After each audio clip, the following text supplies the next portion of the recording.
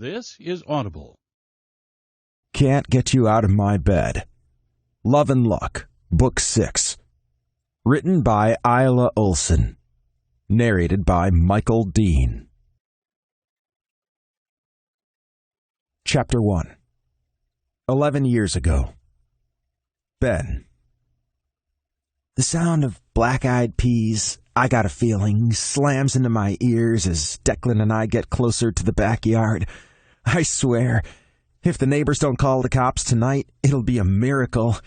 Although I imagine they're all probably pretty used to big Kelly parties by now. Just one of the perils of living near a family with so many kids. Deck actually told me they once had neighbors who moved away so they could be closer to the airport. Not sure whether that's entirely true or not, but it helps paint a picture, doesn't it? As well as the 11, yes, count them 11, Kelly siblings. There's also about half our senior class here at this party, so it's a little rowdier than the Kelly events I'm used to.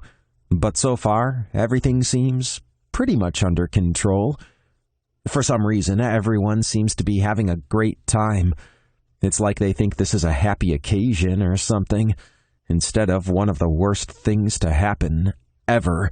Declan's moving away in a week. No, less than a week. 5 days to be exact. And he's leaving Josh and me behind. I still have no idea why he's decided to go to UAlbany instead of NYU with Josh and me, but after an entire year of denial, I've finally managed to accept that as of 5 days from now, one of my best friends in the world will be living 3 hours away. And I know what you're thinking. 3 hours isn't that far, and it's not. But it still won't be the same. We won't all see each other every day. We won't all be sharing an apartment in the village like I used to daydream about. We won't be experiencing college together.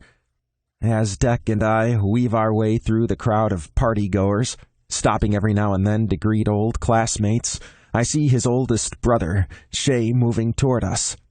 He has a bright grin on his face, and it's directed straight at Declan. "There he is," Shay exclaims, grabbing Deck's shoulders once he meets us. "So proud of you, buddy." He clutches a hand to his heart, his eyes falling closed dramatically. "My little boy's all grown up." Declan just stares at his brother in confusion. What are you talking about? I graduated months ago, and I got into UAlbany like a year ago. You're a bit late on the congrats, bro." Shay fixes Declan with a knowing look. "Oh, that's not what I was congratulating you about. Or are you going to try to tell me I didn't see Josh sneaking out of your room this morning?" My gaze immediately snaps to Deck, just in time to see his cheeks burn bright red, and I feel a gnawing twisting in my gut, because that's all it takes to know Shay's assumption is true. Now, before you jump to any conclusions, let me just clarify, I have no feelings whatsoever for either Declan or Josh. But they're my two best friends in the world, and the thought of them hooking up just feels wrong. Plus, there's the fact this has come completely out of nowhere. They've never shown even the slightest inkling of interest in each other. Have they? Another of Declan's older brothers, Liam, joins Deck and Shay's conversation, and I decide to peel away and go in search of my other best friend. I find him on the opposite side of the yard, chatting to a cluster of our old classmates. "Hey, Ben," our former class president, Emma King, says with a bright smile as I join the group. "Hey, mind if I borrow Josh for a minute?" Before anyone can answer, I grab Josh roughly by the elbow and pull him over to a quiet area of the yard. "Whoa, what the hell? What crawled up your butt?" he demands, knowing me well enough after 15 years of friendship to know I'm annoyed. I fold my arms over my chest. "Gee, I don't know, Josh. Could it be you and Declan?" "No, wait a minute. You crawled up each other's butts." His brows shoot up in an almost comical expression. "You're upset I hooked up with Declan? I didn't think you'd care, considering, How you're pretty much in love with shh, I say harshly, making a slashing gesture through the air to cut him off before he says anything else. I quickly glance around to make sure no one's overheard us, but everyone seems preoccupied with the party. I'm not jealous, I clarify. I just don't see why you and Deck had to go hook up. What's the big deal? I rub the back of my neck as I try to think of words that could possibly explain my feelings on the issue. It's already bad enough Deck's leaving. Now whenever he comes back, it's going to be all awkward between the two of you. Either that, or you'll be jumping each other's bones, and I'll be out in the cold. Either way, you're breaking up the band. Josh's brows furrow in confusion. What band? Our band, I say, throwing my hands in the air. We have a band? I roll my eyes. It's a metaphor, idiot. You know, it was stuff like this that broke up the Beatles. Josh arches a skeptical brow. They started sleeping with each other? I must have missed that. Josh! His face forms into a sympathetic expression as he lets out a soft sigh. Ben, the band's already breaking up, man. Things are going to be different. We'll be in Manhattan and Deck will be in Albany. We'll be doing things together and Deck will be making a whole new group of friends. I thought you'd started to accept that. I nod reluctantly. Yeah, I had. It's just happening. He places a hand on my shoulder and gives a reassuring squeeze. For what it's worth, the thing last night really wasn't anything. We just wanted to, get it out of the way. My gaze snaps up to meet his. Are you kidding me? Hey, not everyone's waiting for the perfect moment with the perfect guy, he teases, waggling his eyebrows at me. Shut up, I say with a scowl. That's not what I'm doing. Besides, I already popped my cherry a couple years ago. Josh grins. You popped a cherry. You're bi. You need to do both. That seems like a double standard, I grumble. He merely shakes his head in wry amusement before glancing away as his attention is caught by something else. Speaking of Mr. Perfect, he's watching you again. No, he's not. Yes, he is. He's staring right at you, Josh insists, his mouth curving into a Cheshire cat-like grin. Staring right at your ass, to be precise, and he looks like he wants to eat it. I scowl at the smirk on Josh's face because I'm certain he's making this shit up. But even so, I can't help my stomach from fluttering like mad and my ass from clenching at the thought Aidan Kelly might want to do anything to it, let alone eat it. Maybe he just likes my genes or something, I reason. He's straight, remember? Josh rolls his eyes. That doesn't necessarily mean anything. Alana didn't come out until after college, he points out, referencing Deck and Aidan's older sister, who's now in a serious relationship with a woman. Come on, man, get serious. What are the chances there's yet another queer kid in the Kelly family? Josh shrugs. Stranger things have happened. And I'm telling you, he's been flirting with you all summer. It's my turn to roll my eyes. We're friends. Friends say nice things to each other. That's all it is. Josh folds his arms over his chest. Really? When was the last time you told me the t-shirt I was wearing really brought out the color of my eyes? I shrug. Maybe if you had a semblance of fashion sense, I'd compliment you on it. Besides, he's always been like that. Josh's brows draw together. Has he? I nod. For as long as I've known Aidan, he's always gone out of his way to be sweet and kind to me, taken a genuine interest in things that are important to me, and just been there if I've needed someone to talk to. I'm not entirely sure why Josh thinks something has changed this past summer. My only guess is that he hasn't seen Aidan for a while because Aidan's been away at school. What I do know is that Aidan is straight. And if he ever found out about my feelings for him, he'd probably want nothing to do with me anymore. Chapter 2. 11 years ago. Aidan. My stomach flip-flops as I watch him across the yard, a bright smile lighting his beautiful face as he laughs at something Josh is saying to him. Fuck, he's gorgeous. Ben, not Josh. Josh is okay, I guess, just not really my type. But Ben, I've been into him since I was 15. And tonight, I'm actually going to do something about it. 5 years I've been waiting for this, to find out if Ben could possibly return my feelings. But I've never had the courage to find out. Fuck, I don't even know if I have the nerve to do it now. I just know if I don't, I'll regret it. He might be the younger of the two of us, but for as long as I've known him, he's been steady and confident with all his shit 100% together. Me, I'm a hot fucking mess, and always have been. I've spent the last couple years while I've been away at college working myself out. Not entirely there yet, but getting close. And when I came home this summer, I figured I was finally ready to be the kind of man Ben deserves. I was planning to lay it all out, tell him how I feel, and just hope for the best. But of course, I chickened out. Now it's my last night before I have to go back to school, and I have no idea when I'll see him next. Tonight's the night. I steel myself to walk over and interrupt his conversation with Josh, but my flip-flopping belly turns into a twisting, churning sensation. And I know there's no way I can do this without a little liquid courage first. Fucking hell, I say to no one in particular, shaking my head in annoyance. What's wrong? My sister Alana asks, obviously walking past to find me swearing to myself.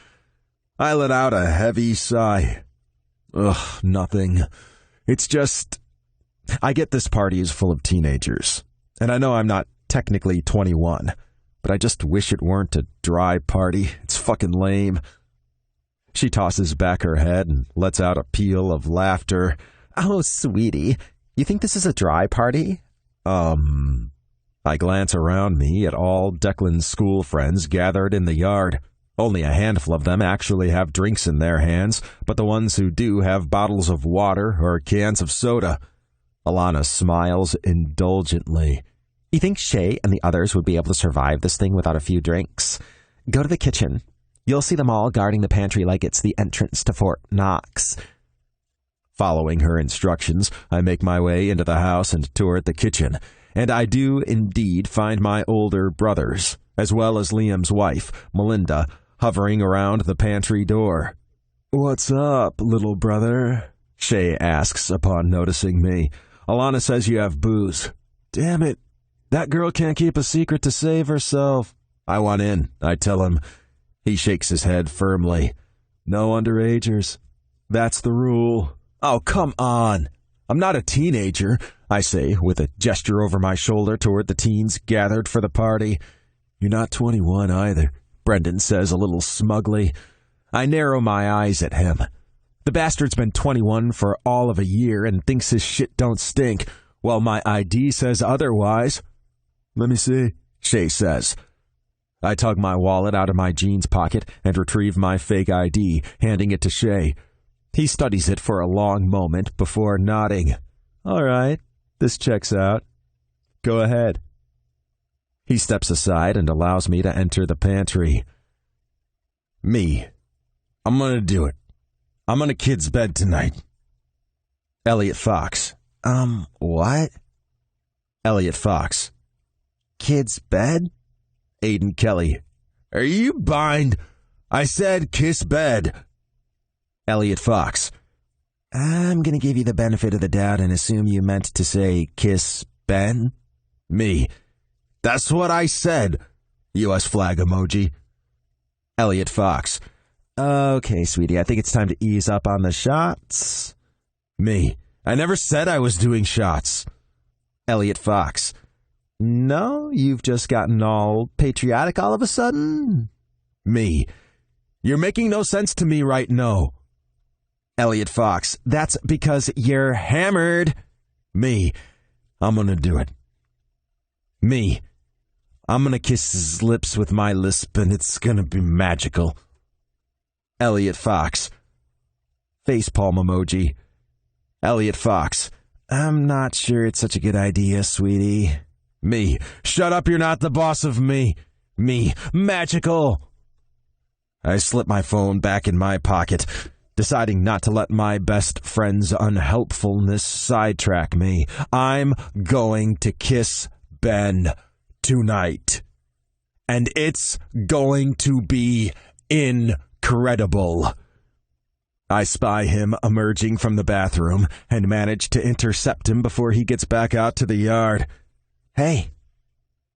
He offers me the smile that's been making my stomach flip all over the place since I was 15. Hey, can I talk to you, in private? He nods, and I lead him away from the crowds and to the privacy of my bedroom. What's up? Ben asks once we're in my room with the door closed. Shit. Now what? Do you ever wonder why no one ever plays 7 Minutes in Heaven anymore? I blurt out, thinking that'd be an awesome way to show him my killer kissing skills. Ben blinks at me a few times. Because we're not 13 anymore? I nod. Makes sense. What about Spin the Bottle? Let's play Spin the Bottle, just us, though. God, I'm brilliant. Are you okay? He asks with a seriously sexy furrow in his brow. Damn, he's sexy. His eyes widen. Did you just call me sexy? I thought it. Wow, can you read my mind? He stares at me for a long time, his mouth parted. I swear that plump bottom lip is just begging me to slide my tongue across it. You think but you're straight. I shake my head slowly. I'm still figuring out what I am, but it's not straight. He lets out a harsh breath, and I can't take it anymore, bringing my hand up so I can gently graze my thumb over that bottom lip. Can I kiss you? I manage to ask before holding my breath as I wait for the response. His answer is to wrap his hands around my face and duck his head to crush his lips against mine. For a second, I'm taken off guard by the desperate force of it, but I quickly recover, sinking into the kiss I've been waiting so long for. Jesus Christ, Ben's kissing me. His lips are on mine. His hands are in my hair. His body is pressed against me. Fuck, he smells so good. Feels so good. People always say the real thing is never as good as the fantasy, but this is. It so is. In fact, it's even better than all those times I've daydreamed about it. Can I suck your cock? I murmur between kisses. I really, really want to suck your cock. He sounds kind of dazed as he says, Suck my... Yeah, if you want. Without further hesitation, I drop to my knees in front of him. I shove his jeans down, followed by his briefs, and watch in awe as his hard, throbbing cock springs free right in front of me. See, Elliot has no idea what they're talking about. Shots aren't the enemy. Shots make things happen. I wouldn't be on my knees in front of Ben right now if it weren't for shots. Shots should be president. Did you just say shots should be president? Ben asks with a chuckle. I stand by it. My tongue sneaks out to slide over my lips as I stare at the gorgeous cock in front of me for a moment. Jesus, how many times have I fantasized about this, wondered what it would look like, taste like, and here it is, right in front of me. More perfect than I could have imagined, perfect because of the way it's hard and throbbing with need for me, perfect because it's Ben. If you've changed your mind, you don't have to do it. I snap out of my reverie, glancing up to find Ben wearing a hesitant expression. I reach out and wrap my hand around his shaft, sliding it back and forth in slow strokes, and prompting him to let out a sharp hiss through his teeth. No mind changes here, babe.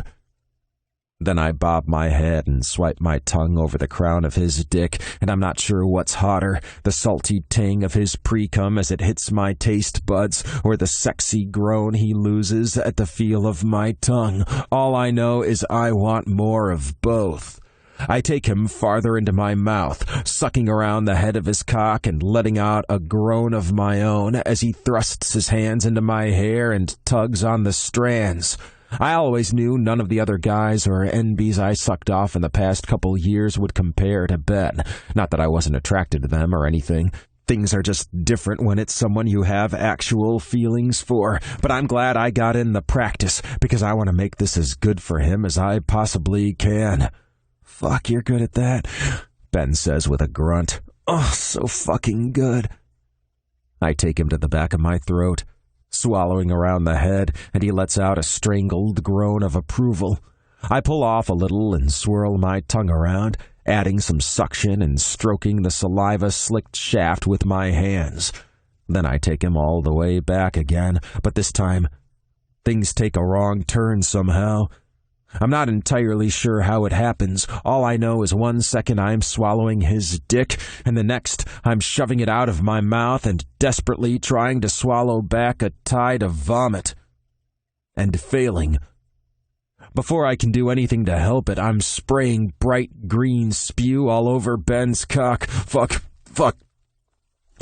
I'm so sorry, I say desperately once I finally manage to get it all out. I glance up at Ben to see him staring down at himself, his face completely horror-struck. Why? He shakes his head. I mean, why does it look like something the Incredible Hulk would throw up? I guess it's the Jell-O shots, I say miserably. Fuck, how many did you have? I lost count after 7. Jesus. He runs a hand over his face before looking at me, still a little dazed. Okay, I'm going to... There's a bathroom across the hall. Yeah, that. Here. I peel off my t-shirt and hand it to Ben so he can clean himself up a little, at least enough so he can pull his pants up to get across to the bathroom. Once he's gone, I drag myself over to my bed and crash onto the mattress. I can't believe this. 5 years of dreaming about me and Ben, and I've gone and fucked it up in one stupid moment. I wanted to kiss him before he left my room, just to make sure he knew I still wanted him. But no one wants to kiss someone with vomit breath. Besides, who's to say he'd still want me after witnessing something like that? It's hardly surprising when I wake in the morning with a pounding head. My memories from last night are a little fuzzy, but there's one thing I remember with extreme clarity, as if it's playing out on an LCD screen that's been fixed inside my brain. I kissed Ben, and then I sucked him off, and then I threw up all over his cock. I groan and turn over on my bed, burying my face in the pillow. The groan is only about 10% from the blinding pain in my head. The other 90% is the utter mortification. I let out a heavy sigh as I start to think the situation through. Maybe it won't be so bad. Maybe I can just leave the country and never see Ben again. I hear Spain is beautiful this time of year. Yeah, that sounds like a plan. I'll move to Spain and eat paella and drink sangria and never, ever come home. Ever. Good plan. My head pounds again as I slowly start to sit up. Okay, maybe I'll skip the sangria.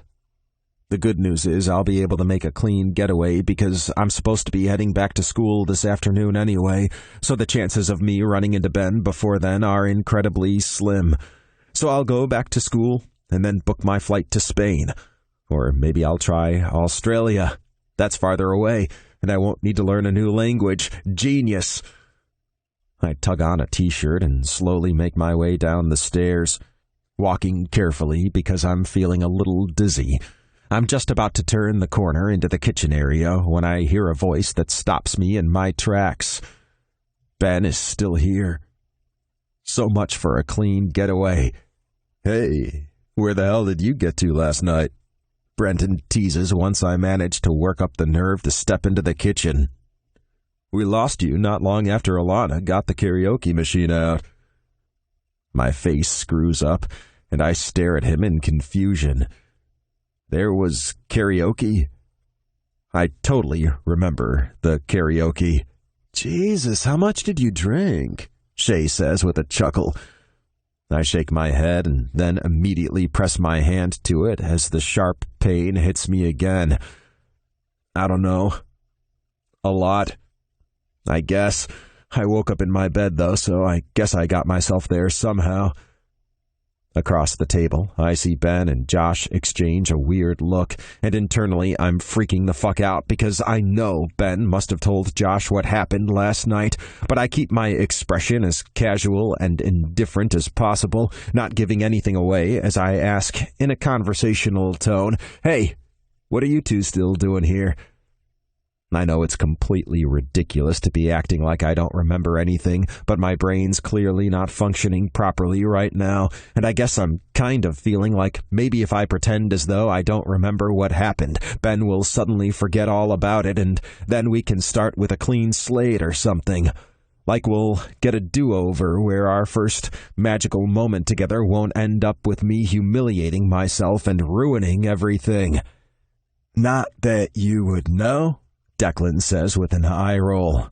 "But they stayed to help clean up last night, so we wouldn't have as much to do today." I glance around the living room and notice for the first time the house has indeed been tidied up quite a bit. "Sorry."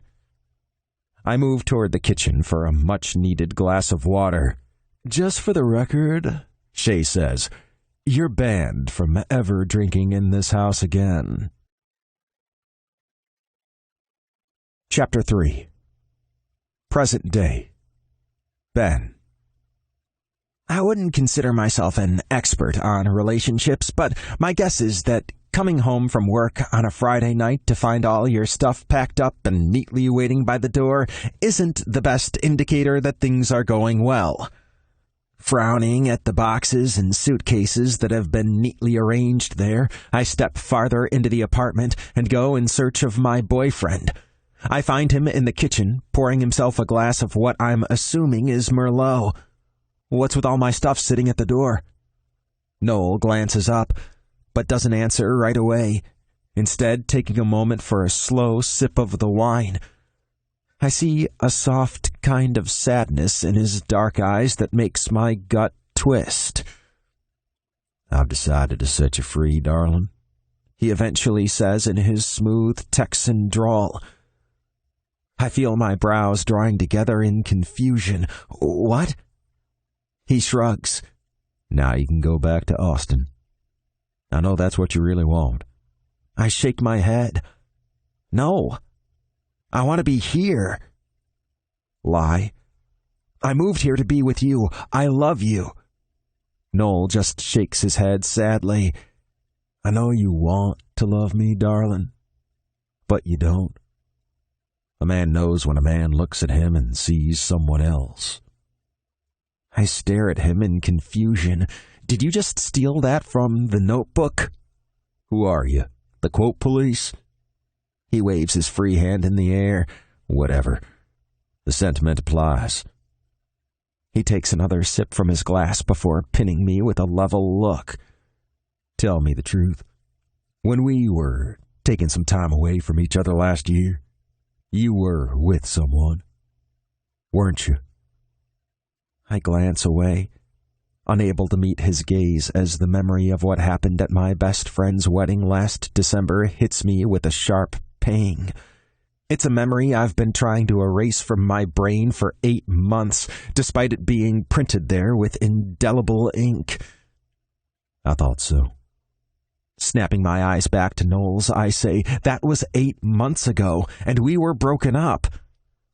He raises the hand not holding the wine glass in a placating gesture. "I'm not mad. This isn't about that." "What then?" I demand. I choose you.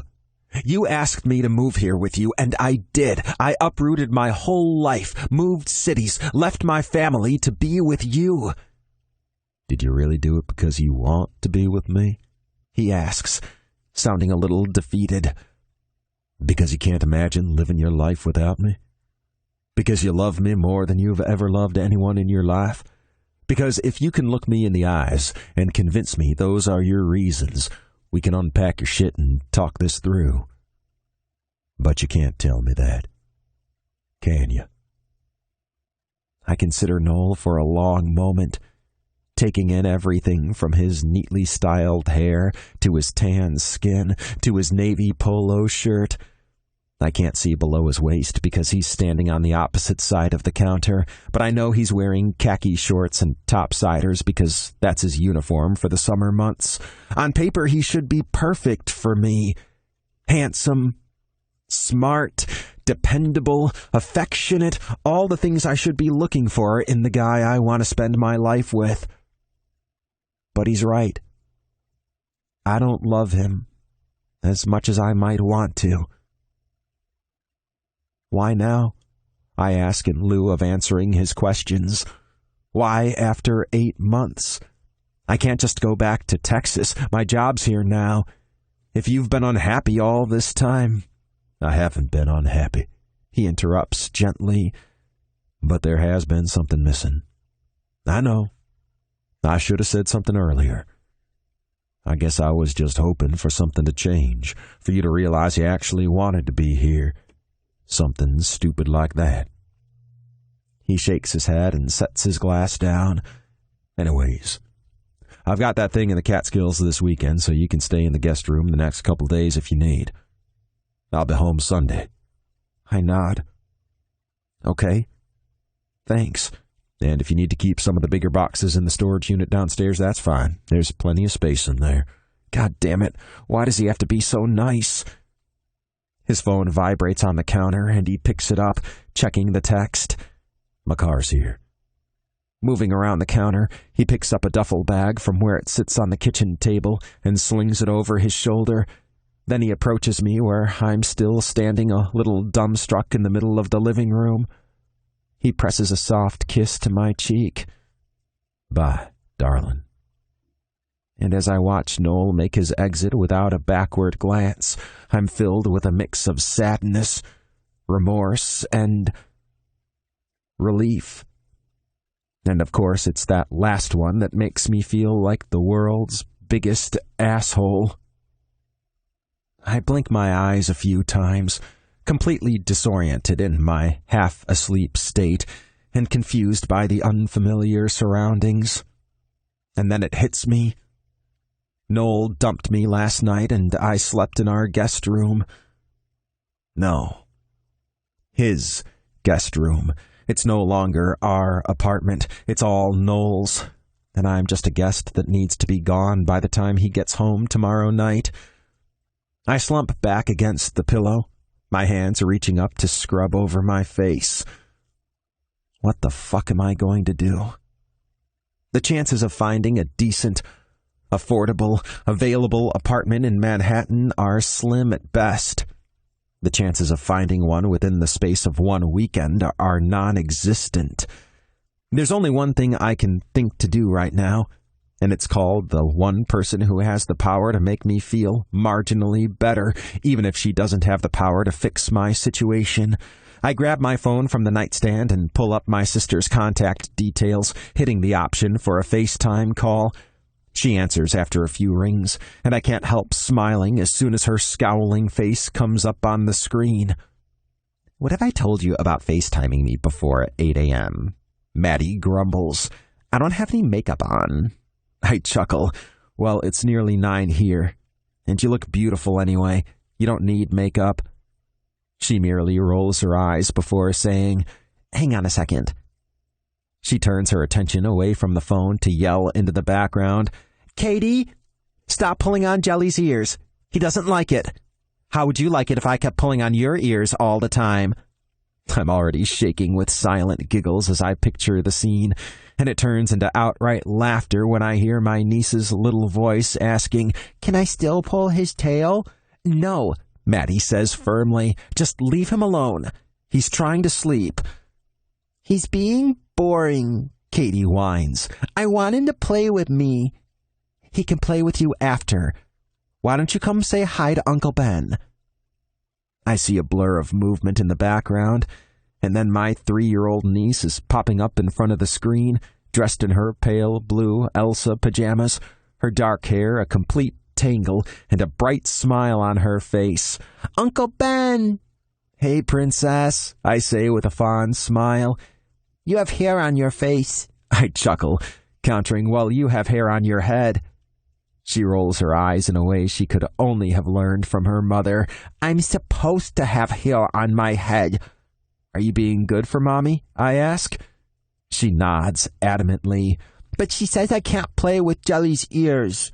"That's probably a good idea," I say, unable to keep the grin off my face. Katie's features form into a thoughtful expression. "Are you coming to visit soon?" A sharp pang hits my chest. When I left Austin for New York, it wasn't just my job or the city I'd come to love I was leaving behind. It was also my sister and her family. I nod. "Soon. I promise." Her eyes light up. "Can you visit tomorrow? I can show you my trampa—" She pauses for a moment as she tries to think how to pronounce the word. "Trampoline." "Trampoline," Maddie corrects gently. "Sorry, princess," I tell her, feeling absolutely gutted about having to let her down. "I won't be able to get there tomorrow, but soon. I promise." "Babe, why don't you watch some TV while I talk to Uncle Ben?" Maddie says to her daughter. "Do you want me to put Frozen on for you?" "Frozen 2, Katie specifies, before waving at me and trotting off toward the sofa in front of the TV. "Just give me a second to set this up for her," Maddie tells me, and then I wait for her to put the movie on for Katie before she takes her phone to a quieter part of the house. Once her attention's back on me, she eyes me with what can only be sisterly concern. "Well, you kinda look like shit, Benji," she says bluntly, using the nickname only she's allowed to get away with. 9 a.m. and you still haven't shaved. What's up?" "Noel and I broke up last night." Her expression is a mix of sympathy and concern, but she doesn't exactly look surprised. I let out a soft sigh. "You can say it." "Say what?" "The whole Noel and I weren't right for each other. I shouldn't have moved to another city for a guy. All of that." She offers a sad smile. "Okay, well, if you really want to hear it, I had absolutely nothing against Noel. I was the one who encouraged you to go for him, remember? He's a nice guy, and you seemed content with him." She lifts one shoulder in a small shrug. "For some people, that's all they need. But I just never got the impression you were one of those people." "You're not making any sense right now. You think being happy isn't enough for me?" "Being content and being truly happy aren't the same thing, Benji." I let her words settle over me as I realize this is exactly what Noel was trying to explain to me last night. "You knew me moving would be a mistake," I murmur. I want to ask her why she didn't try to stop me, but I already know the answer. It's because she knew if she asked me not to go, I wouldn't, and she'd want me to make that decision for myself. The fact is, I'd do anything my sister asked of me. She was in her second year of college when our parents died suddenly in a car accident, and she gave up everything to come home and take care of me. I'd been 12 at the time. I'll never be able to repay her for that sacrifice, or for all the things she's done for me since. But the thing about Maddie is, she'd never ask me to. "Who knows? Maybe it won't turn out to be a mistake," she says in her eternally optimistic manner. "This could be an opportunity for you to shake things up." I glare at her. I am not the kind of person who likes to shake things up. Let's just say having your world completely ripped apart when you're 12 years old makes you pretty averse to big life changes. Or, if you'd prefer to go with something more your usual style, you can always come stay with us while you sort out an apartment and everything. I rub a hand over my face, letting out a soft groan of frustration. God, you have no idea how much I want to do that. So do it. I shake my head. It'll take me a while to figure out everything at work. I called in a lot of favors to get transferred here in December. I can't just ask to be transferred back less than a year later. There are other jobs, Ben, she says reasonably. Plenty of people need accountants. I like my job, I grumble. Remember what I said about change? I've been with the same company since before I even graduated from college. I guess I'm just lucky they have locations in several major cities. So when Maddie met her now husband and decided to settle in Austin, I was able to relocate without actually changing companies. And then in December last year, I was able to do the same thing when I decided to follow Noel to New York. I don't want to change jobs if I can help it. And I do have other people here in New York. My two oldest friends, Josh and Declan, both live in the city with their respective partners, so it wasn't all about Noel. But if I want to stay in New York while I work out my job situation, I'm going to have to find somewhere to live. Soon. Chapter 4. Aidan. I let the warmth blazing from the open fireplace seep into my bones as it heats the bare skin of my back. It's a little hard to believe. Only about 20 minutes ago, I was drenched in sweat and peeling off layers as I burst into the cabin after a day on the slopes. But it didn't take long to cool down to near freezing again, and for the drops of sweat to start feeling like little icicles on my skin. It never does in this kind of weather. I take a sip of my beer and watch with a smile as my best friend, Ellie, who's also one of the producers of the extreme travel show I host, plays back some of the raw footage we shot today. Damn, I'm on fire there. Look at that hair. I'm like Shaun White. Oh my God, could you be more full of yourself? She says with an eye roll. Yes, I deadpan, as if I didn't know her question was rhetorical. I watch the way her eyes soak in the footage of me on the slopes. They're full of the same kind of envy I know I feel whenever I see two guys expressing romantic affection for each other out in public. Wish you'd been out there with me, I say with a gentle bump to her shoulder. It's way more fun when it's the two of us. Yeah, well, someone has to get the B-roll, don't they? She says a little bitterly. I rest my head on her shoulder in a gesture of comfort. But she doesn't really see it that way. Ew, get off me. You smell disgusting. That's the smell of success, honey. Well, success needs to take a shower, like ASAP. This results in me wrapping both my arms around her and making sure she gets a really good whiff, because I'm a child, obviously. Oh my God, I hate you so much. You're such an asshole, she cries. No, you don't. You totally love me, I tease. Say you love me, Elle, and I'll let you go. Ugh, you are so fucking needy, I swear. If you two are done with whatever this is. At the derisive tone of my EP, Dave, I let Ellie go and turn to face him. What's up? We got some really good footage today. Yeah, I know, we were just watching it. But I think tomorrow we should add another boarder. The fans love seeing you interact with other people, and I think it'd be good to see you boarding with a friend. It'll make them feel like this is a trip they can take with their own friends. I smile, nodding enthusiastically. This is perfect. Ellie will finally get a chance to be on camera with me again. Maybe we can finally start to steer the show back to the direction we started with. Okay, great. Well, Ellie? Dave shakes his head. No, Ellie will need to produce the segment. I'll be the one participating. But the protest dies on my lips after one quelling glare from Dave. I turn to glance at Ellie, but she merely shakes her head. This is a big opportunity for you, Ellie, Dave says. You'll be producing a major part of the show. She nods.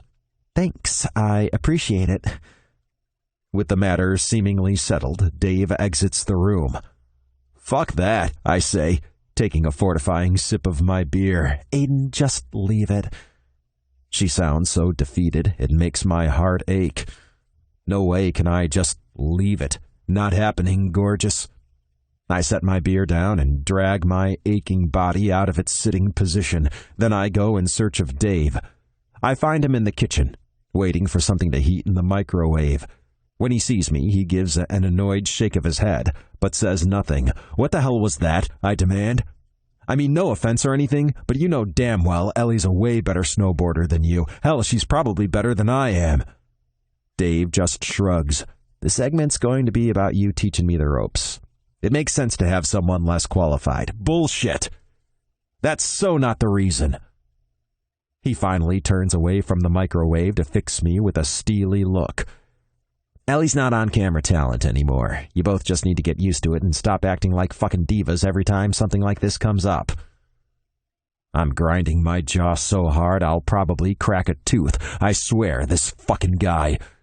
Do you know how often people email us or tweet or whatever wanting to know when Ellie's going to be on the show again? Dave offers a derisive smirk. No, they're not asking for Ellie. They're asking for Elliot. He knew this was going to happen before he went and did that. He raises an arm to gesture toward the living area where I left Ellie sitting by the fire. She, I say through gritted teeth, and before that it was they. I don't bother clarifying that point, though. With people like this, there's just no teaching them. Dave merely gives a dismissive shake of his head. Whatever. The microwave beeps, and he takes a no longer frozen meal out, peeling off the plastic and letting the steam explode out. I'm the EP. I speak for the higher-ups, and this is how they want it. You just need to get with the plan and do your fucking job. I leave the kitchen before I do something stupid like punch my EP in the face. As I stalk through the cabin toward the bathroom, I'm no longer cold. My body is burning with anger and resentment toward the fucking producers and all the other people involved in the show who insist on pulling my strings. 7 years ago, when our YouTube channel was picked up to be turned into an actual TV show, it felt like a dream come true. Now, it just feels like a curse. We knew when we signed on we'd be making sacrifices. No one wanted me being out as pan, and they sure as hell didn't want Elliot presenting themselves as genderqueer. But I naively assumed once we gained some success, we'd have more freedom to make our own decisions. Once Ellie came out as a woman and began the long process of legally and medically transitioning about 4 years ago, she was forced to agree to a new behind-the-scenes contract, where she'd still travel around with me and work as a producer, but she wouldn't be in front of the camera anymore. I should have thrown it all in then and there, but she made me promise not to. She couldn't stand the idea of me giving up my dream on her account. Some dream, right? Once I'm done with my shower, I head back to the kitchen, relieved to find it's now douchebag-free, and retrieve a pack of Doritos from the pantry. I then retrace my steps down the hall, taking the bag of chips to Ellie's room, where I find her sprawled out on her bed, once again checking over the footage from today. I flop onto the bed beside her and offer her the packet of tortilla chips. "Oh, I love you," she says gratefully, reaching into the bag and withdrawing a couple Doritos. I smile at her. There, now was that so hard for you to admit? But Ellie ignores me. She's staring at the packet of chips with a furrow in her brow. "These are the sympathy Doritos. Why have you brought me sympathy Doritos?" I let out a soft sigh. He wouldn't budge. "And for that, you're wasting my sympathy Doritos?" she demands, shaking her head. "What if you die in a freak snowboarding accident tomorrow? What am I going to eat to comfort myself, Aidan?" "Well, I'd hope you'd be too racked with grief to eat anything at all," I say with a shrug. She rolls onto her back, taking the bag of Doritos with her. "I could have told you he wouldn't budge. He never does." I stretch out next to her on my side, resting my head on her pillow. "Remember when it was just the two of us with a GoPro, traveling the world?" Ellie grins. You mean when we were broke and cleaning hostel toilets in exchange for free board? I mean when we were the ones making all the decisions. Before we sold out and people like Dave the douche started taking over. Ugh, I can't believe you ever let that guy put his cock in you. My face screws up at the reminder. I can't believe it either. I feel so dirty every time I think about it. I mean, I guess he's pretty attractive when he's not talking or looking all constipated. Ellie concedes. That's rare, though. To be fair, I was on the rebound. You're always on the rebound, she says with a groan. From the same fucking guy. Not anymore. I'm over him. She props herself on her elbow, and I'm pretty sure it's for the sole purpose of being able to raise a skeptical eyebrow at me. You're over him? Just like that? 15 years of being in love with the guy, and now you're just over him? 16 years, I correct her, remembering how I first realized how I felt about Ben when I was 15. Ellie rolls her eyes. Oh, sweetie, you are so not over him. I grab the bag of Doritos and stuff a few in my mouth. How about a subject change? She pins me with a curious look. What is it about him exactly that's had you so hooked all these years? Gee, great subject change. She slides a hand through her long, golden hair, shoving the strands behind her ear. I mean, apart from the fact I'm pretty sure he's secretly Matt Bomer's slightly less attractive brother. My brows shoot up. Slightly less attractive? Try more attractive. Oh, sweetie, you are so not over him, she repeats. I let out a heavy sigh and shove my hand into the bag of Doritos again, retrieving a generous handful. Okay, don't bite my head off or anything, but are you sure it's really love? Ellie asks. I mean, how much do you really know about love when you're 15? Maybe you're hanging on to these feelings more out of nostalgia. You know, because he was the first person to make you realize you like boys as well as girls. I arch a brow at her. You're the first person to make me realize I like more than boys and girls, I say, referencing the time before Ellie's transition when she identified as bi-gender. For a good 2 weeks after we met in our Intro to Econ class, I was pretty obsessed with the idea of getting in their pants, but they weren't remotely interested in a hookup, and that turned out to be a good thing. No way would we have what we have now if we'd ruined it with sex way back then. I'm not in love with you. She rolls her eyes. Please, you're obsessed with me. Don't even try to deny it. I've never really been one to believe in all that karma stuff.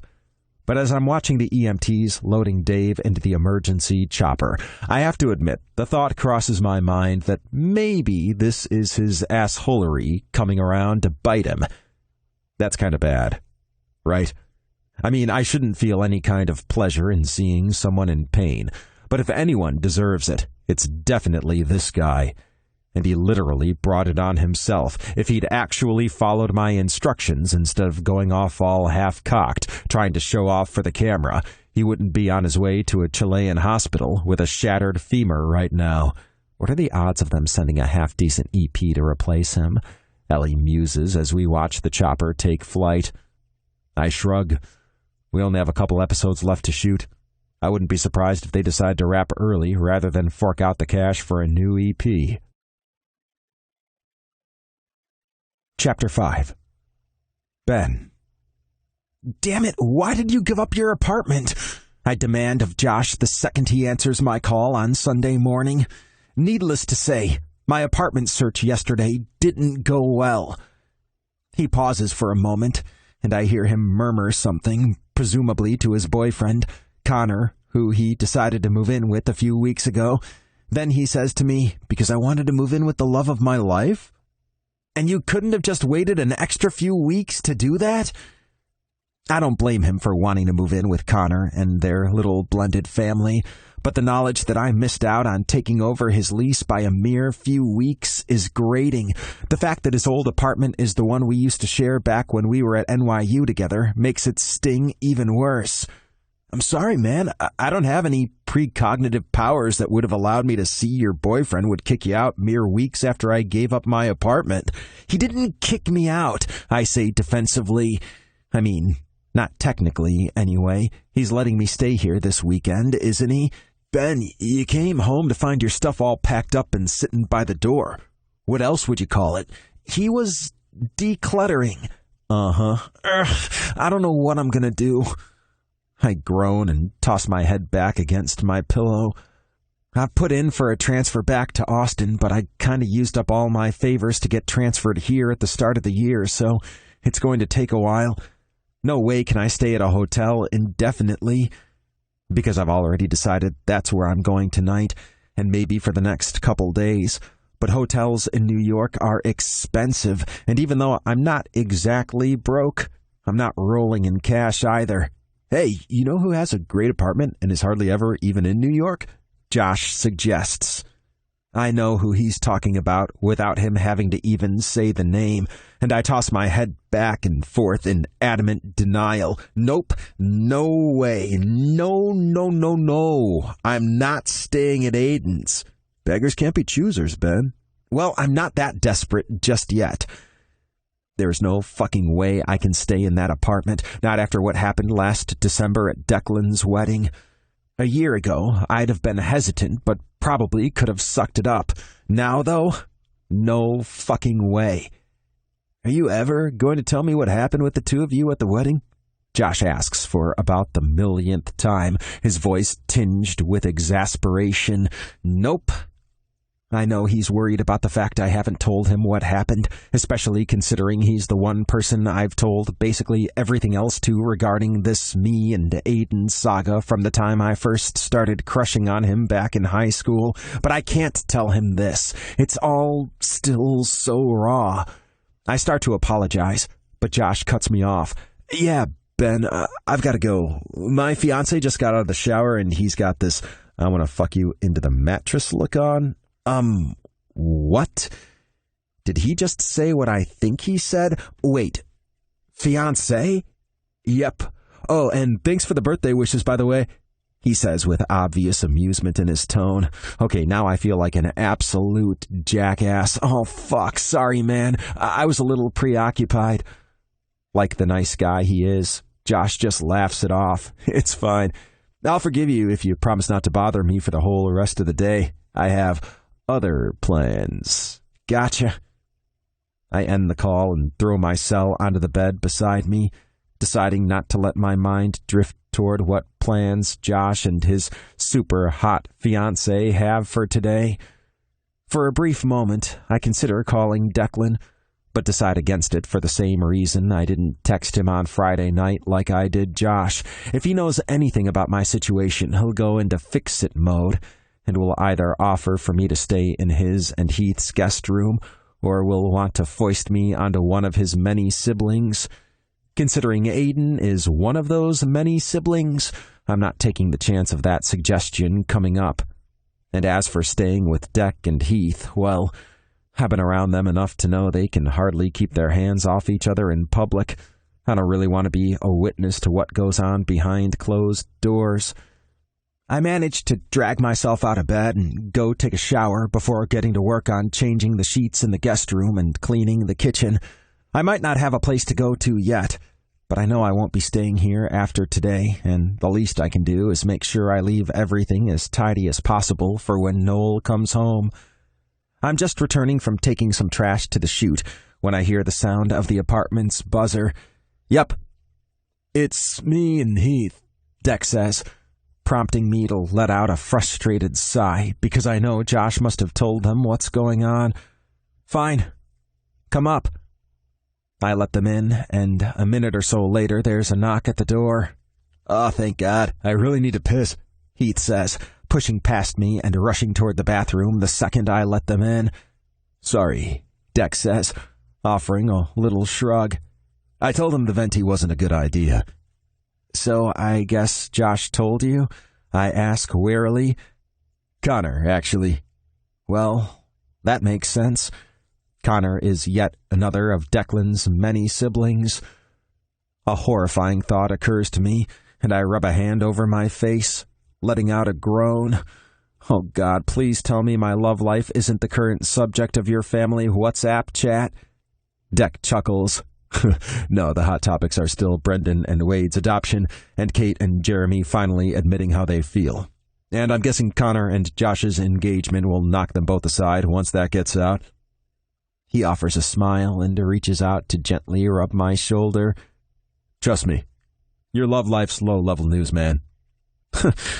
I let out a soft breath of laughter, feeling both relieved and a little embarrassed about jumping to the conclusion. Of course, they're not talking about me when there's so much other stuff going on in the family. Why is there a giant framed poster of Dolly Parton in the bathroom? Heath asks, returning to the living area. I have to press my lips together to keep from bursting into laughter at his expression. Noel's a bit of a fan. And it didn't work out between you two? I'm floored. He deadpans. Be cool, I tell him.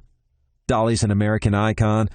Although I can admit it'll be a relief not to have Jolene stuck in my head on a constant loop. So what are you going to do now? Deck asks, moving to sit on the sofa. I shrug. I don't know. I guess I'll stay at a hotel for a couple nights while I look for a new place. There's no point lying to him about that part of my situation. He'll only hear the truth from Josh if I do. Don't be ridiculous. You can stay with us, Heath declares, joining Deck on the sofa. I offer him a soft smile. That's sweet, but your apartment's not exactly huge. Between you two and the dog, I'm not sure a third person's a great idea. Heath frowns thoughtfully. You might have a point there. And we were planning to start setting up the baby's room soon anyway. Already? I ask, my brows shooting up. It's not due till January. Declan shrugs. You can never be too prepared. Oh, what about Blake and Owen? Heath suggests. They have a ton of room. Declan's youngest brother, Owen, is married to a literal billionaire and lives in a 6-story brownstone in the village, so yes, they do have a ton of room. But of all Deck's siblings, Owen, who has always been incredibly shy and withdrawn for being part of such a boisterous family, is probably the one I know the least. And while he and Blake are both great guys, I'm not sure how comfortable I am just foisting myself on them. Declan shakes his head. They're in Kurova for the wedding. I blink at Declan a few times. Pretty sure I've misheard. What wedding? Declan just grins. The royal wedding, obviously. Owen's Jay's best man. My jaw is pretty much on the floor right now. Up until last December, I doubt anyone in America could have said where Kurova even is. It's a tiny country in Eastern Europe, squeezed between Ukraine and Belarus. But then the king of Kurova came out as gay and declared his love for his children's American tutor, and our whole country kinda became obsessed. It was seriously just like, move over, Harry and Meghan, there's a new royal couple in town. Your brother is best man at a royal wedding and you didn't tell me? I demand. What kind of friend are you? Declan just shrugs. I didn't think you'd be that interested. It's honestly not that big of a deal. No, it's just the first reigning monarch to marry someone of their own gender. Not a big deal at all. We still need somewhere for Ben to stay, Heath points out. He's thoughtful for a moment, and then his face lights up. Oh, hey, what about Aidan's? I try very hard not to react as I see Declan's eyes light up at the suggestion. That's an awesome idea. I mean, he's not in town either, but that's completely different. Why is it different? Because he's hardly ever here. He basically just keeps that apartment so he doesn't have to stay in a hotel when he's at home, but seriously, he hardly ever even uses it. He'll probably be glad to have someone in there looking after the place. Yeah, somehow I doubt it. I'm not sure about this. He let me live there rent-free for 3 years, Declan points out. I only moved out because Heath and I got together. And now you're mooching off me, Heath says with an affectionate smile. Geez, you make it sound like I'm some kind of gold digger. Deck grumbles. I prefer sugar baby, Heath says, with the kind of look that makes me think I could just leave the apartment right now and they wouldn't even realize. But before I can put that plan into action, Deck manages to tear his eyes away from his husband and offers me a bright smile. So, let's get you moved into Aidan's place. Deck, I don't know.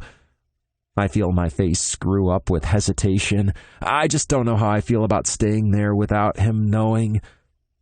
Fucking hell. I'm running out of excuses here. He shakes his head. I'll call him and let him know what's going on. He'll be fine with it. Trust me. Besides, you'll be long gone before he gets back from wherever the hell he is right now. Colombia, I think? Or maybe Cambodia? Finally, I let out a reluctant sigh and nod, knowing there's no way he's budging on this, and considering I can't explain exactly why the idea of staying at Aidan's place makes me so uncomfortable, I'm just going to have to suck it up. At least Aidan won't actually be there. That's one silver lining, I guess. Chapter 6. Aidan. This is just a suggestion, but you might want to use that blanket to cover yourself if you're planning to rub one out right here, mid-flight. Huh? I turned blurry eyes on Ellie to find her looking pointedly at my crotch, where my hand is rubbing over the very obvious tent in my sweatpants. So that's what felt so incredible. I quickly snatch my hand away and use my blanket to cover my lap like she suggested. Sorry. Dreaming. Let me guess. Mr. Big Dick? She says with a teasing smirk. How do you know he has a big dick? Please, you've been obsessed with him for 16 years. No way is he lacking. I hear a little cough from the row behind us, and turn to see an elderly lady in the seat behind Ellie who's clearly overheard our conversation. Her husband, I'm assuming, is sound asleep in the seat next to her. We're in business class, so there's a fair gap between our row and hers, but clearly she has good ears. I'm sorry, ma'am, I say with a sheepish smile. Didn't mean to offend. She waves me off. Not at all. Please, continue. I'd like to hear more about this Mr. Big Dick. I can feel my face burning red as I turn back to Ellie, who's shaking with laughter. I let out a heavy sigh and rest my head back against the seat. Why can't I get him out of my head? I ask. Even my subconscious won't let me forget him. I'm not exactly complaining about the dreams. They're the most action I've had all year. But I'd prefer if they weren't so damn realistic. I always wake up horny as hell, completely unsatisfied and feeling hollow from the knowledge that nothing like that is ever going to happen in real life again. You need to get laid, sweetie, Ellie says. When was the last time you had sex? Like sex, or any kind of sexual activity. She looks at me like I have two heads. I don't know, either. When was the last time you got off with the help of a partner and not just your hand? I sink back farther into the seat, already knowing her reaction's not going to be favorable. The wedding? Are you kidding me? She exclaims, bolting up like her ass is on fire. Shh, I hiss. People are sleeping. She settles back in her seat, her voice at a much more reasonable volume as she says, How is that even possible? I shrug. I don't know.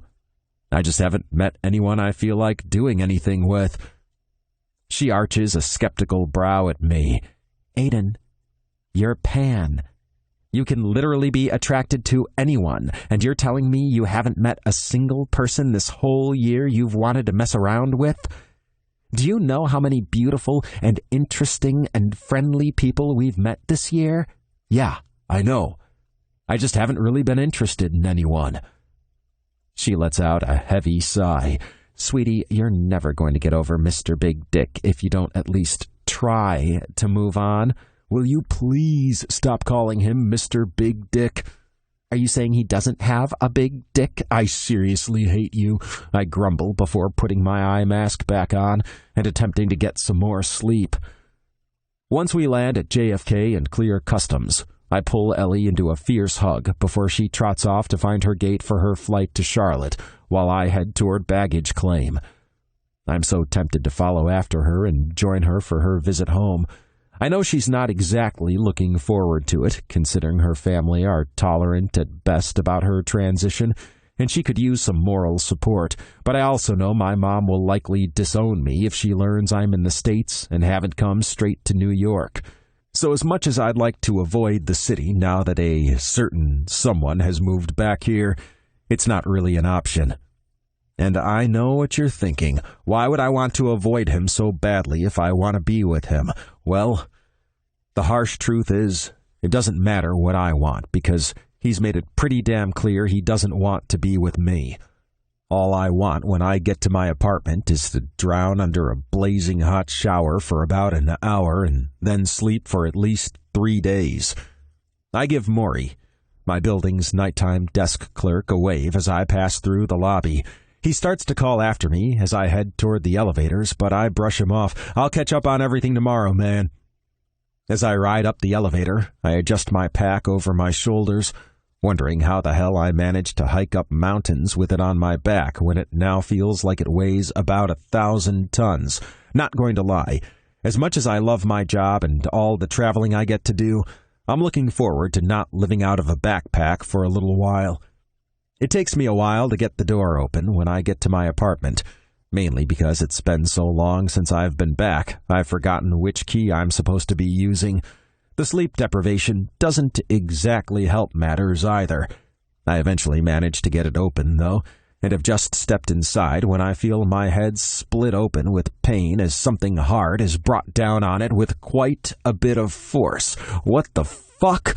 Fucking hell, this is the absolute last thing I need, to come home and interrupt a robbery in progress. The smart thing to do would be to just run back out the still open door and call the cops, but of course my brain isn't really functioning right now, so instead of worrying about how many of them there are, or if they're armed with lethal weapons, I let my backpack slip from my shoulders and step farther into my apartment with the intent of taking them on like I'm fucking John McClane.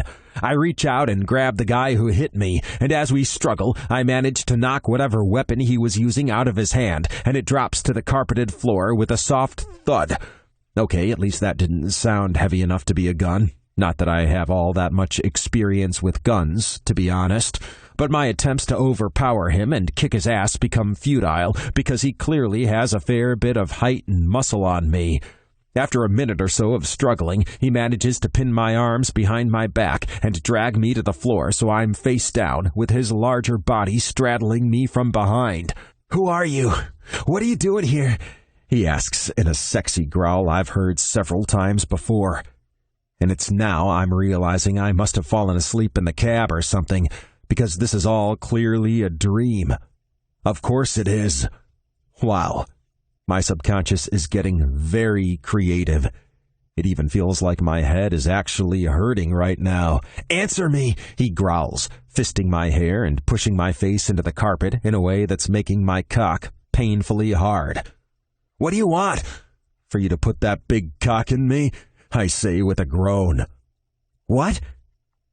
There's a hint of confusion in his voice, which I don't entirely understand, but whatever. I'll go with it. I push my ass back against him in invitation, repeating the motion several times as he lets out curses under his breath. "Come on, baby, fuck me. You know how I like it." I feel his body move from on top of mine, and I'm bereft at the loss.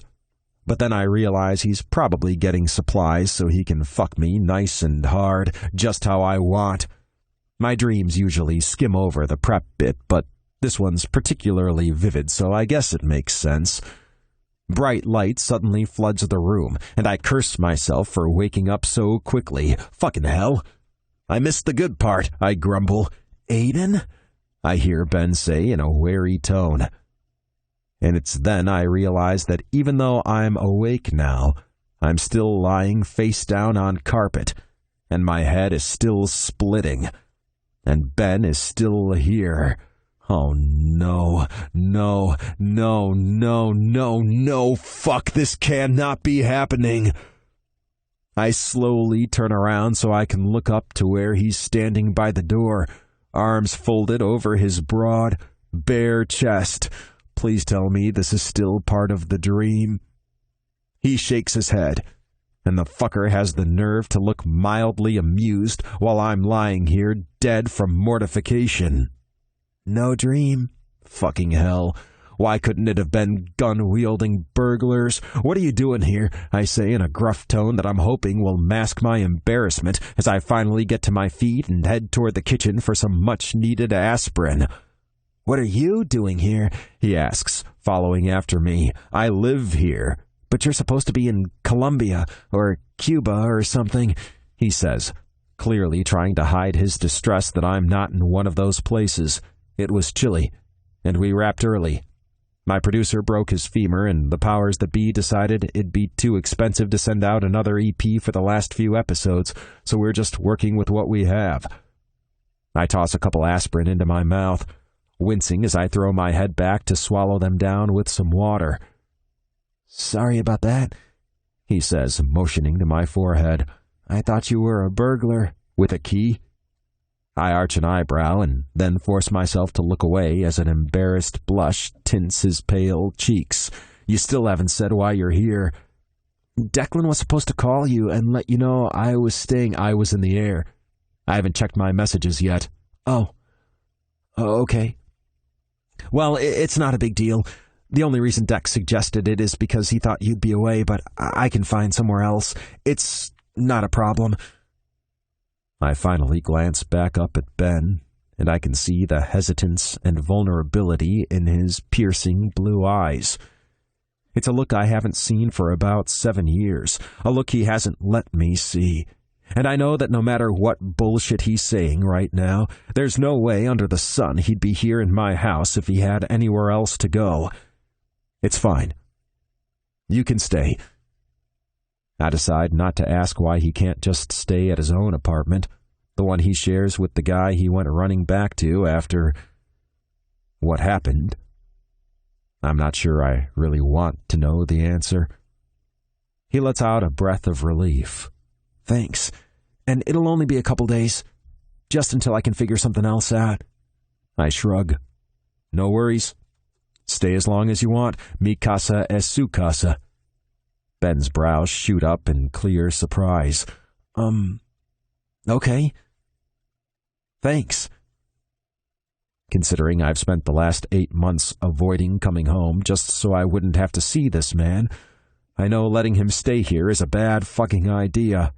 But the fact is, I can't just turn my back, no matter how uncomfortable the situation might make me, and I've come to the decision that the only way I'm going to survive this arrangement is to simply act like I don't give a shit. As far as I'm concerned, that incident a few moments ago never even happened, and I'm prepared to swear that under oath, if need be. Deciding it's well and truly time for that shower and bed, I push past him out of the kitchen and go to retrieve my backpack from where I left it in the hallway. As I'm bending down to get it, I notice the cylindrical plastic item responsible for the egg on my forehead. Picking it up, I step back into the living room. I flip it over in my hand a few times, a wide smile curving my lips. Why do I get the impression this wouldn't be very useful in a blackout? Ben's eyes bug out comically when he spots the fleshlight in my hand. It's just... With a chuckle, I toss the sex toy to him before retrieving my pack from the hallway and heading for my room. Well, at least we're even on the mortification scale. As soon as I'm done with my shower, I collapse onto my bed. But I don't sleep straight away, as I'd intended. Instead, I grab my phone and send an SOS to Ellie. I know she had a couple hours to wait before her flight home, so it doesn't surprise me when she responds right away. Me. You have to drop everything and come help me, now. Ellie Fox. Are you trapped down a well? Me. No. Why would I be trapped down a well? Ellie Fox. You've been trapped weirder places. Me. Ben is in my house. Living here. Ellie Fox. Who's Ben? Me. What do you mean, who's Ben? Ben. Ellie Fox. Mr. Big Dick? My eyes roll at the nickname I know isn't going to be disappearing anytime soon. Not that it's entirely inaccurate. Me. Yes. Ellie Fox. Is his surname really Ben? Me. What? No, it's Ryland. Ellie Fox. You said it was Ben. Me. You are so annoying. Ellie Fox. Why is he living in your house? Me. I don't know. Apparently, Dex said he could because he thought I'd be out of town. I guess he broke up with his boyfriend or something. I'm not sure. I didn't want to sound too interested. Ellie Fox. Smart. Wink emoji. Me. So can you cancel your flight and come help me? I need you to pretend to be my girlfriend. Considering I was literally just begging Ben to fuck me, and he also knows I'm homo-romantic, this plan is incredibly flawed. But it's all I have right now. Ellie Fox. Yeah, I don't think so, sweetie. Me. Pretty please? Ellie Fox. Eye roll emoji. Don't you think your family might be a bit suspicious when their pansexual homo-romantic son brother brings a trans woman home as his girlfriend? Me. Yeah, about that. My family don't actually know about the whole pan-homo-romantic thing. Ellie Fox. What? Me. Why are you so surprised? You know I'm closeted. Shrug emoji. Ellie Fox. To the public, yeah. I figured your family knew, though. Don't you have about 15 queer siblings? Me. That's a slight exaggeration. Ellie Fox. Well, Mr. Big Dick must know, at least, considering you've got all bow chicka wow wow with him how many times? Me. I guess it depends what you define as bow chicka wow wow. Me. Okay, yes, he knows. But we had that conversation years ago. I can just tell him things have changed since then. Ellie Fox. Yeah, I'm not doing it. Me. Sad emoji. Why not? In lieu of a text reply, my phone starts ringing with an incoming call from Ellie's number. Hey, gorgeous, I say in my most charming voice. Okay, I will stay in New York and offer moral support because I'm amazing and I genuinely fear for what will become of you without me, but I will not pretend to be your girlfriend. I can practically hear her shaking her head in distaste. Geez, Kelly, I have standards. Chapter 7. 7 years ago. Aidan. Here's a question for you, Elliot says as they approach me at the bar. Why have I known you 5 years, and you're only just now introducing me to all your hot brothers? I glance around the bar, where we've gathered for Brendan's karaoke birthday thing, which has become a bit of a Kelly family tradition over the years. I decide not to tell Elliot there are 3 more brothers who aren't here, either because they're not 21 yet, or they're not in New York. What does it matter? I ask. None of them are pan.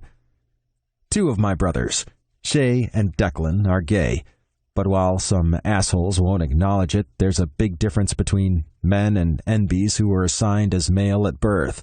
I can still look, Elliot says with a teasing smile that lights up their coal-lined sea-green eyes. Oh, who is that? At Elliot's words, I cast my gaze in the direction of the entrance to the private room we're using for the party. My heart starts beating 1,000,000 miles a minute, and my stomach swoops like I'm skydiving without a chute. Ben. His beautiful face is lit up with amusement as he chats to Josh, his head turned away from us. For a second, I just watch him, taking in every detail. Everything that's the same as I remember, and everything that's different. The hair's different. He's wearing it in that short at the sides, longer on top kind of style that's pretty popular right now. And he looks like he's filled out a little. Not that he wasn't in great shape already, but the creamy skin, those sharp cheekbones, those full, kissable lips, those piercing blue eyes with their ridiculously thick lashes, and that crooked smile. All that's the same. I haven't seen him in 4 years, and if you'd asked me yesterday, I'd have told you I was over him. I'd have sworn it up and down, back to front, on the damn Bible if necessary, but clearly I was just lying to myself, because all it's taken is one glimpse of him for every single feeling I've ever had to come rushing back. I managed to tear my gaze away and turned back to Elliot. Fuck, that's him. Him who? Ben, I hiss. Elliot's eyes widen, and they not so subtly lean around me to get a glimpse. Which one? The tall one. Wow. Before I can stop them, Elliot has moved from the bar and is stalking across the room to practically throw themselves at a very alarmed Ben. I quickly follow after, managing to pull Elliot away before they've gotten to the point of climbing Ben like a monkey. Fuck. Sorry, I say to Ben, keeping a firm grip on Elliot's shoulder. They're not really trained for polite society. Can you really blame me? Elliot says, looking Ben over with obvious interest. Back off, I growl. Although I know they would never actually make a move, A, because they'd never do that to me, and B, because despite how much they like to flirt, they don't do one-night hookups. The blush that touches Ben's cheeks is fucking adorable, and it takes all my energy not to just launch myself at him, tackle him to the ground, and start dry humping him right here in the middle of the bar. Instead, I just smile at him and Josh, shake their hands, and introduce them to Elliot. We chat for a bit about my travels around the world and the YouTube channel Elliot and I have been hosting for the past 2 years before moving on to their experiences at college and what they're up to now they've graduated. It's all very friendly and nice, and not at all flirty. I have another question for you, Elliot says to me a little while later. Shoot. I'm happy for anything that'll take my mind off Ben right now. I've barely been able to stop staring at him, and I'm not sure I've managed to be subtle about it. Why can the rest of your family carry a tune, but you can't? They motion to the stage where Brendan's singing Foreigner's Jukebox Hero, and sure enough, he sounds half-decent singing it. I groan. I just wasn't blessed with that gene, okay? Neither was Bridie or possibly Owen.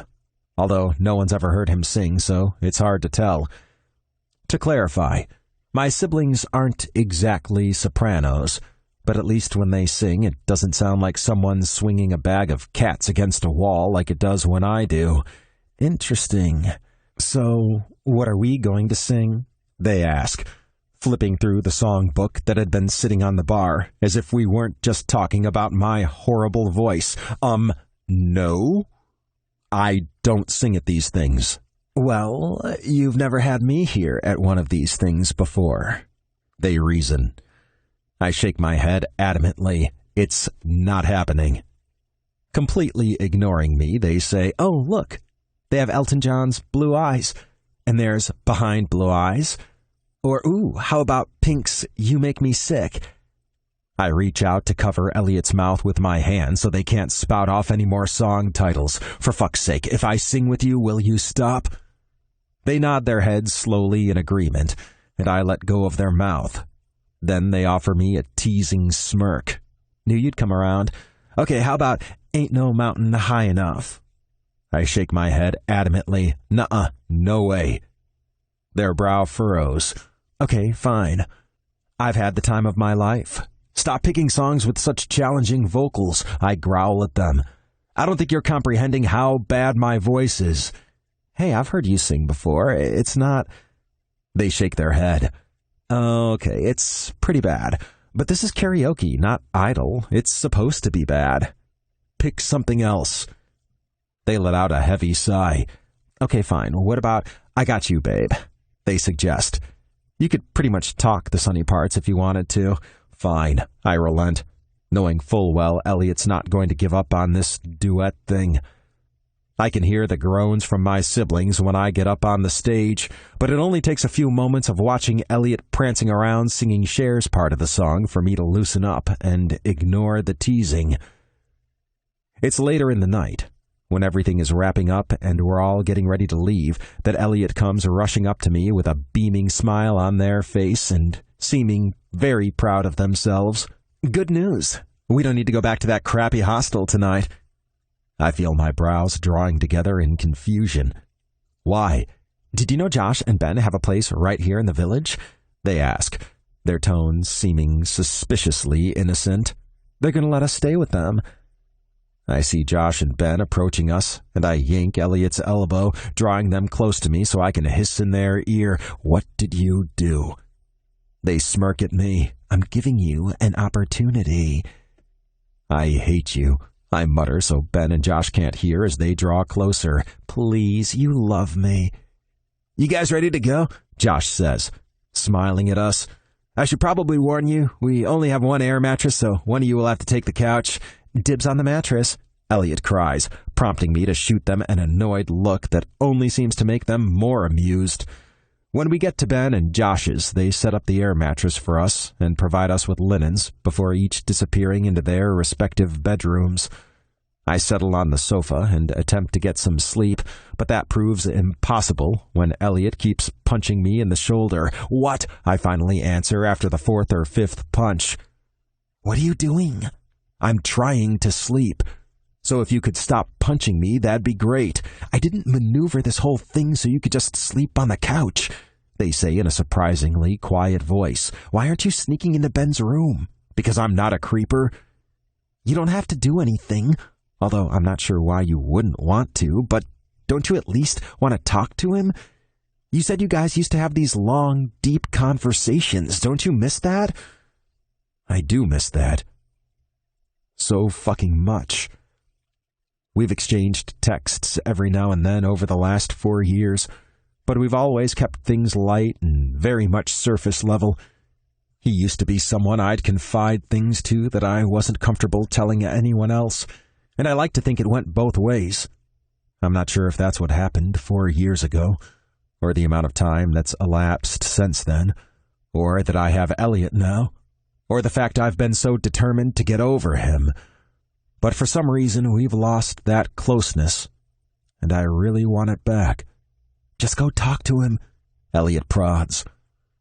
Knowing they won't let me get a wink of sleep until I do, and also knowing I won't get another chance at this for God knows how long, I rise from the sofa and take hesitant steps toward Ben's room.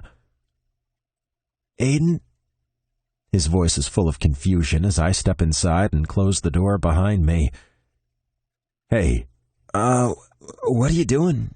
he asks, his tone a little wary as I slip into the bed. "Come on. I've been sleeping on bedrolls and crappy hostel beds for the past 2 years. Are you really going to deny me a good night's sleep in a decent bed?" He lets out a soft chuckle. "Fine. Why my bed, though? Why didn't you sneak into Josh's room? After he nearly gave me a concussion that time we shared a tent? No thanks." The mattress shakes a little, and I can only guess it's from Ben's silent laughter at the memory of Josh punching and kicking me in his sleep when I was his tent mate one time when I joined him, Ben, and Declan on a camping trip. "Yeah, that's why Deck and I were usually happy to let him have his own tent," Ben says, and I can hear the smile in his voice. "We wised up early. Smart." I'm quiet for a moment before saying, "That was a fun trip." "Yeah." "I've missed you, I admit. Sorry I haven't done a better job of keeping in touch." He's quiet for a long moment before saying, "The occasional text message isn't really the same, is it?" I let out a soft sigh. "Nope."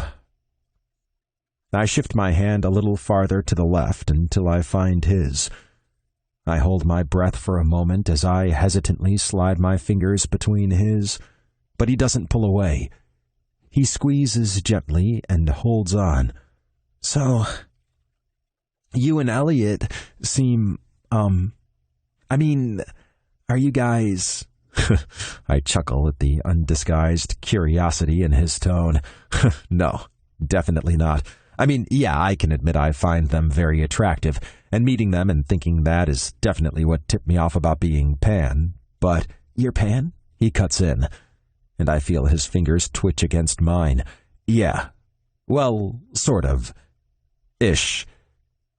I sense Ben shifting around on the bed and realize he's turning onto his side so he can face me. He doesn't let go of my hand, though. "Ish?" "It's complicated," I tell him, turning my head so I can meet his sapphire gaze. It took me a long time to figure out because it was just so fucking confusing how I could be totally attracted to anyone, no matter their gender, and totally want to have sex with them, But when it came to actually dating anyone other than guys, I had zero interest. Do you get what I'm saying? I've only ever had romantic feelings for men. One man, to be exact. But I'm not about to clarify that. Huh, I didn't realize that was a thing, he says. But it's not in a dismissive way. More out of interest. Neither did I. But Elliot and I joined an LGBT plus group in sophomore year, and there were a couple people there who helped me figure it out. Like I said, it took a while, but I'm pretty clear on it now. I'm pansexual and homo-romantic. He gives my hand a reassuring squeeze. I'm glad you were able to figure it out. Are you going to tell your family? I let out a heavy sigh. Yeah. Eventually. I'm just not sure when. You know they won't mind? I nod. I know. It's not that. There's an agent who's approached us about the possibility of turning our channel into an actual TV series. He offers a broad grin. Holy shit, that's amazing! Yeah, it's an awesome opportunity for us. We'll basically be able to do what we're doing now and actually make money from it instead of making us broke. But he thinks we'll be more marketable if we're more mainstream. As in, not queer? He asks with a raised brow. Apparently, if we were simply gay, that'd be fine.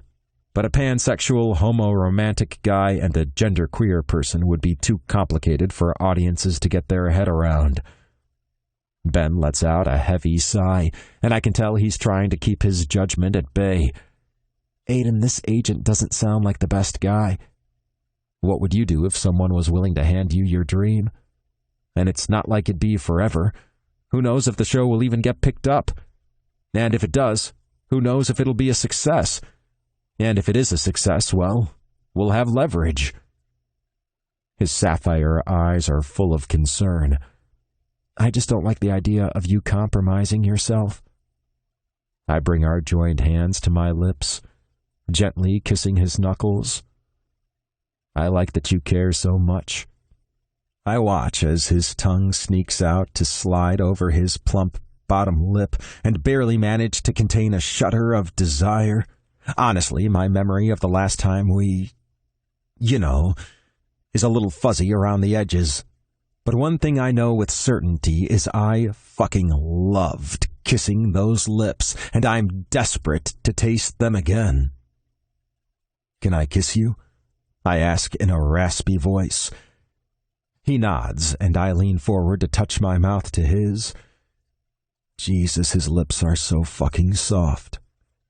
I briefly wonder what he uses for a lip balm, but the thought doesn't linger for long because he increases the pressure and slips his tongue inside my mouth, and God, I'm in fucking heaven.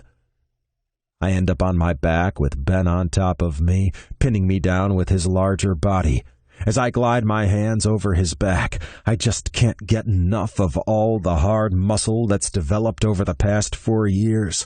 He was always pretty athletic, but in the time since I last saw him, he's gone from high school boy to college man, and I'm already completely addicted.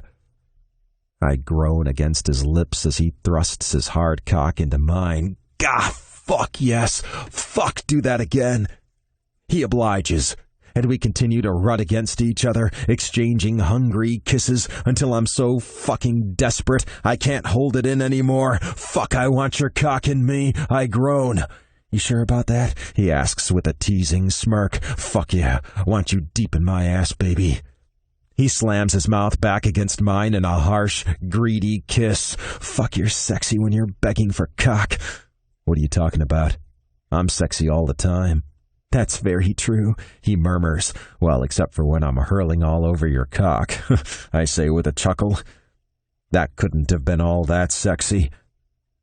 Ben freezes in the action of kissing my jaw, before slowly lifting his head to look me in the eye, his expression anything but amused. You said you didn't remember that. I blink at him in confusion. What? He backs away from me, putting some distance between us, way too much distance. You said you blacked out and didn't remember anything that happened after Alana started the karaoke. I'm frantically searching my brain for any clue of what he's talking about, and then I find it. And wish I hadn't. The morning after the throwing up incident, I told Shay I couldn't remember a thing from the night before when he asked me where I'd disappeared to. I thought it would be easier. You mean you wanted to forget it? Ben says, his expression dark, and I can almost hear the thought pounding in his brain. Forget me. I want to tell him no. That wasn't it at all. I could never forget what happened or forget him, even if I tried. But when I open my mouth to say that, what comes out instead is, I was really drunk. Yeah, I kind of figured that out when you spewed all over my dick. That only happened because of all the Jell-O shots. Oh, what the fuck? What are you doing to me, Mouth? That wasn't what I meant to say. His face shudders, his expression going blank. Yeah, I get it. You were drunk, just like you are now. He climbs off the bed and starts moving toward the bedroom door. I scramble over the bed to follow after him, yanking at his arm. No, I'm not drunk. I'll do a sobriety test. C-Z-Y-X-W. Oh, what the fuck comes after W? T. You missed a couple. Okay, that's not fair. Saying the alphabet backwards is really hard, even when you're sober. Which you're not. He shrugs off my hold of his arm and opens the bedroom door. I think you should go. Ben. Come on. You're blowing this out of proportion. I didn't lie because I regretted what happened. He lets out a heavy sigh. It doesn't matter why you lied. It's that you did. And I'm not talking about the white lie you told your family to avoid questions about your orientation. You lied to me. You made me believe you didn't remember. You made a conscious choice to erase that whole encounter without my permission, and... He glances away, swallowing hard as he hesitates to speak. You made me feel like I'd somehow manipulated you. Because if you were blackout drunk, how could you have possibly been on board with what happened? My eyes widen in horror as guilt and shame twist in my gut. I shake my head adamantly. No, it wasn't like that. I only drank so much because I was so nervous. I beg my lips to form the words, but I just can't seem to get them out. Instead, I lift my hand to his face, rubbing my thumb along his jaw. Please don't ever think that, I whisper before touching my lips to his. He lets me kiss him, but only for a moment before pulling away and shaking his head. How am I supposed to trust you? I trusted you, I tell him, motioning toward the bed to indicate the conversation we had earlier. He's quiet for a long moment, and I think maybe I might be gaining some ground.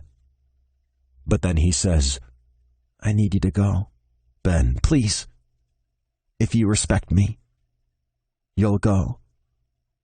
With a defeated sigh, I let my hand fall from his face and offer a nod of acceptance. I lean in to press a soft kiss to his cheek before making my exit, stopping briefly in the living room to get Elliot, who is fortunately not asleep yet. When I get into the hallway outside Ben and Josh's apartment, I pause for a moment to lean against the wall, letting out a heavy sigh as my head falls back to hit it with a soft thud. I feel Elliot's arms come around me as they wordlessly pull me into a tight hug. How is it humanly possible to fuck up so badly with the same guy twice, I say, barely managing to hold back tears. Elliot presses a soft kiss to my temple, their hand gently threading through my hair in a comforting gesture. I'll come around, sweetie. Just give him some space. Chapter 8. Present Day. Ben. On a disaster scale of 1 to 10, Aidan coming home to find me squatting in his apartment would pretty much be a 15, maybe a 20. Almost giving him a concussion with my fleshlight? Yeah, that probably ramps it up to 25. For the record, I hadn't actually been using it when I'd heard someone trying to get into the apartment, but it was sitting on my nightstand because I'd been in the middle of a kind of argument with myself, debating whether I should use it or not when the whole thing happened. I didn't even think about what I was doing when I went to the door. I just grabbed the nearest weapon, which of course happened to be a sex toy, and went to meet the intruder, who turned out to be Aidan. Oh, my whole body thrums as I remember what happened after the bashing him on the head with a sex toy thing. To say I was confused when the intruder started begging me to fuck him is a bit of an understatement, but when I realized it was Aidan and he started pushing his ass back against my groin, it took every bit of inner strength I had not to give him exactly what he was asking for. I knew there must have been something weird going on, and I was right. He'd thought he was dreaming. It makes me wonder if he's had sex dreams like that before, and whether I've been in any of them. I shake my head sharply to banish the thought. I can't be thinking like that. Rolling over onto my stomach, I bury my face in my pillow. I don't even want to think about what time it is now, or how few hours I have before I need to be up for work in the morning. The whole reason I had the fleshlight out in the first place was because I'd been too wound up to sleep, and I figured jerking off would be a good release. Now the situation's even worse. But I can't bring myself to do it. Not when Aidan's right there across the hall. God damn it, why couldn't he have been attacked by a shark or something? Not a lethal attack, obviously, or even a very vicious one, but a few nibbles out of his face would be good. Instead, he's looking as sexy as ever, even with the lines of exhaustion marring his face. I let out a soft groan and turned back over on the mattress. Who am I kidding? Even if he suddenly started to resemble the Elephant Man, Aidan would still be beautiful. It was never his good looks that drew me to him. That was just a bonus. Somehow, I eventually managed to fall asleep, although it feels like no time at all before my alarm is waking me again. I move slowly as I take a shower and dress for work before heading to the kitchen for some coffee. As I'm downing my second cup, I'm joined in the kitchen by another person, but I'm surprised to see it's not Aidan. The woman is quite tall and absolutely stunning, with long golden hair, sharp cheekbones, and a smile that seems to light her whole face. It's a smile I'd know anywhere, despite the fact she looked quite different the last time I saw her. Wow. Have your eyes got bluer? She asks me, a little wonderment in her tone as she stares into my eyes from her perch at one of the stools across the counter. I glance away, a little uncomfortable at the way she seems to be inspecting me. I don't think so. I guess you never know, though. You never do, she says, offering a sly smirk. So, Benjamin, what brings you here? I didn't realize Aidan had a roommate. I let out a soft chuckle as I place my coffee cup in the dishwasher. If she's aiming for casual curiosity, she's badly missed the mark. From memory, Ellie and Aidan are about as close as friends can get, so I very much doubt she doesn't know the details of my history with Aidan.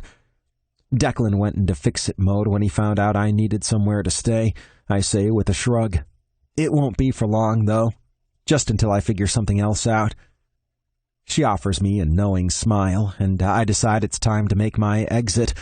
With a quick nod goodbye, I pull on my suit jacket and collect my briefcase from the counter before making my way out of the apartment. Once I'm in the elevator, I dig my phone out of my inside breast pocket and check my texts, seeing that Josh has finally responded to my SOSs from last night. Me. Oh my god, I'm pretty sure I just gave Aidan a concussion with my fleshlight. Me. He's not supposed to be here. Deck told me he was in Cambodia or something. Me. Why aren't you answering your phone? Me. Get Connor's dick out of your mouth and help me. Josh Donovan. First of all, I didn't have Connor's dick in my mouth last night, unless you meant mouth to be another word for ass. Wink emoji. Josh Donovan. Secondly, see the previous text for why I wasn't answering my phone. Eye roll emoji. Josh Donovan. Thirdly, what the actual hell? What do you mean you gave Aidan a concussion? I noticed this last text was only sent a few moments ago, so I hit the call option instead of texting back. What the hell is going on? Josh demands as soon as he answers the call.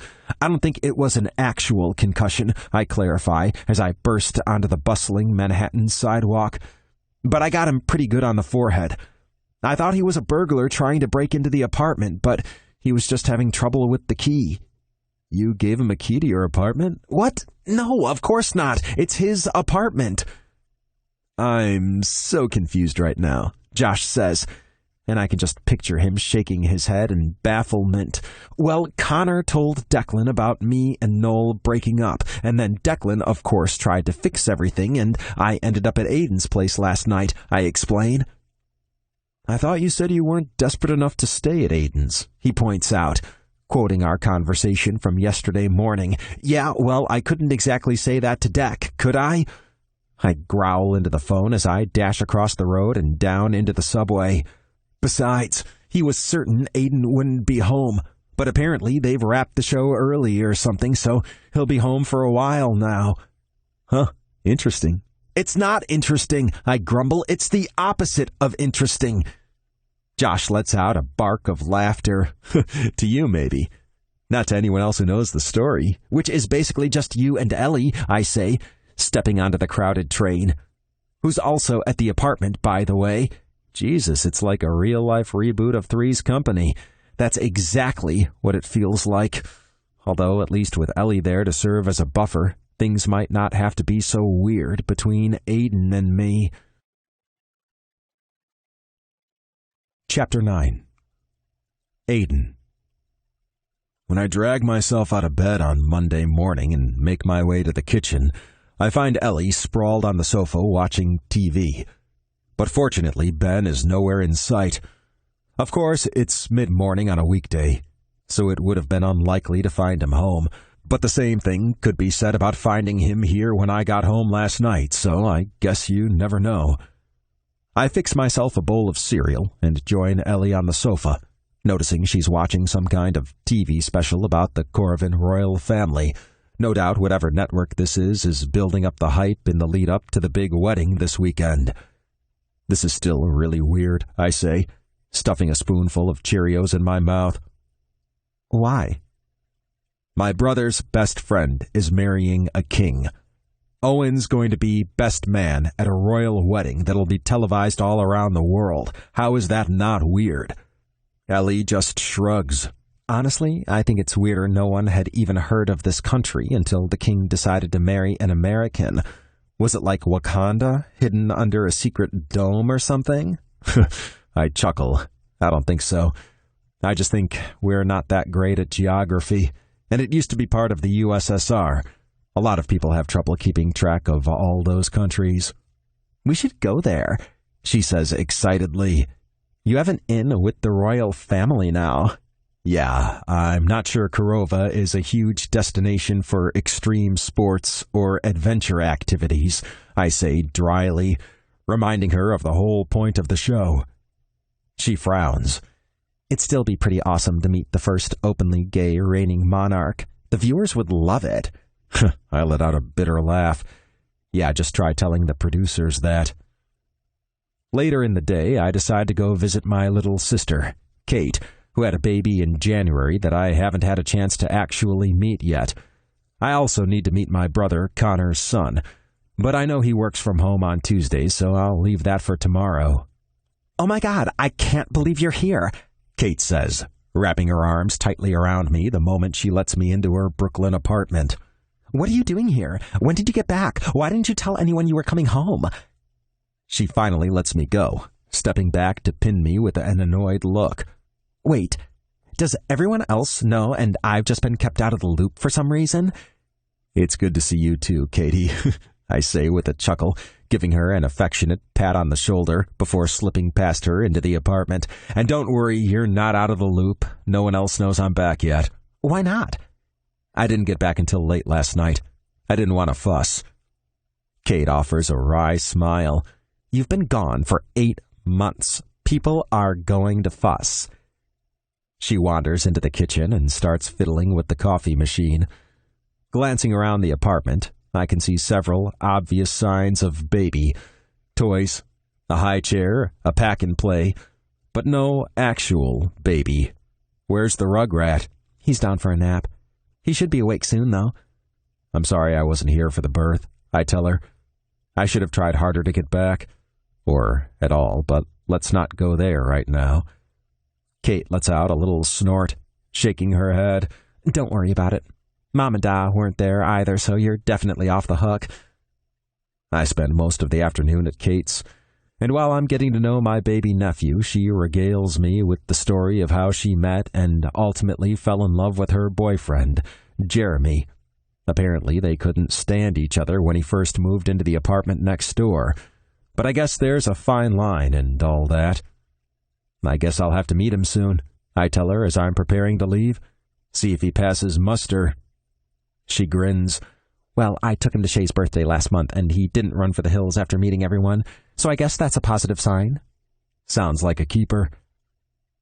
I'm just getting back to my apartment when I feel my phone vibrating in my pocket.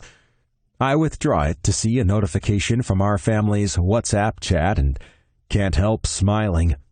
It's been a long time since I was in the right time zone to see one of these unfolding live. Connor Kelly. Big news, everyone. Josh and I are engaged. Declan Kelly replied to Connor Kelly. That's awesome, man. Congrats to you both. Brendan Kelly replied to Connor Kelly. Wow, that was fast. Congrats, though. Shay Kelly replied to Brendan Kelly. What are you talking about fast? They're living together and have a kid. Brendan Kelly replied to Shay Kelly. So are me and Wade. Eileen Kelly replied to Brendan Kelly. And it wouldn't hurt the two of you to make it official.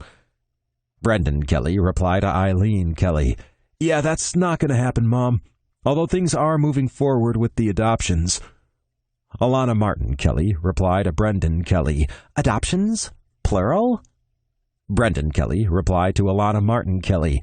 Backs in the new baby. Smile emoji.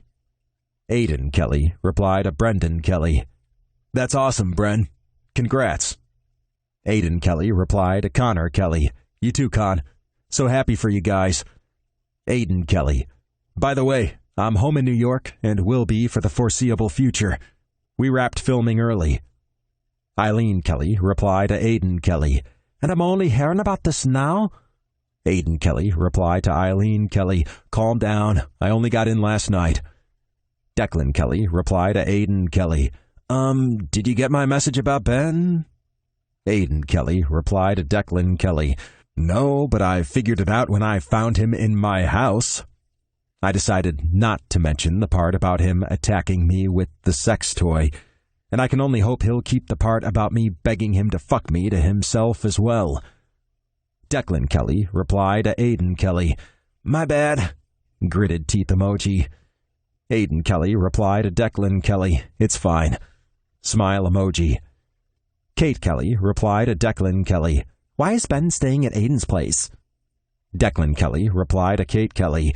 It's a long story. Shay Kelly replied to Declan Kelly. Did he and Noel break up? Declan Kelly replied to Shay Kelly. Yes. Alana Martin Kelly replied to Declan Kelly. That's not a very long story, brother. Connor Kelly. Well, it seems we've got a lot to celebrate. I'm assuming Mom will want to do something at the house at some point, but Josh and I were thinking of having some casual drinks on Friday for anyone who's free to come. Declan Kelly replied to Connor Kelly. Sounds good. We'll be there, or at least I will. Heath might be working. Shay Kelly replied to Connor Kelly. We'll be there. Liam Kelly replied to Connor Kelly. Melinda wants to know if this is going to be a big thing. Will it be worth cashing in a babysitting credit with her folks? Connor Kelly replied to Liam Kelly. I guess it's a risk you'll just have to take. Bridie Coughlin. I think we might sit this one out. It's going to be a nightmare organizing the kids on a Friday night on such short notice. We'll celebrate with you all at Mom and Da's. Liam Kelly. I think we might skip it as well. We have Brendan's karaoke thing next month. Can't miss that. Kate Kelly. Dibs getting Mom to babysit. Alana Martin Kelly replied to Kate Kelly. No, I was going to ask Mom. Haley's dad and stepmom are in Hawaii this weekend, so they can't do it. Brendan Kelly replied to Alana Martin Kelly. No way, we were going to ask Mom. Amy's busy with a big case this week. No way will she make it home in time on Friday. Besides, we're way closer to Mom and Da. It'll save her the hassle of going all the way to Brooklyn. Connor Kelly replied to Brendan Kelly. Hello, what about us? If anyone deserves Mom's babysitting services, it's us. It's our celebration. Eileen Kelly. Oh, for heaven's sake. Brendan, drop Baxter off with Liam and Melinda. He can have a sleepover with Wyatt. I'll watch the 3 little ones at Connor's place. Your father can help me. Liam Kelly replied to Eileen Kelly. I'm not running a daycare, you know. Eye roll emoji. Alana Martin Kelly. Did she just say Da would help with the kids? He knows they're not old enough to play rugby yet, right? Finn Kelly replied to Alana Martin Kelly. I don't know. I think Chase could give Kane Healy a run for his money. Wink emoji. With a chuckle, I close out the chat and toss my phone onto the kitchen counter. I already can't wait to see them all on Friday, and I'm starting to kick myself for staying away so long. Chapter 10. Aidan. Oh, sweet Lord, who is that? Ellie asks me as she tugs at my sleeve, trying to get my attention. I shift my gaze to where she's looking to see Finn's just arrived at the bar and is chatting with Deck. That's my brother, Finn. Another hot brother you've been keeping from me? Ellie exclaims. Where the hell do you hide them all? Have you got a creepy closet somewhere? No. I'm guessing you just didn't meet Finn last time because he was touring with the USA Sevens team at the time. Okay, I have no idea what any of those words mean, but I can only assume it's some kind of professional abs collecting thing because, rawr. Did you just growl? I ask incredulously. And oh my God, are you drooling right now? God, you're disgusting. No, you're disgusting. Now, tell me what his deal is. She gives a toss of her hair, and I swear half the eyes in the bar turn to stare at her as if she's a Vila from Harry Potter. I shrug, taking a sip of my beer. As far as I know, he's straight. Straight as in exclusively cis women, or straight as in he doesn't differentiate? She asks, biting nervously at her lip. I hate the fact that someone as confident and sure of herself as Ellie still has this kind of hesitation. But unfortunately, this is a far from perfect world, and there are a ton of assholes out there. I have no idea, but I do know if you ask him, he won't be a dick about it. She smiles at that, but then she seems to hesitate again. Would that be weird for you? My face screws up. Yes, it's completely gross, but I'm not going to stop you. I should warn you, though, Finn doesn't live in New York. He's based in Connecticut, and he honestly doesn't have a great track record with relationships. Ellie shrugs. We can still have some fun. Whoa! What happened to your no casual sex rule? I ask. Isn't that the reason you never wanted to hook up with me? She offers a teasing smirk. Sweetie, if you ever had abs like those, I might have felt differently. Ouch! Come on, you can introduce me. I roll my eyes, but nevertheless guide Ellie over to where Finn and Deck are engaged in conversation. When he sees me drawing closer, Finn offers a bright grin and steps forward to wrap me in a bear hug. Good to have you back, little brother. I've been receiving this sort of treatment for most of the night, and it's filled me with a mix of warmth at being home amongst my family and guilt at being away so long. This is Ellie. You guys haven't met yet." Finn offers her a megawatt smile. "Nice to meet you. So, are you guys—" Ellie gives a dismissive wave of her hand. "God, no." "Always nice to feel appreciated," I say dryly. "Well, that's a relief," Finn says to her, his eyes glittering flirtatiously. I roll my eyes and turn my attention to Declan. "I'm sorry about the confusion with Ben," he says. I shrug. "It's fine. Not a big deal." That's a lie, obviously. Living in such close quarters with someone I desperately want but can't have is a very big deal, and I'll be amazed if I come through this unscathed. But I'm not about to kick Ben out on the street because I'm a little uncomfortable. I wake late on Saturday morning to the sound of Queen's "Another One Bites the Dust," and it takes me a moment to realize my cell phone is ringing. When I retrieve it from the nightstand, I see it's Ellie calling. I wonder briefly why she's calling me instead of just bursting into my room without warning like she'd usually do. But then it occurs to me she's probably not at home. "Hello, beautiful," she chirps into the phone after I answer. "Oh my God, you're way too chipper," I groan. "You totally screwed my brother last night, didn't you?" "Well, technically." No, I don't need details." She lets out a dreamy sigh. "Aidan, that man is like a stallion. And those muscles, oh my God. Have you ever tried licking whiskey off those abs?" My face screws up in disgust, and I shake my head a few times as I try to fathom how I can possibly respond to that. God, no. Do you even hear yourself? For the love of God, please don't ever ask me something like that again. All right, that may have come out wrong, but seriously? Rawr. Yeah, you really need to stop with the growling, I tell her sternly. And you're not allowed back in my house until you can stop reliving it every 5 seconds. That's going to be a while. Then I'll see you in a while. Go jump in the Hudson or something. It'll cool you off.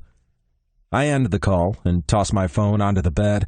Then I slide off the mattress and retrieve a pair of sweatpants from the floor, tugging them on. When I get to the kitchen, I find Ben there making himself a smoothie, and judging by the sweat-soaked athletic gear he's wearing, he's just come from the gym. "Morning." He glances up, and for a second I feel his eyes lingering on my naked torso. But he returns his attention to the smoothie, and I am left feeling like I might have just imagined it. "Morning," he says, although there's not actually much morning left. I chuckle, running a hand over my hair. I guess it's a good thing Ellie called and woke me up, or I'd have slept till dinner. And I can't even blame the change in time zones. We were only an hour ahead when we were in Chile. "Ellie called you?" Ben asks curiously. I assumed she was still asleep as well. I shake my head. Nope, Ellie did not sleep here last night. There must be something in my tone, because Ben scrutinizes me carefully, his dark brows drawn together. "Are you upset about that? That she was with someone?" I let out a wry laugh. No, definitely not. I just prefer not to be regaled with all the specifics, considering the person she was with last night was Finn.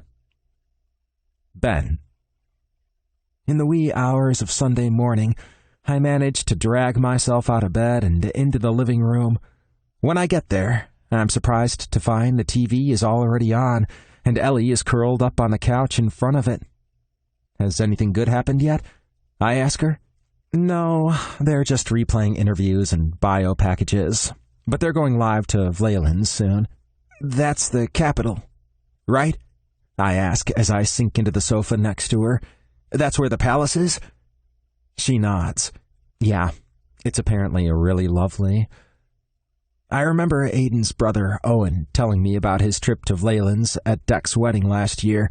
He said the city was absolutely stunning, although I imagine it will look a little different now that it's summer. I still can't believe Aidan Kelly's agreed to be best man in a wedding that's being broadcast to a quarter of the world's population, I say. The guy doesn't even like having his picture taken. I have no idea why, Ellie says. He's gorgeous, just like the rest of them. They all seem to have been beaten by the pretty stick, that's for sure, I concede. Is the pretty stick a thing? She asks. I thought it was an ugly stick. I figure if there's an ugly stick, there must be a pretty stick as well, I reason. Although, now I think about it, the idea of someone having their looks beaten into them is kinda gross. I guess there's no prize for guessing which one of the brothers you think is the best looking, Ellie teases. I'm going to plead the fifth on that one, I say dryly. She lets out an annoyed grunt. You're no fun. Of course, the answer is just as obvious as she implied. All the Kelly brothers are incredibly attractive, but as far as I'm concerned, none of the others can hold a candle to Aidan. It's been a special kind of torture living in the same house as him this past week, having him so close, but not being able to do anything. It took a long, cold shower to cool myself off after I caught him shirtless yesterday, with my brain being constantly bombarded with memories of the last time I'd seen him naked and all the dirty stuff we'd gotten up to that day.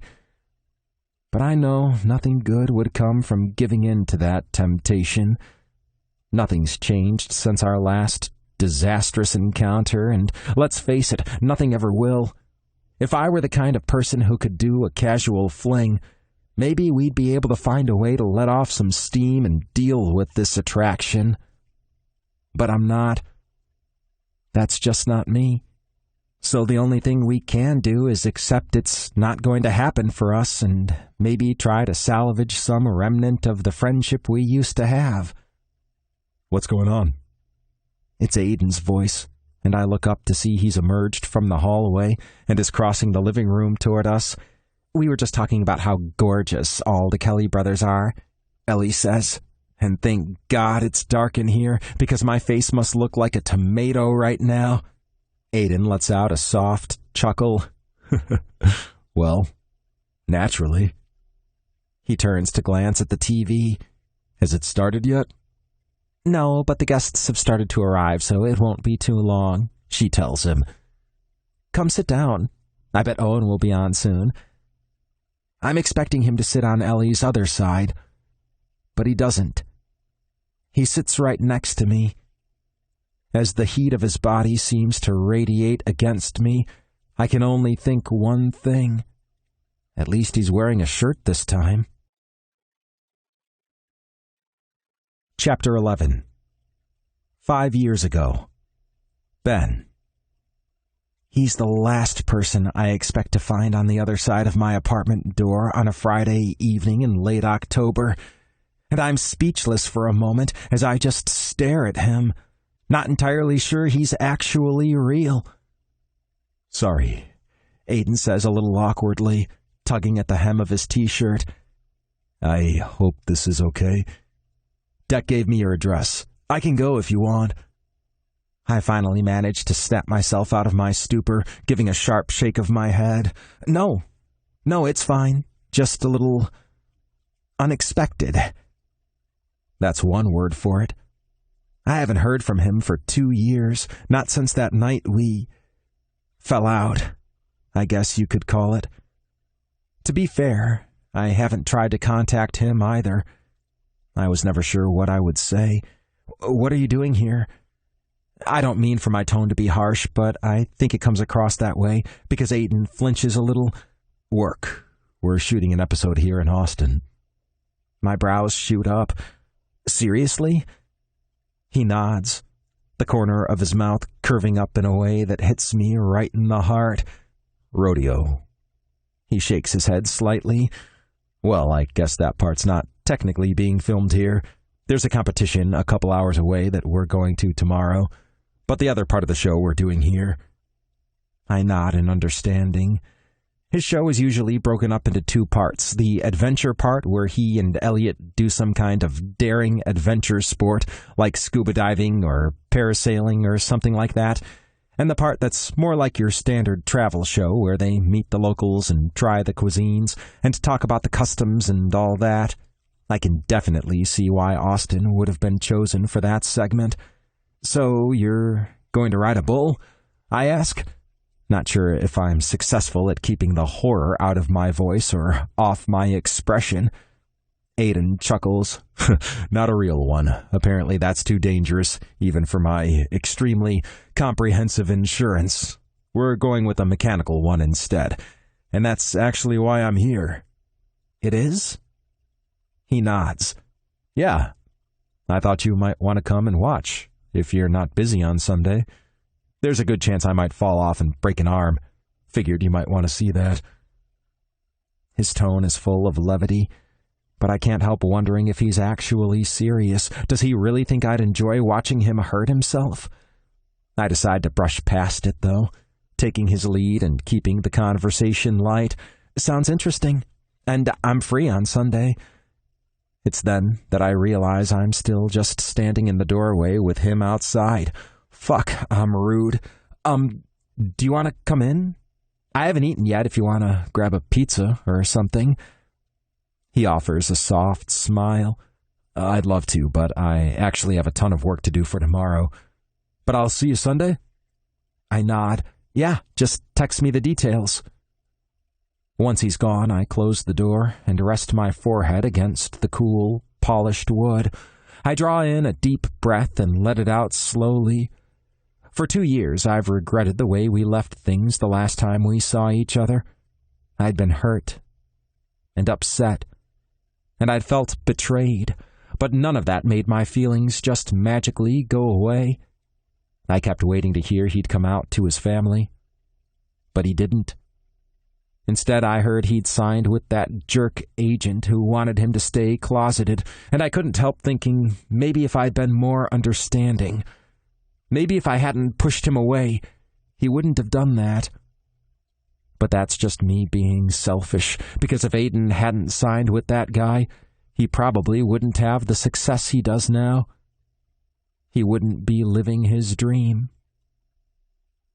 I didn't question it at the time, because my shock at seeing Aidan seemed to sap most of my brain power, but after he was gone and the surprise wore off, I began to process the complete randomness of the mechanical bull thing. This might be Texas, but Austin isn't exactly that kind of town, and I'm not even sure I can even think of a bar that actually has a mechanical bull in it. But when Aidan texts on Sunday morning with the details, I see the address is for a warehouse outside the city the show must have hired for the day's filming. When I get to the warehouse, I'm surprised to see there are only a few people milling about inside, rather than the large production crew I was expecting. But then I remind myself this is a crew that's used to filming in completely random and remote locations all around the world. A shabby warehouse outside Austin must feel like a luxury to them. There are 2 mechanical bulls set up in the center of the warehouse, and I can only assume some kind of competition is planned. Sure enough, when Aidan sees me, he rushes over and offers a bright smile. You're just in time. Elle and I are about to go head-to-head. As if summoned by the mention of their name, Elliot wanders over to greet me. Well, hello, Mr. Blue Eyes. You're looking handsome as ever. I offer a broad grin. Thanks. I love the hair, I tell them, motioning to the Miley Cyrus-style white-blonde pixie cut with pink-tipped bangs. Thanks, they say, bitterness clear in their tone. I'm glad someone does. As they wander off, I can't help noticing the difference between the Elliot I met a couple of years ago and the one I'm seeing now. Back then, they seemed so lively and carefree, whereas now, they seem defeated. I don't want to draw conclusions, but I have a definite feeling it has to do with the fact they're being forced to present themselves as cisgender for this show. Are they okay? I ask Aidan as my eyes follow Elliot across the other side of the warehouse. She, he corrects so quietly I can barely hear. And no, but she will be. I never imagined I'd be this nervous watching people riding mechanical bulls, but I also wasn't aware of just how wild those things could get. The competition is a pretty simple one, with each of them needing to stay on for 4 seconds before proceeding to the next speed. It doesn't sound like a long time, but it must be, considering how much trouble both Aidan and Elliot have with staying on their respective bulls once they really get going. I can't help feeling incredibly glad the producers decided not to let them ride actual bulls for this episode. That would have definitely spelled disaster. Once the competition ends with them calling a tie, the crew quickly pack up all their equipment and start exiting the warehouse. A guy who Aidan introduced me to earlier as Dave, one of the producers on the show, comes over to him and hands him a key. "We're going back to check over all the footage. Can you guys lock up here?" Aidan nods. "Yeah, no worries." "So, do you guys want to get out of here?" I ask Aidan and Elliot once all the crew is gone. "Get something to eat?" "Actually, I'm going back to the hotel so I can soak in the tub for about 3 years," Elliot says. "You two have fun, though." She gives us a wink and then follows after the crew. "Okay, so I guess it's just us," I say, aiming for a casual tone that I don't think I achieve. Aidan smiles softly. "Yep." Before my brain has a chance to panic too much, he links his hands around my neck and pulls me toward him, claiming my lips with his. Fucking hell. How have I forgotten how incredible his kisses are? "What are you doing?" I ask wearily as we break the kiss. "What I've been dying to do since the second you opened the door the other night." "Aidan." "Are you going to tell me you haven't been thinking about me for the past 2 years? He asks. Cocky bastard. 'Cause I've sure as fuck been thinking about you. I pause in thought for a moment, and it gives him the opening he needs to kiss me again, and this time I don't pull away to say something. I just let him kiss me, and I kiss him back. I wrap my arms around him and guide him backward until I have him pinned against a concrete pillar, our bodies molded together. I can't seem to stop myself from just completely devouring him, my fingers digging into his skin, my mouth attacking his, my hard cock rutting against him. "Fuck, I want your cock in me," he all but moans, finally tearing his lips from mine. "Please, baby, get inside me." Fuck, I want to. I want to so fucking much. I must say that thought out loud without meaning to, because Aidan says, "Then do it." He slides his hands into my hair and pulls me back down so he can murmur in my ear, "Come on, baby, fuck me. Make it hard and dirty." When I don't respond right away, he adds, "You can even hate me while you do it if you want. Come on. Don't you want to punish me?"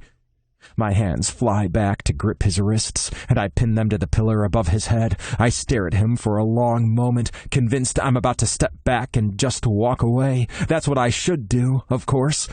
But it seems my dick's taken control of things now. "Get the fuck out of these clothes, now," I growl. He just smirks at me, his jade green eyes full of a mix of heat and humor. My hands seem to be a little out of action. Fucking hell, how did I not realize I'm still restraining his wrists? I manage to let go and step away, but it's only so I can watch while he strips off his shirt and then tugs down his jeans. Jesus. My mouth is dry, and I'm finding it difficult to swallow as inch after inch of his lean, tan body is revealed with every item of clothing he sheds. I have to physically stop myself from dropping to my knees and licking his abs and rubbing my nose all over his dark, blonde, happy trail, and when he tugs down his briefs and I get my first ever glimpse of his gorgeous cock, hard and leaking with pre-cum, the effort to restrain myself from wrapping my lips around it is almost painful. "Over there, the bull," I rasp out, directing him toward the mechanical bull he was riding earlier today. He complies, offering a sexy smirk as he goes. The bull is just the perfect fucking height for Aidan to drape his torso over the saddle while his feet are still planted on the ground, his perfect round ass presented to me like an offering. You gonna fuck it? Or just stare at it? He asks with a chuckle after I've clearly been contemplating his ass for a little too long. Actually, first I want to eat it. And that's exactly what I do. I get to my knees behind him and place my palms over his cheeks, spreading him and making room for my tongue. He lets out a harsh groan, bucking back against me in obvious surprise. I loose a breath of laughter and keep going, teasing him and torturing him until he's turned into a whining, begging pile of need. Honestly, this isn't something I usually enjoy all that much, but making Aidan come apart like this is turning me on like crazy. Fuck, I'm gonna come.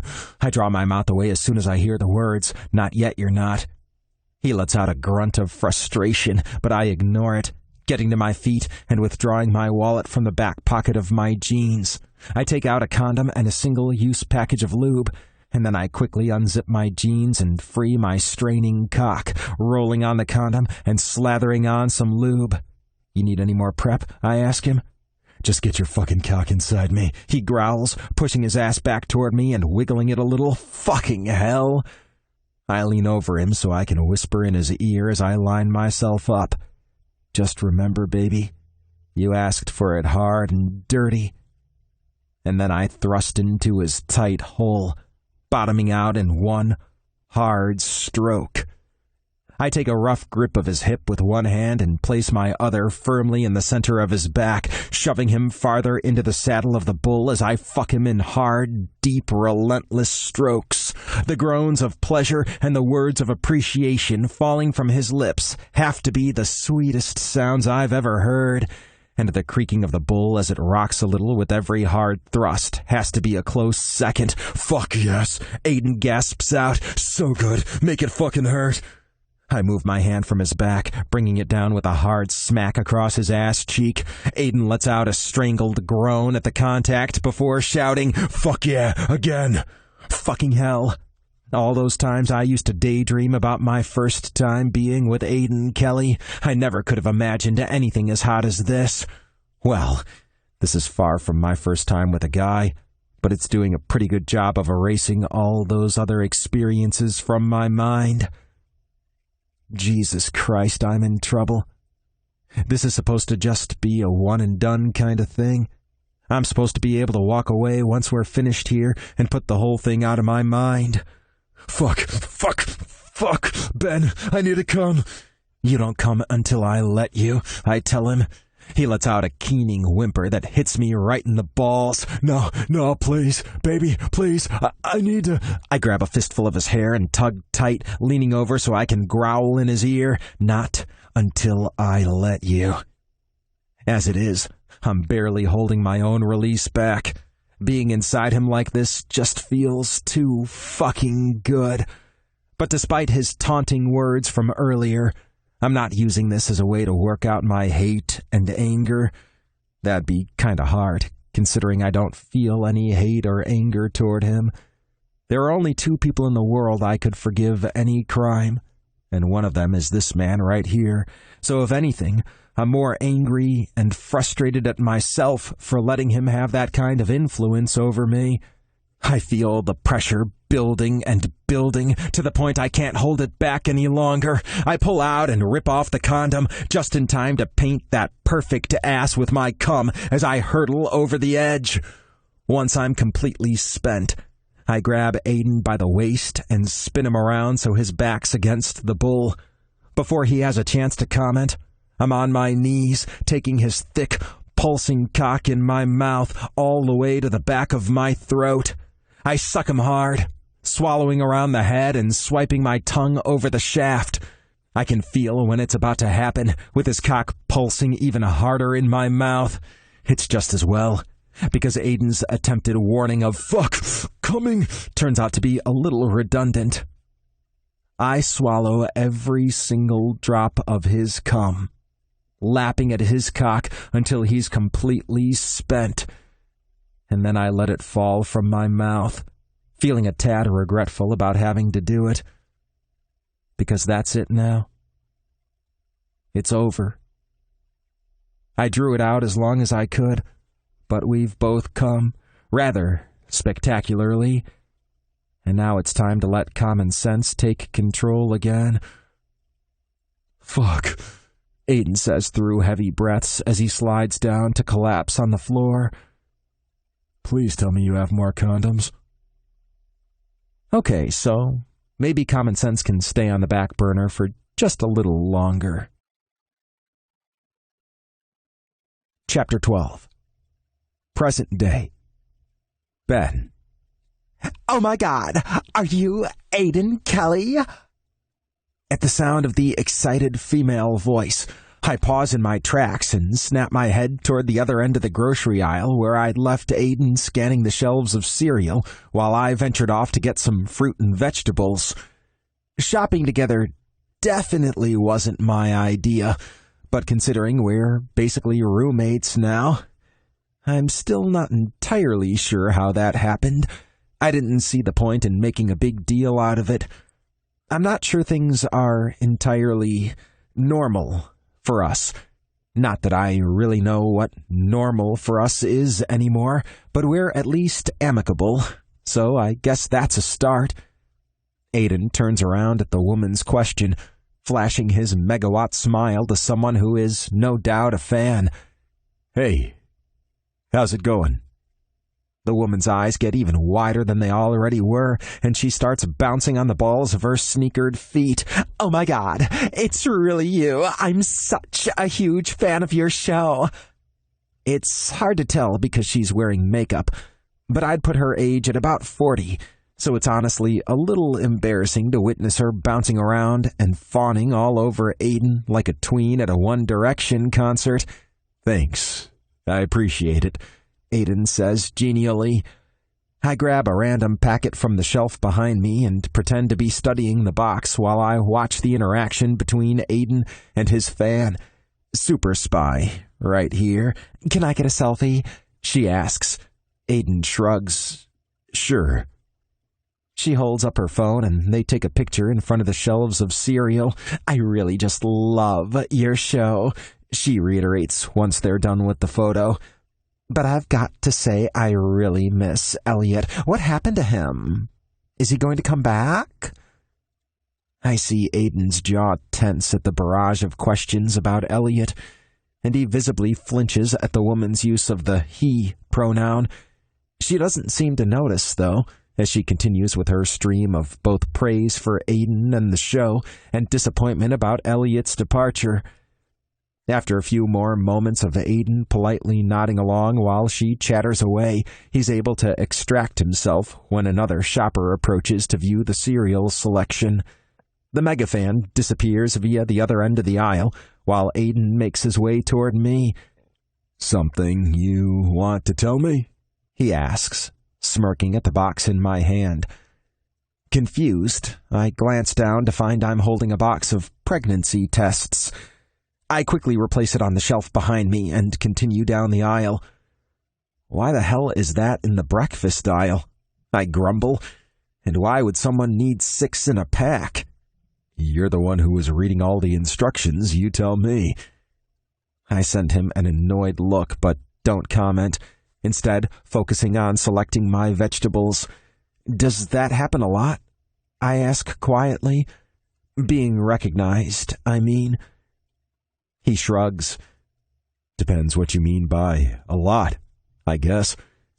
It's not as bad as all those mega celebrities in Hollywood or anything, but yeah, it happens every now and then.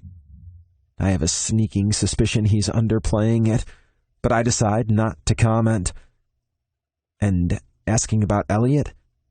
Is that common? He lets out a heavy sigh. Yeah, that's pretty common. Not just when people meet me. They're always asking on social media and stuff as well. Why can't you just tell them about Ellie? His jaw tightens in the same way it did earlier, and I regret asking the question. I'm not legally allowed to. What? He shakes his head. Look, can we just drop it for now? It's all to do with contracts and shit, and I just really don't want to get into it.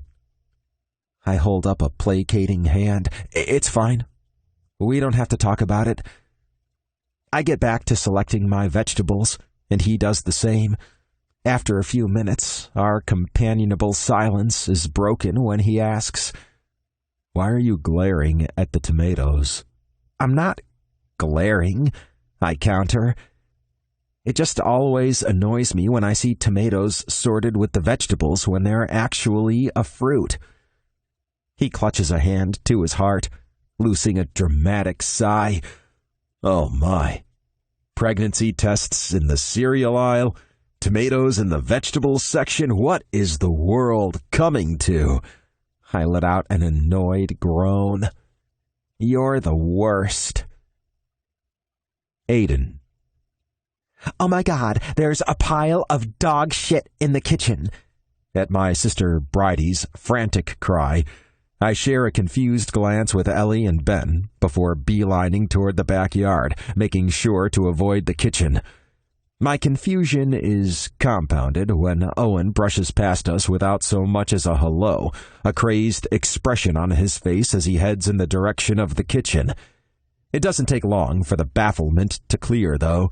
As soon as we get to the backyard, I see Blake seated on one of the lawn chairs with a tiny gray fur ball in his lap. Several of my siblings, as well as my nieces Erin and Eden, are clustered around him, cooing over the puppy.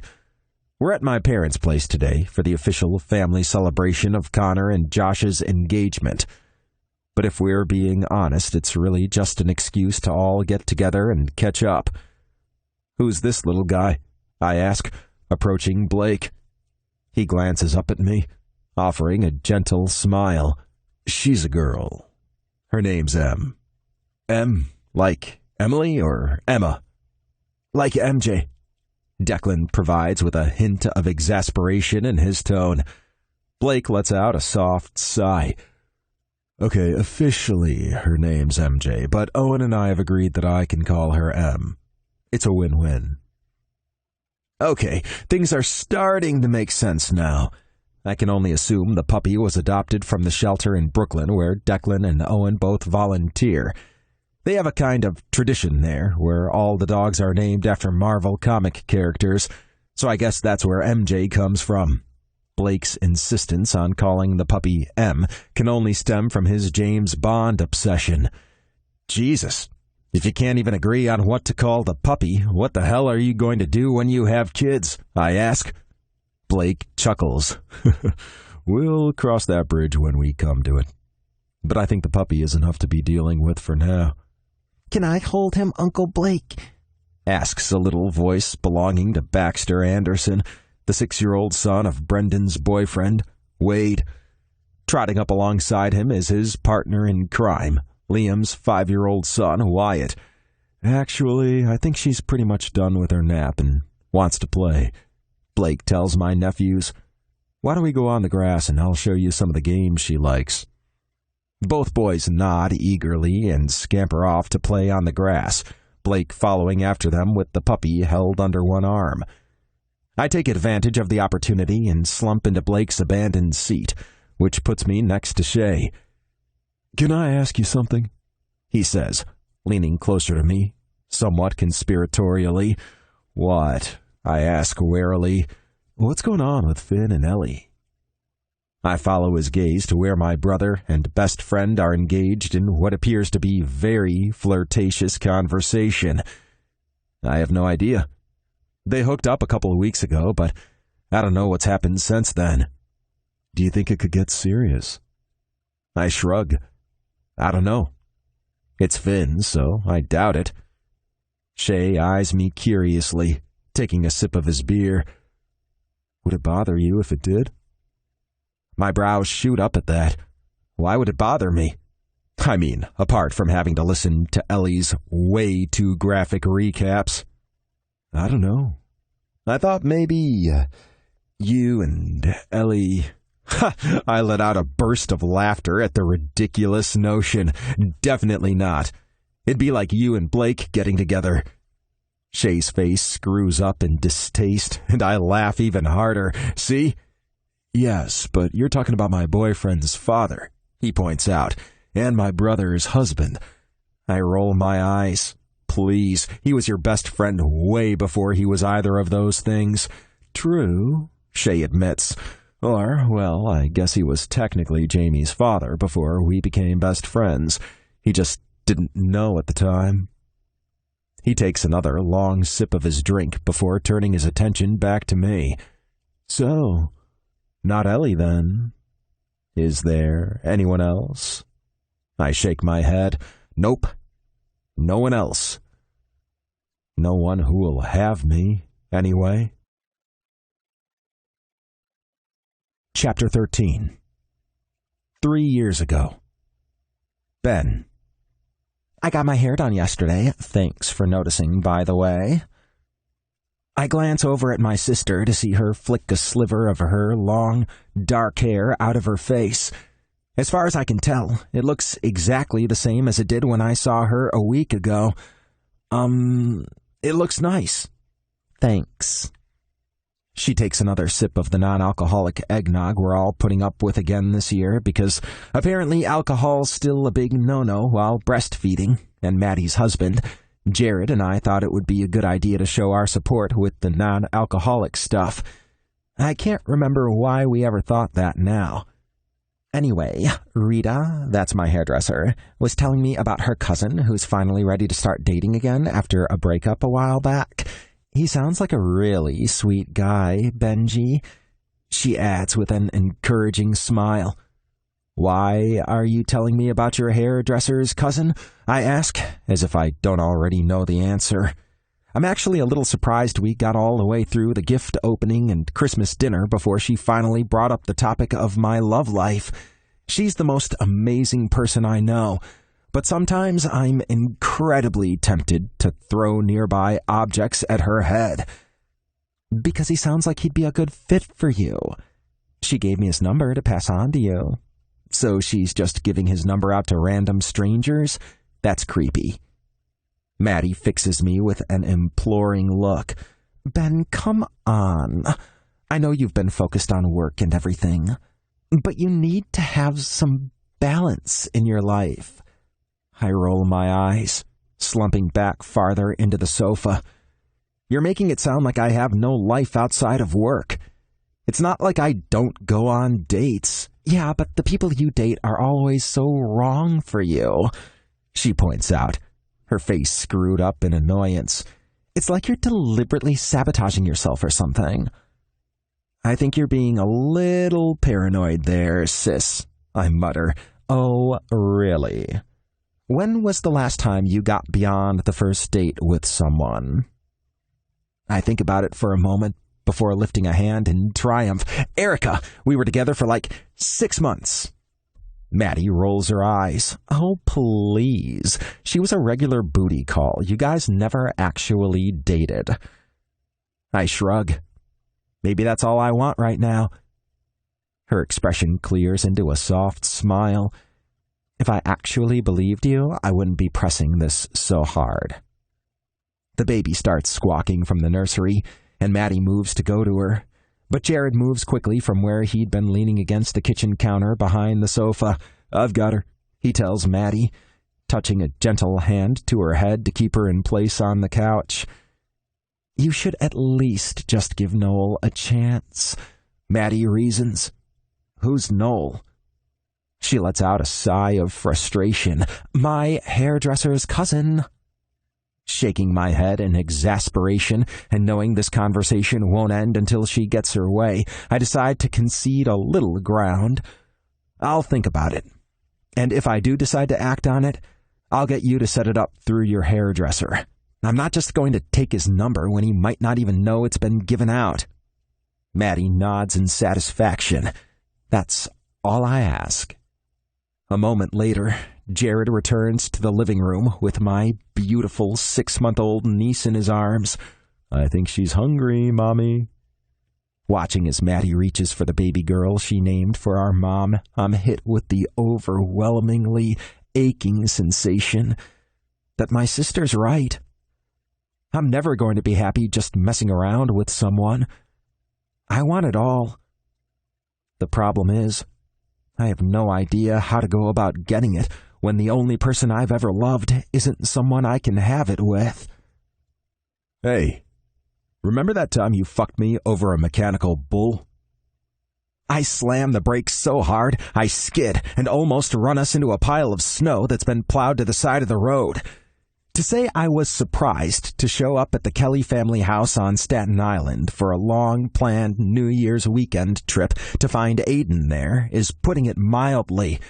And for us to now be alone in the way too small space of my rental SUV after he selflessly volunteered us to run to the store for some vodka when Shay realized the usual supply was low is pretty much my worst nightmare come to life. Sure, my car was the last in the drive, but this is so not a two-man mission. Yeah. I remember that, I finally managed to say. 'Cause, sometimes it seems like you don't. It's pretty much the only thing I can get out of my mouth right now, because my entire brain is going haywire, partly from the onslaught of memories from that day, and partly from being put on the spot like this.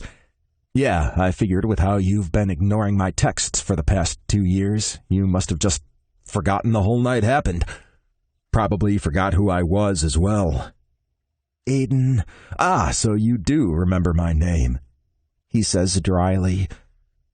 I let out a heavy sigh and am about to get the car back onto the road when he says, Are you seriously still mad about something I did 8 years ago? I'm not mad, I say with as much nonchalance as I can manage before pulling back onto the road and driving a little more carefully.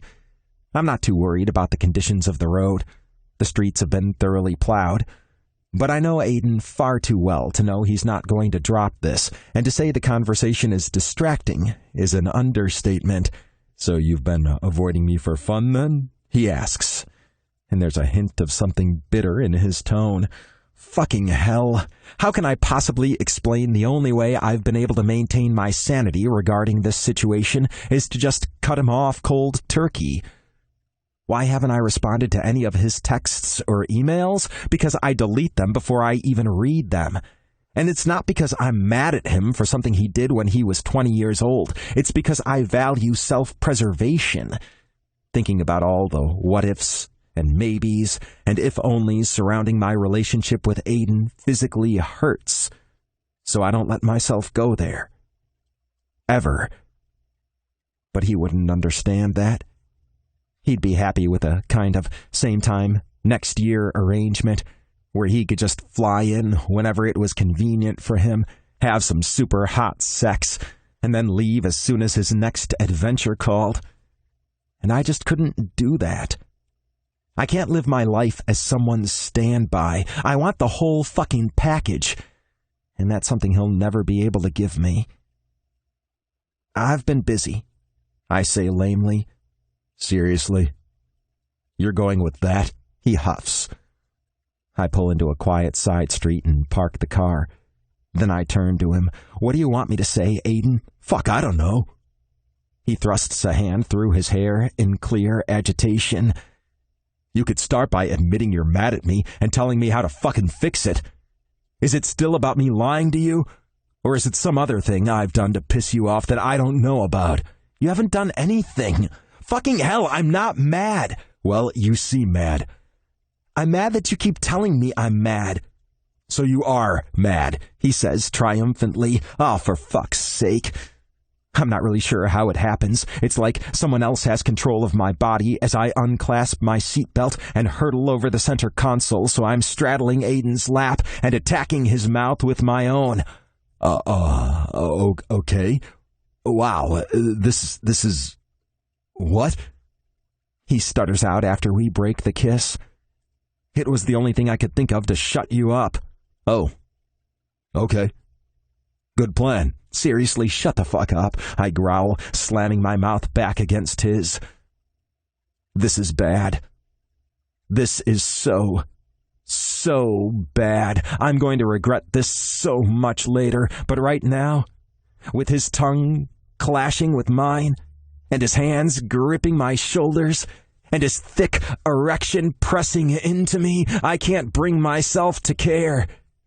Get in the back, I tell him, before somehow managing to climb off him and wedge myself through the center console space, ending up sprawled across the back seat.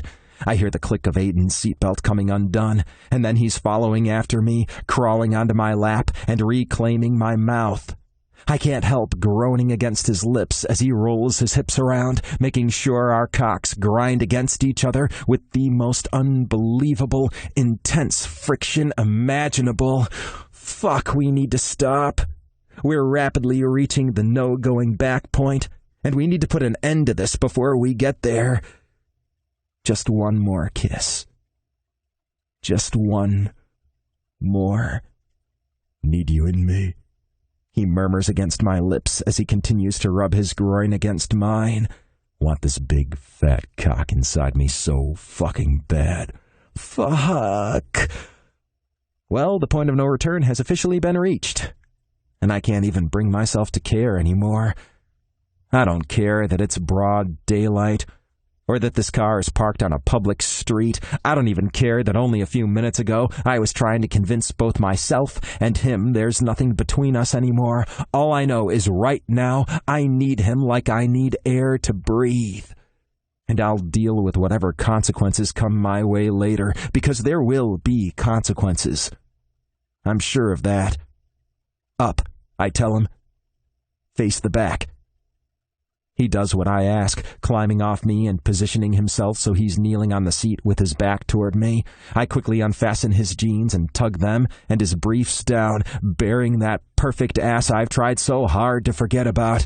My cock is just about bursting out of my jeans, and I know I won't last long once I get inside him. The plan is to suit up and get the prep out of the way as quickly as possible, but as soon as I go for my right back pocket where my wallet is usually kept, I know we have a problem. Because my wallet is currently sitting on top of the dresser in the bedroom Declan showed me this afternoon. I wasn't really expecting to need it when I hadn't planned on even leaving the house for 3 days. Fuck, I don't have my wallet, I say with a groan. Do you have anything on you? Nope. Damn it. I stare at that beautiful ass for a long moment as I try to tell my cock it's just not going to happen. I know there's a ton of other stuff you can do without condoms, but seriously, damn. Okay, we're getting creative then. I spit on my hand and add that to the pre-cum already coating my dick before lining up behind Aidan. I won't go inside, I promise him before pushing between his thighs. Oh, Jesus Christ, he says on a harsh groan as I rub against his taint, hitting his balls with the tip of my cock. It might not be the tight, perfect grip of his ass, but damn, it still feels fucking incredible. And the grunts and groans and strings of curses that fall from Aidan's lips with every one of my thrusts are just the most incredible sounds. I suck my middle finger into my mouth, giving it a good coating of saliva before pulling it out and using it to push inside Aidan's tight little hole. Fuck, fuck, fuck, fuck, he gasps out, his head falling forward to hit the headrest. I wrap my arm around his chest in a tight grip, thrusting against him even harder as I continue to fuck him with my finger, making sure to brush over his prostate. Jesus, I'm gonna come. Let me come, baby. I need to come, he babbles desperately. As much as I'd love to deny him his orgasm and stretch this out, I'm still pretty aware we're in a public place where anyone could walk by. Grab your cock, baby. Make yourself come. I feel his ass clamp around my finger as he reaches his climax, his head tossed back against my shoulder as mumbled curses fall from his lips. Once he's done, I pull out from between his thighs and start jerking myself in hard, fast strokes. It doesn't take long before I'm toppling over, spurting hot cum into my waiting hand.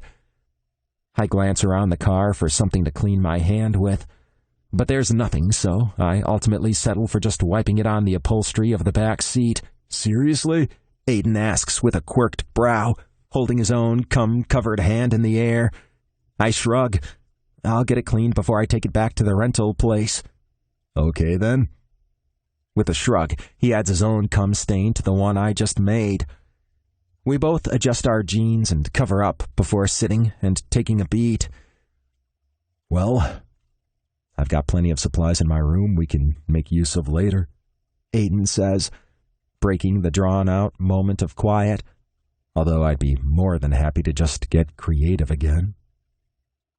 I stare straight ahead, my chest still pounding, his words just rolling around in my head like I can't figure out what to do with them. No, I finally say. Huh? I finally manage to glance at him, my gut tightening at the sight of his flushed face and the eyes that are still lust-filled, although now with a hint of confusion as well. We're not doing this again, I say in a firm voice that I know must be tinged with the emotional exhaustion I feel. We're going to stay out of each other's way for the rest of the weekend. You're not going to text me anymore. You're not going to come to Texas. This isn't happening again. Before Aidan has a chance to respond, I open the door and start to step out into the frigid air. The keys are in the ignition, and the money Shay gave us is in the console. I'm going to walk for a bit. His brows shoot up. It's below freezing outside. I ignore him and slip out of the car, closing the door behind me. As I walk away, I tug my phone out of my back pocket and hit my sister's contact. "Hey, Benji," she says after a couple of rings. "So, that guy you were telling me about last week? Noah, or Nolan, or whatever? You can go ahead and set that up." Chapter 14. Present day. Ben. I hear music when I step out of my room a little later than usual for a Wednesday morning. The Rolling Stones' "I Can't Get No Satisfaction" is playing from the direction of the kitchen, and as I reach the hallway and peer around the corner, I see a sight that stops me in my tracks. Aidan is strutting around the kitchen shirtless, doing his best Mick Jagger impression and using a spatula as a pretend microphone. I duck farther behind the wall that blocks the hallway from the kitchen, biting down on my lip in an effort to hold back my grin, but it's completely futile. I'm not even sure I can count how long it's been since I've seen this goofy side of Aidan break loose, and I know it's because he doesn't want me to see it, because he's not comfortable around me anymore. My heart hurts with the knowledge that my actions have made him feel insecure in any way. But I don't know how to change that. I don't know how to go back. The song ends, and it's replaced by Run DMC's "It's Tricky," and I just barely manage to stifle a bark of laughter as Aidan starts to rap. As much as I hate to turn away, I decide it's time to leave before he catches me watching him, and I ruin this tentative peace we've managed to establish over the past few weeks.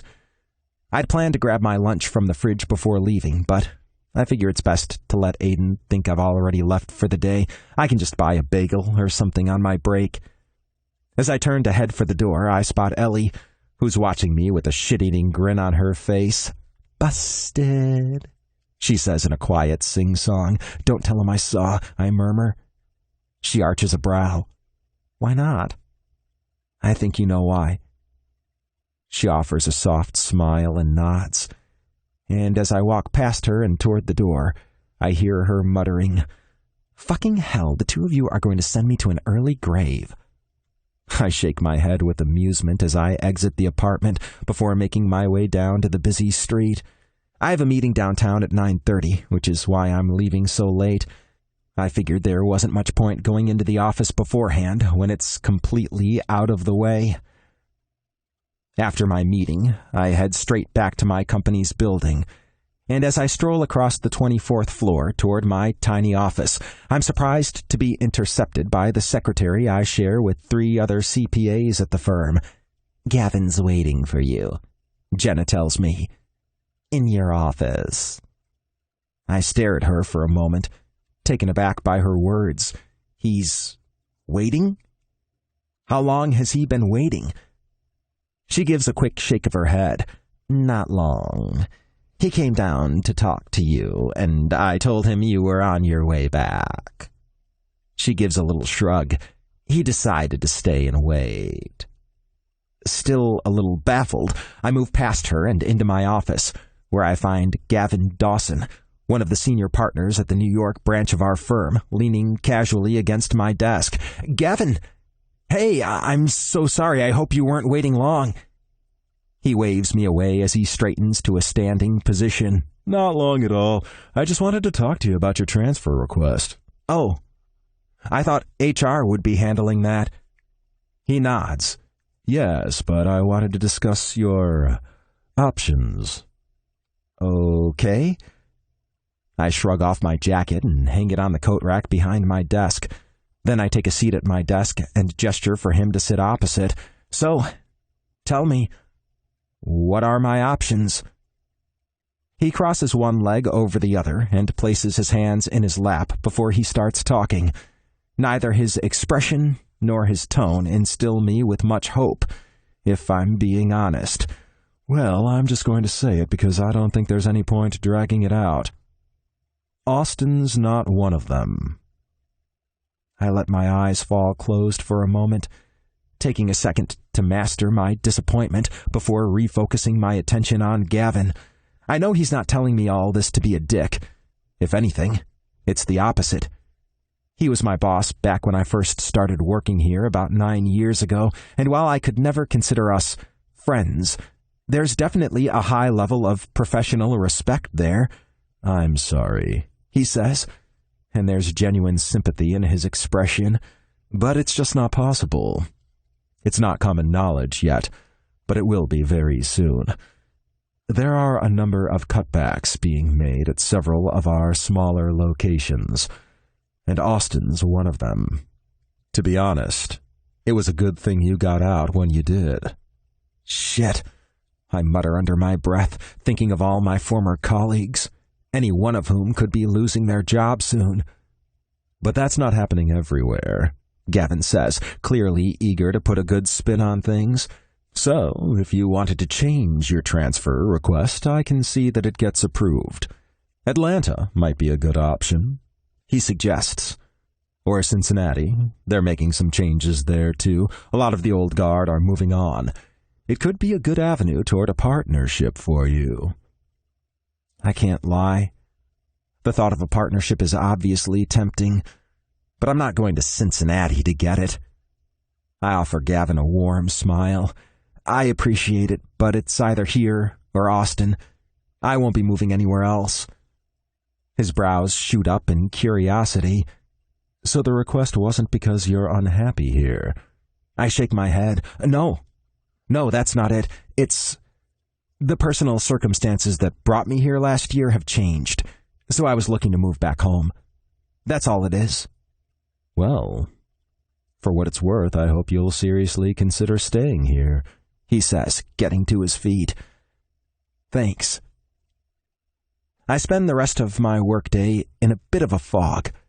It was one thing to think my transfer back to Austin would take a while to happen, but now I know it's not even an option.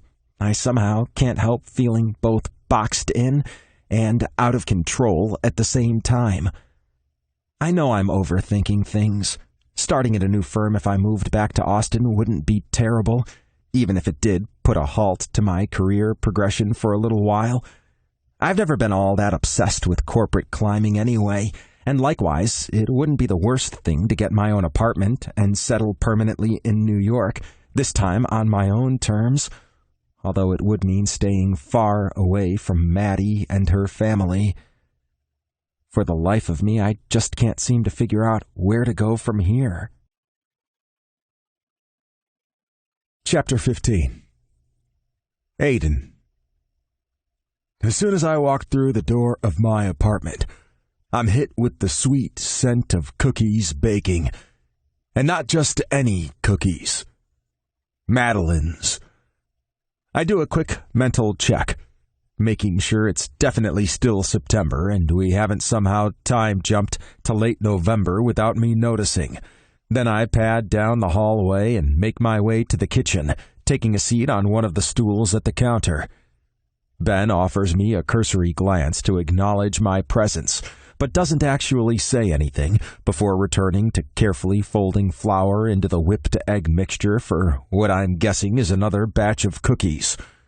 I watch him work in his precise, methodical way as he finishes adding the flour and then the melted butter to the delicate mixture before finally I can't help myself from asking, "What's wrong?"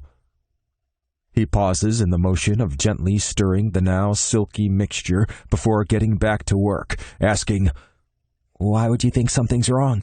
"Because you're making madeleines," I say with a wave at the mess he's created in the kitchen. "You bake those when you're upset." It's something he used to do with his mom when he was a kid, and now he does it every year on the anniversary of his parents' deaths and on his mom's birthday, or at least I'm assuming he still does.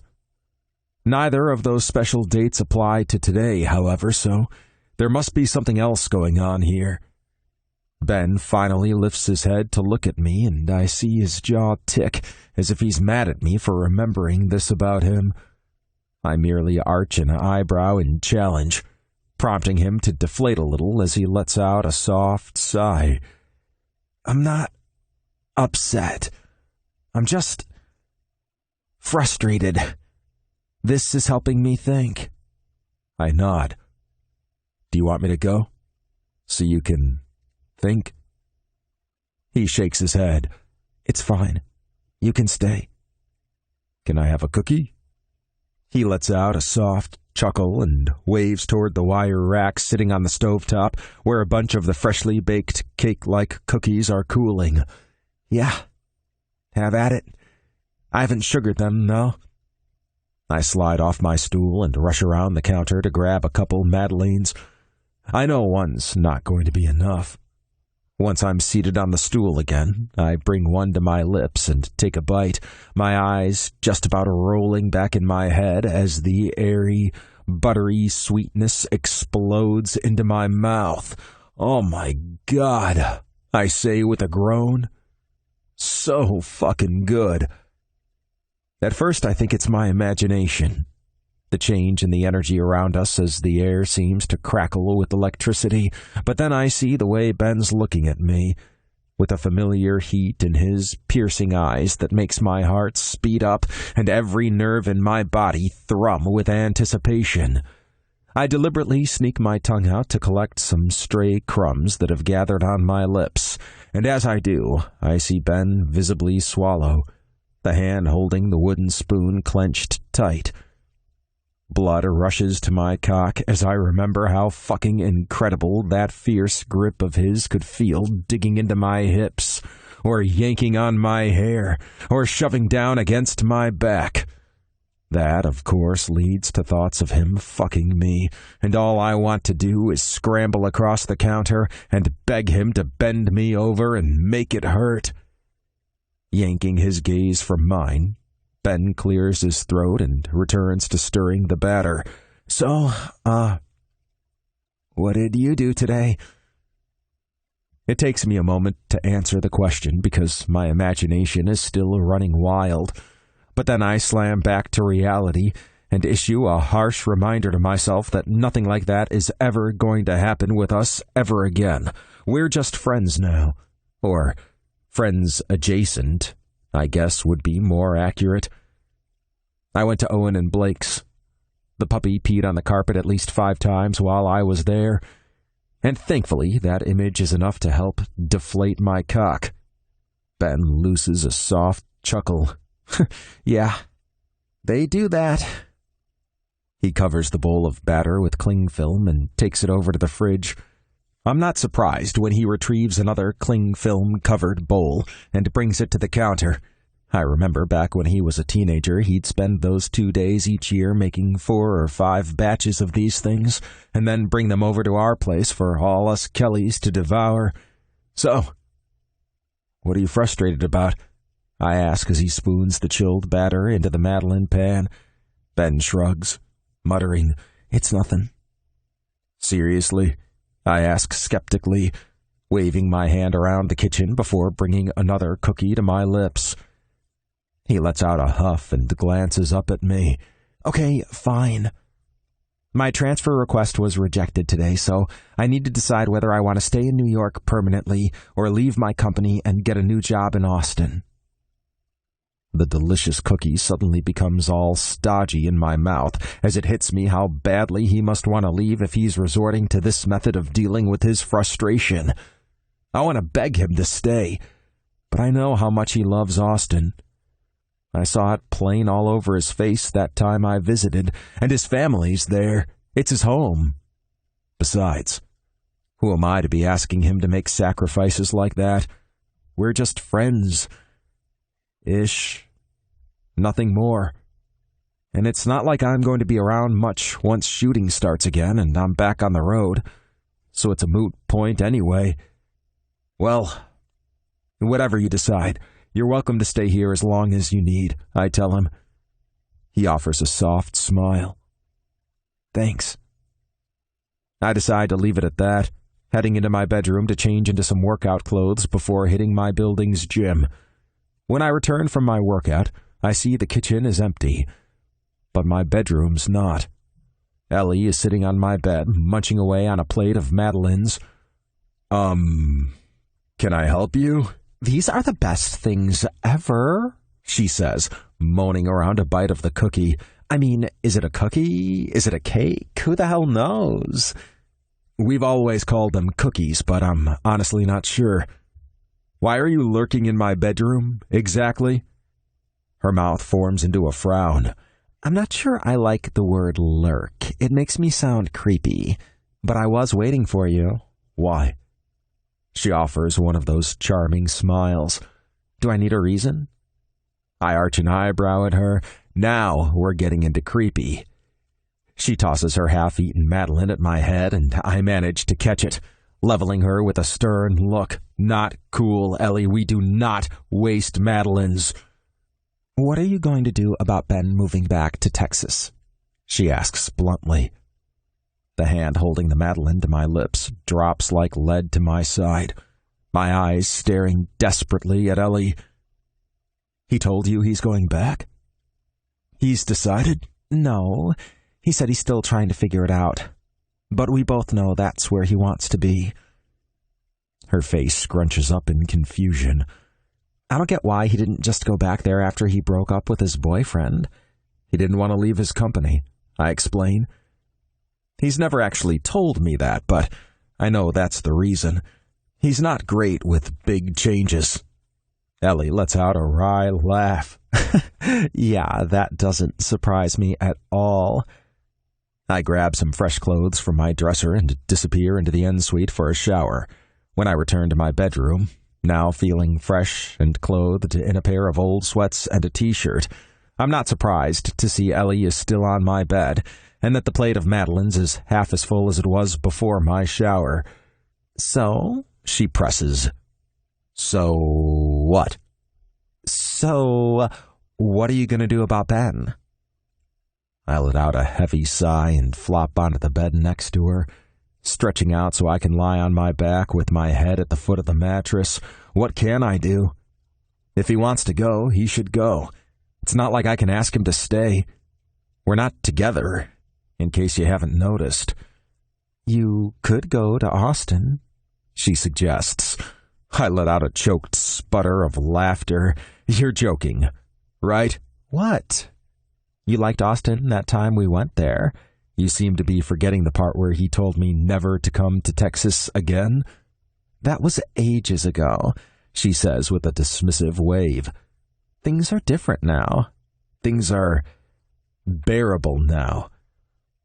She places the plate of Madeleines to one side and settles down next to me on her stomach. Sweetie, I know what happened last year was excruciating, I supply. Devastating? Humiliating? She offers a sympathetic smile. All of the above, yeah. But if you want this with him, it's going to have to be you who makes the move. My mind flits back to that charged moment in the kitchen. It was like, for the briefest instant, Ben let me see what he was actually feeling. And I'm not entirely sure how much I like it, because I know now he does still want me. There's still something there, but I also know he doesn't want to feel that way. And that hurts just about as much as thinking he was over me completely. I can't keep making an ass out of myself, Elle, I say in a harsh whisper. Ellie shifts closer to me, resting her head against my shoulder. You didn't think you could handle having that Burmese python wrapped around you when we were in Myanmar, but you managed it after only about 3 hours of freaking out and a couple Xanax. It was a python, Ellie, I growl. Those things kill their prey by literally squeezing it to death, and you all wanted me to give it a head start.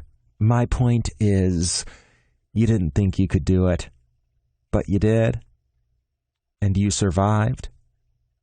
I'm not sure I'll survive watching him walk away again, Elle. What if he doesn't walk away again? Chapter 16. Last December. Aidan. I'm not sure what I'm expecting to happen tonight. When a guy tells you you're not allowed to set foot in the biggest state in the continental United States just because he lives there, it's a pretty clear indicator he wants absolutely nothing to do with you. And maybe if Declan hadn't mentioned in passing that Ben and his boyfriend are taking a break right now, I'd be strong enough to stay away from him, despite the whole being paired up as groomsman thing. But Deck did mention it.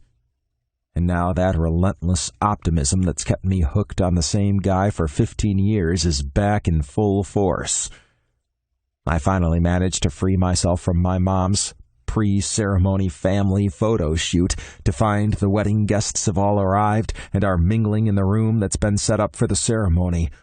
Across the room, I see Ben standing by the bar with Josh, who's wearing a look of frustration at whatever Ben's saying. As Josh is distracted by something else in the room, I catch Ben's eye, and almost wish I hadn't. I've seen that heated look before, but there's something different there this time. It's almost desperate. Even guilty. It makes me wonder if whatever's going on with his ex is more complicated than I thought. I draw in a fortifying breath and let it out slowly before moving through the room toward Ben. As I approach, Josh gives a little nod of greeting and then peels away, no doubt to mingle with some of the other guests. "Hey," I say to Ben once I'm right in front of him. "Hey, it's been a while." He arches a brow at my comment. "We saw each other last night." I let out a rueful laugh. No, he didn't. I don't know if it was pure coincidence or if Ben somehow orchestrated it, but we ended up on complete opposite ends of the 25-person table at the rehearsal dinner last night. He gives an almost reluctant nod. "Fair? I guess we've both been busy." "Yeah. Taking classes in small talk, apparently." He lets out a bark of laughter, his face splitting into the kind of grin that sends a whoosh through my stomach. Maybe the situation's not as far gone as I'd thought. By the time we get to the part of the reception where the wedding party is supposed to dance, I realize the situation is actually even further gone than I'd thought. "I hope you don't mind spinning this old codger around the dance floor," Heath's grandpa, who also happens to be his best man, says to me. "I know you were supposed to be partnered up with that Ben fella, but he asked if he could dance with Lila. I think he might be sweet on her," he adds with a wink. My eyes drift to where Ben is indeed partnered up with Heath's sister, Lila. I must tense up a little, because Grandpa asks, "Everything all right, son? You're not uncomfortable about dancing with a man, are you?" I shake my head adamantly. "No, of course not. I'm just a really terrible dancer." Grandpa offers a kind smile. "Well, lucky for you, I'm an excellent dancer. The ladies at the retirement home all line up to partner with me on disco night. You have disco night at your retirement home? He nods enthusiastically. First Friday of every month. We have cocktails as well. But we can't have umbrellas anymore because Frida Carmichael got one stuck in her dentures and ruined it for everyone. I give a wry shake of my head as I attempt not to burst into laughter. I hate it when that happens. The song ends, and we take our seats at the main table just as the food is being served. "You okay, little brother?" Shay asks, sliding into the chair next to me. I nod. "Yeah, fine. Just a little tired." It's not exactly untrue. I flew in from Greece only yesterday, and I haven't quite adjusted to New York time just yet. He gives me an encouraging slap on the shoulder. "Don't worry. You'll perk up once the party really gets going. Maybe just steer clear of any Jell-O shots," he adds with a teasing smirk. I roll my eyes. "I am never going to live that down," says the guy who got high at a family barbecue only a few months ago. Hey, I was the innocent victim in that. If it was anyone's fault, it was Jamie's. He brought the pot cookies. "I didn't know they were pot cookies," Jamie says from Shay's other side. "It was a right laugh, though. Shame you missed it, mate," he says to me. As the night goes on, I find that Shay's right. It's kind of hard to be gloomy and brooding at a Kelly party, even if I am still put out by Ben's insistence on avoiding me. But when I run into him on his own, just outside the ballroom, I find I'm not able to hold back my frustration. "You told Grandpa you have a thing for Lila so you could dance with her instead of me?" He averts his gaze, but not before I see the guilt in his eyes. "Yeah, well, she's a really nice girl." "Cut the bullshit," I say, folding my arms across my chest and narrowing my eyes. "Can you please at least admit you were avoiding dancing with me?" He lets out a sigh of resignation. "Okay. Yeah. I didn't want to dance with you." Jesus Christ. Do you seriously hate me so much you can't even put up with me for a 3-minute song? His eyes widen. "Hate you? Fuck, Aidan, I don't hate you. Why would you think that?" I shrug. "I don't know. How about the fact you banned me from ever coming back to Texas?" "Okay, I'll admit that wasn't my finest moment." I roll my eyes. "You think? You also told me not to contact you anymore. And you've avoided me at all opportunities. You've basically cut me out of your life." "I needed to move on," he practically shouts, throwing his hands in the air. I'm silent for a long moment, just taking in the weight of his outburst before asking, "Did you?" "Move on, I mean." He lifts a hand to rub at the back of his neck in a gesture that's so familiar. It hurts. "Obviously not." "I heard you had a boyfriend," I say. He nods. "Yeah." "And I heard you're on a break right now." "Yeah." "Is it a Ross and Rachel break, or more of a conscious uncoupling?" I ask. He looks at me in confusion. I don't really know how to answer that.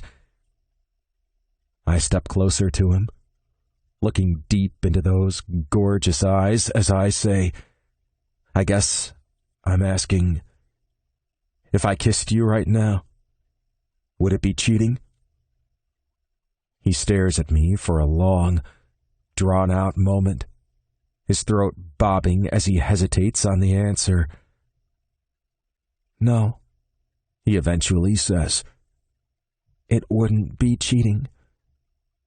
But I don't wait to hear the but. I just wrap my hands around his face and draw his lips to mine. I'm relieved when he doesn't hesitate. Instead, he wraps his arms around my waist and opens his mouth to deepen the kiss.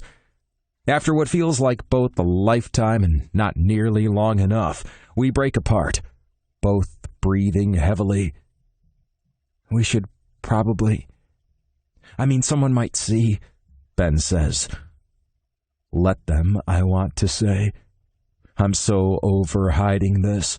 I don't care who knows anymore, but clearly Ben does. So I nod and move my hands from his face. I can't seem to tear them away from his body, though, instead bringing them to rest on his shoulders. Come to my room. His eyes fall closed, and I can see the indecision plain as day on his face. I don't know, he whispers. Please, I say, my voice hoarse. Please, just give us tonight. Just one night. Finally, he nods, and I reluctantly step away from him so we can make our way through the hotel to the elevators. It seems everyone is still in the ballroom enjoying the party, so we manage to make it back to my room without encountering anyone we know. And the second we get inside and close the door behind us, there's no holding back. Our tuxedo jackets drop to the floor, and our shirts come untucked as our hands rush to find bare skin to slide over. With every kiss, every touch, I want to tell him how much I've missed him, and how many times I've thought about him these past couple years. But of course, I can't. Because he hasn't been thinking about me. He's been with someone else. But tonight, he's mine. And I guess that'll just have to do. Before I can even register what's happening, my belt is undone, my pants are around my thighs, and Ben has his large hand wrapped around my hard, throbbing cock. I dig my fingers into the ridges of his back, letting out a groan as he strokes me with an expert touch. I can't help thrusting into his hand, loosing another groan of pleasure as he nuzzles at my neck, placing fiery kisses against my skin. "Fuck, I want to taste you," he says in that sexy growl. "God, yes," I all but moan. "Get your mouth on me." Without further preamble, he drops to the floor in front of me, ducking his head so he can swipe his tongue over the head of my cock. Jesus Christ! As he takes me into his mouth, I reach out to run my fingers through his cold, dark hair. It's shorter than it was the last time I saw him, but still long enough for me to grab onto, and still smooth as silk, and just so goddamned beautiful, just like the rest of him. The mere sight of him on his knees, swallowing my cock as if it's the best thing he's ever had in his mouth, is almost enough to make me come embarrassingly quickly. But I manage to hold it back, wanting to enjoy this for as long as possible. "Open your eyes, baby," I manage to rasp out, gently trailing my hand over his cheek. "I want to look at you." He does what I ask, opening his eyes and locking his sapphire gaze with mine. There's so much heat there, it burns me up from head to toe, and this time I can't hold back the orgasm. I just barely manage to utter a warning before I'm exploding into Ben's mouth. He takes it all, swallowing it down like he can't get enough. Once I'm completely spent, he lets my cock fall from his mouth and gets to his feet, pulling me against him for a heady kiss. I can taste myself on his tongue, and it's hot as fuck. "Fuck, you're good at sucking cock," I think as we exchange kisses. "Just one of the reasons I love you." And it's only when Ben draws away from me, and I see the look on his face, that I realize I've gone and fucking said that out loud. Chapter 17. Last December. Ben. My ears are ringing from the words, and my brain is struggling to compute the meaning behind them. But as my mind clears a little, I manage to finally parse the statement Aidan uttered just prior to those 3 little words. "Wow, that's flattering," I say awkwardly, taking a few steps back. "I bet sucking cock was why Jack loved Rose as well." I said that was one of the reasons, Aidan counters. I cross my arms over my chest, arching an eyebrow in curiosity. This should be good. "So, what are the others? My ability to find your prostate?" He looks away, his face formed into a scowl. "You're being an asshole now. I don't think you deserve to know. I nod slowly, lifting a hand to rub at the back of my neck. What was I even thinking coming in here to begin with? Why did I kiss him? Fucking hell. How many times do we need to go down this road before my brain finally gets veto power over my dick in these kinds of situations? Yeah, I think it might be time for me to go. I take a few steps toward the door, but his voice halts me in my tracks. You gave Kate your cotton candy, he says quietly. What? I can feel my brow furrowing in total confusion as I turn to face him again. At the St. Matthew's School Carnival. It was the first time I met you properly. You and Deck had only recently become friends, but you came with us to the carnival, and Kate... He lets out a sigh, shaking his head in exasperation. Of course, she was looking around at everything except for where she was actually going, and she tripped and dropped her cotton candy. You didn't even think about it. You just gave her yours. I was just being nice, I managed to say, although my head is spinning from the knowledge that he even remembers that. You didn't have to be. You could have joined in with the rest of us teasing her, but you didn't. And when you smiled at her and your eyes lit up the way they do, it was pretty much the most beautiful thing I'd ever seen. Still is, he adds softly. That's when I realized... Realized what? He finally lifts his gaze to look directly at me. That you're someone special. I swallow hard, not even sure what I'm supposed to say to all that. Well, that was 15 years ago. How do you even remember all that? He looks at me, almost like he's disappointed. Don't you get it yet? Before I can ask for clarification, he steps toward me, reaching out to gently grip my hand. Your favorite band is Green Day, and your favorite song is Hitchin' a Ride. You're allergic to shellfish. You're not a vegetarian, but you only eat veggie pizza. The one place in the world you're dying to go to is Germany. His gaze is penetrating as he says, when it comes to you, I remember everything. I feel like the breath has been knocked out of me. Everything he just said is true, and most of it I don't even remember telling him. He just knows. I love you, he says, giving my hand a little squeeze. I probably shouldn't have blurted it out like that before, but it's true. I've loved you since I was 15 years old, and no matter how many times I've tried to make it go away, it just won't. I let my eyes fall briefly closed at his words, before opening them to examine his face, taking in every single feature, the sweep of his eyelashes, the curve of his lips, the light layer of blonde stubble across his jaw, the intensity in his gorgeous jade eyes. As I stare at Aidan, I see two very clear but very different paths before me. There's the ridiculous path, where I just wrap my hands around his face and kiss the life out of him. It'd feel amazing for a night, or maybe a few days, or a few weeks, even. But then the instability and unsettled nature of being with someone who's hardly ever around would start to take its toll. I'd end up like a military spouse, always waiting for a random phone call or a surprise visit home. And there's the secrecy. The fact we could never tell anyone about us. Could never be a real couple out in public. How could I ever live like that? The other path is the logical one, where I walk out the door and get my ass back to Texas so I can work things out with the stable, dependable guy I've been taking for granted for far too long.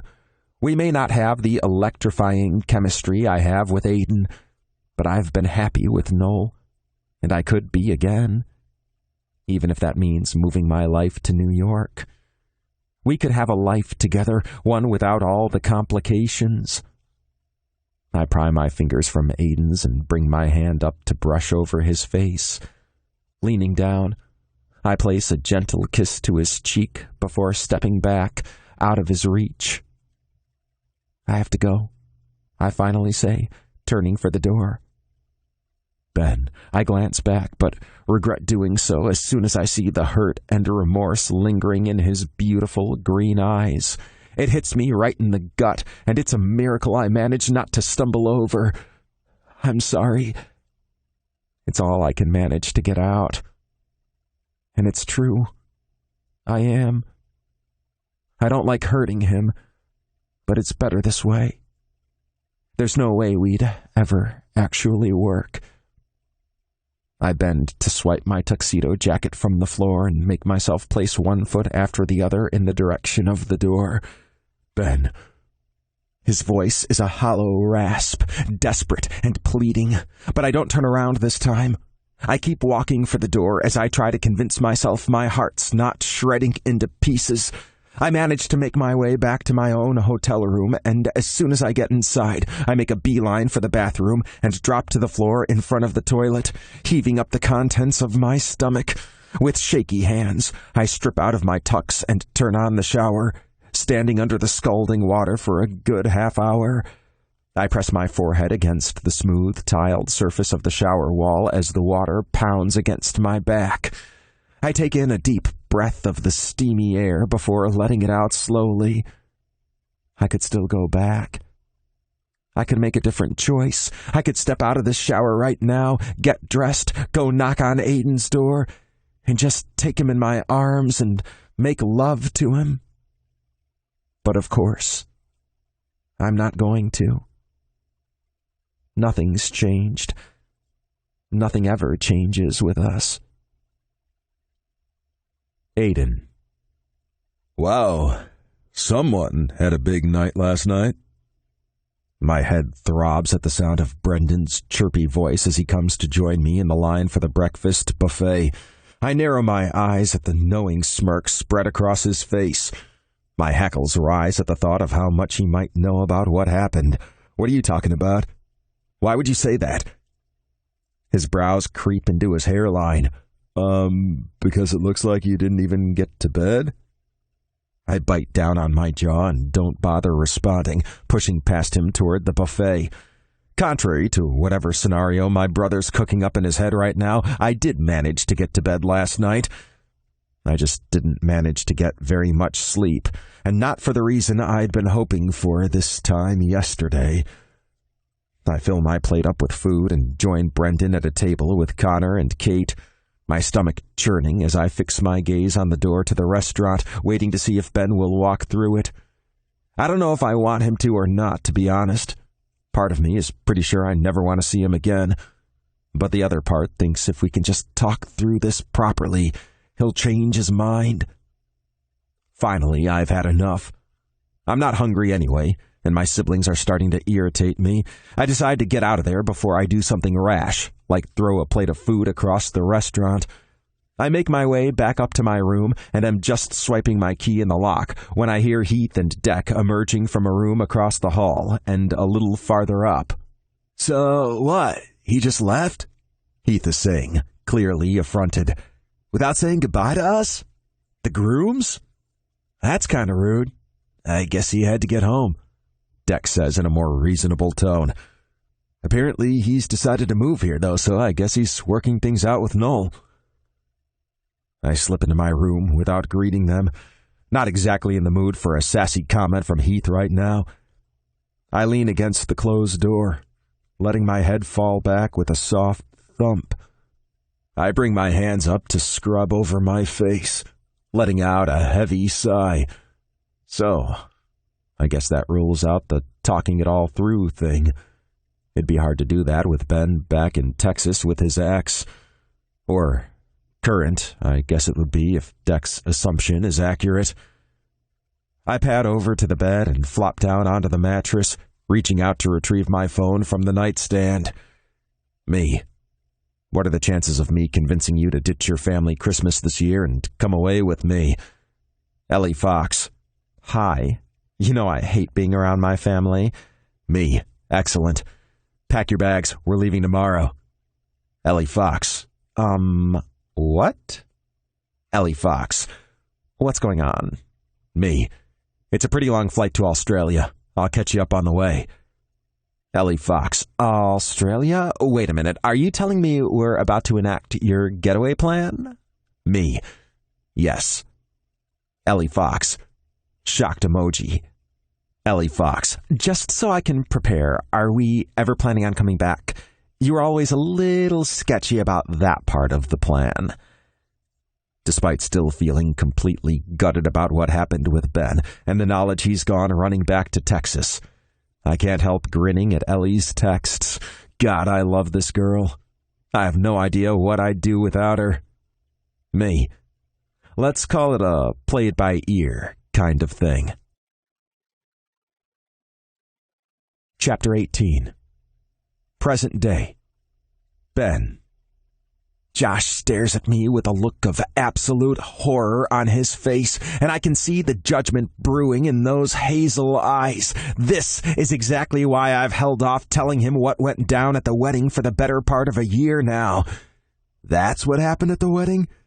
He finally manages to say, "That's what you wouldn't tell me? He told you he loved you and you just threw it in his face?" I didn't. It wasn't. I don't bother finishing the thought, instead letting out a heavy sigh and dropping my head into my hands. I've replayed that moment so many times over the past 8 months, it's practically tattooed on my brain. I know there are a million ways I could have handled it better, but at the time I'd just been so caught off guard. What the hell was I supposed to do? I don't know, maybe you could have told him you love him back? Maybe you could have jumped into his arms and told him you wanted to be with him and grow old together and have babies. You know, all the things you want. But I don't want that. Not with him, I say. That's bullshit, and you know it. I narrow my eyes at my so-called best friend. What happened to you being Switzerland? I am. This here? He gestures at himself. This is called armed neutrality. I roll my eyes and bring my beer to my lips for a generous swig. Despite having kept this to myself since last December, the whole being in constant, close proximity to Aidan thing has brought it all rushing back to the surface from where I'd buried it. I finally cracked tonight and ended up on the train to Brooklyn after work, instead of making my way back to Aidan's apartment like usual. "He's a big dummy, isn't he, Chase?" Josh says to his almost 1-year-old future stepson, who's currently sitting in his high chair and seems to be having a ton of fun smearing spaghetti all over the place. With Connor at rugby practice and Chase's mom, Laura, at work, it's Josh's night for watching the Rugrat. Not that he minds one bit, considering how obsessed with kids he is. At Josh's words, Chase picks up a handful of spaghetti and launches it across the table, straight at me. Fortunately, I manage to duck out of the way before I end up with red guck all over my white business shirt. I think he agrees with me, Josh says with a chuckle. "What you and Chase, I guess," I add with an eye roll, "seem to be ignoring is the fact that it doesn't matter what we actually feel or don't feel or whatever. Aidan and I are just never going to work." I hold up a hand before he has a chance to argue. "No, I'm serious. Don't try to sell me on all that love conquers everything bullshivers," I say, managing to just barely catch myself before the curse slips out. That sort of stuff doesn't actually happen in real life. What are we supposed to do, huh? Should I just jump back into the closet? Should we keep it a secret from everyone we know? Should I just give up my life and follow him around the world, or demand he give up his dream and keep him chained here? I throw my hands up in frustration. Nothing about us works, Josh. "Except that you love each other," he says gently. "Yeah. Well, it's not enough." I take another long sip of my beer. Besides, he's probably over it by now. Josh stares at me with so much pity in his eyes. It's as though I've just told him I have some kind of terminal illness. Then he sighs and starts cleaning Chase up with a washcloth. "Romeo and Juliet had warring families and they made it work," he reasons. My brows shoot up. I'm not sure I'd call joint suicide making it work. Okay, that's fair, he says with a wry grin. What about Jack and Rose? No, wait. He pauses in the motion of cleaning Chase's face, looking thoughtful for a moment. Then his entire face lights up. I've got it! Richard Gere and Julia Roberts. Now if a hooker and a millionaire businessman can make it work, you and Aidan definitely can. They at least lived in the same city, I point out. He lets out an aggravated huff. Baby and Johnny? We don't know they actually worked out. What happened once Baby went off to the Peace Corps? He shakes his head, letting out a frustrated sigh. You're impossible! Remind me never to watch a rom-com with you again. When I get home from work on Tuesday night, I find Aidan in the kitchen cooking something that smells absolutely incredible. Wow, that smells amazing, I tell him, setting my briefcase down and shrugging off my suit jacket. What is it? It's slam tangine, he says a little distractedly as he checks over the pots he has sitting on the burners. I can't help noticing his movements are a little fidgety, and he's tugging at the hem of his t-shirt the way he does when he's nervous. Everything okay? He glances at me over his shoulder, offering a soft smile. Yeah, of course. Just don't want to mess this up. Couscous is one of those things that's super easy but can go wrong if you get distracted. I nod in understanding, despite the fact I have no idea what he's talking about. I don't think I've ever even eaten couscous, let alone cooked it. I'll get out of your hair, I tell him, picking up my jacket and briefcase and moving toward the hallway. Before I get there, I'm stopped by a question from Aidan. Do you like Moroccan food? I spin back around to face him. I don't think I've ever tried it, to be honest. Well, this is your chance, he says with a gesture toward the stove. It'll be ready in about 10 minutes. I stare at him for a moment as the question rolls around in my head. Has he made dinner for me? For us? I know Ellie isn't home tonight, and until I got home and found him cooking, I'd assumed Aidan was out with her. But obviously that's not the case, and I'm left wondering if she's somehow gotten herself out of the way so Aidan can do whatever this is. Or maybe I'm just reading way too much into it. Thanks, I'll just go quickly change. When I get back to the kitchen after changing into a t-shirt and jeans, I see Aidan has set the rarely used table with cutlery and plates for each of us, and steaming dishes of green beans, roasted bell peppers, couscous, and what I'm assuming is the tangine are sitting in the center. Wow. I can see why you thought you might need some help, I joke as I slide into one of the places at the table. Aidan snaps the caps off 2 beer bottles before handing one to me and taking the seat opposite me. He offers a wry smile as he says, yeah, it's definitely the kind of meal that's better when it's shared with someone. This is amazing. I barely manage to contain a moan of appreciation as the spiced lamb touches my tongue. Thanks. Aidan's cheeks flare pink as he ducks his head to attack his own dinner. It's definitely not as good as anything you'd get in Morocco, but it'll pass. I'm assuming Morocco is one of the many places you've visited? It is. Yeah. It's an amazing place. What's your favorite place you've ever been to? I ask, finding myself mildly astonished that I've never asked him this before. Aidan sits back in his chair and lets out a heavy breath. Jesus, that's a hard one. Come on. There must be somewhere.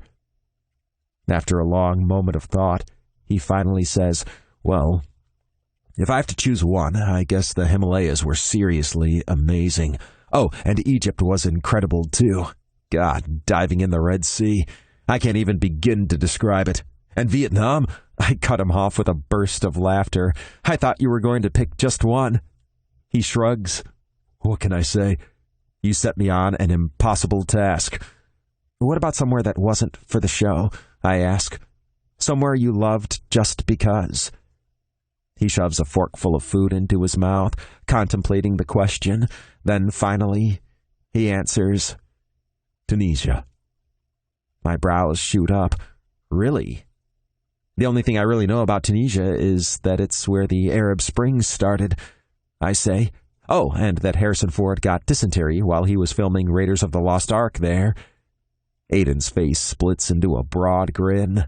Star Wars was filmed there as well, although I'm not sure if anyone got dysentery that time. It's a really amazing place, though, he says more seriously.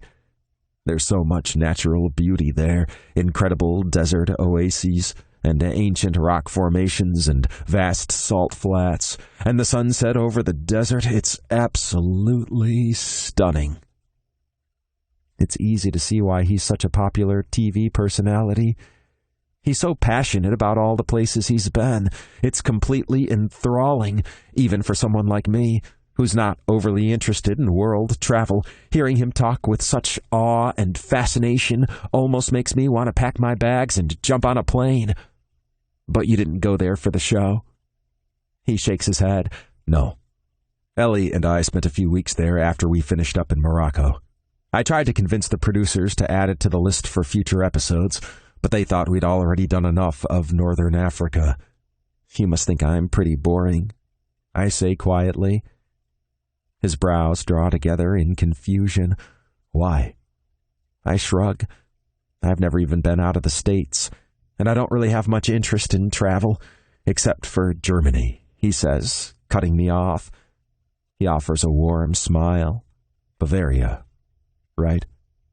You want to see where your ancestors came from? And once again I'm hit with that sharp pang, brought on by the reminder of just how well he knows me. My great-great-grandparents came to America at the end of the 19th century. Then, after World War I, my great-grandfather decided to change the family name from Reimer and move to the East Coast. And considering the way German Americans were treated during World War II, I guess it proved to be a sensible move. I'm not sure if it has something to do with losing my parents, but my ancestry has always interested me, and one day I definitely want to see the country my father's side comes from. Yeah, that's right. Although I'm guessing it's changed a hell of a lot since my ancestors were there. Not wanting to travel much doesn't make you boring, you know, Aidan says, a heavy dose of conviction in his tone. People have different interests, that's all. And you are anything but boring. We get back to the food, eating in silence for a while as that declaration hangs over us. Finally, Aidan sets his cutlery down, clearing his throat.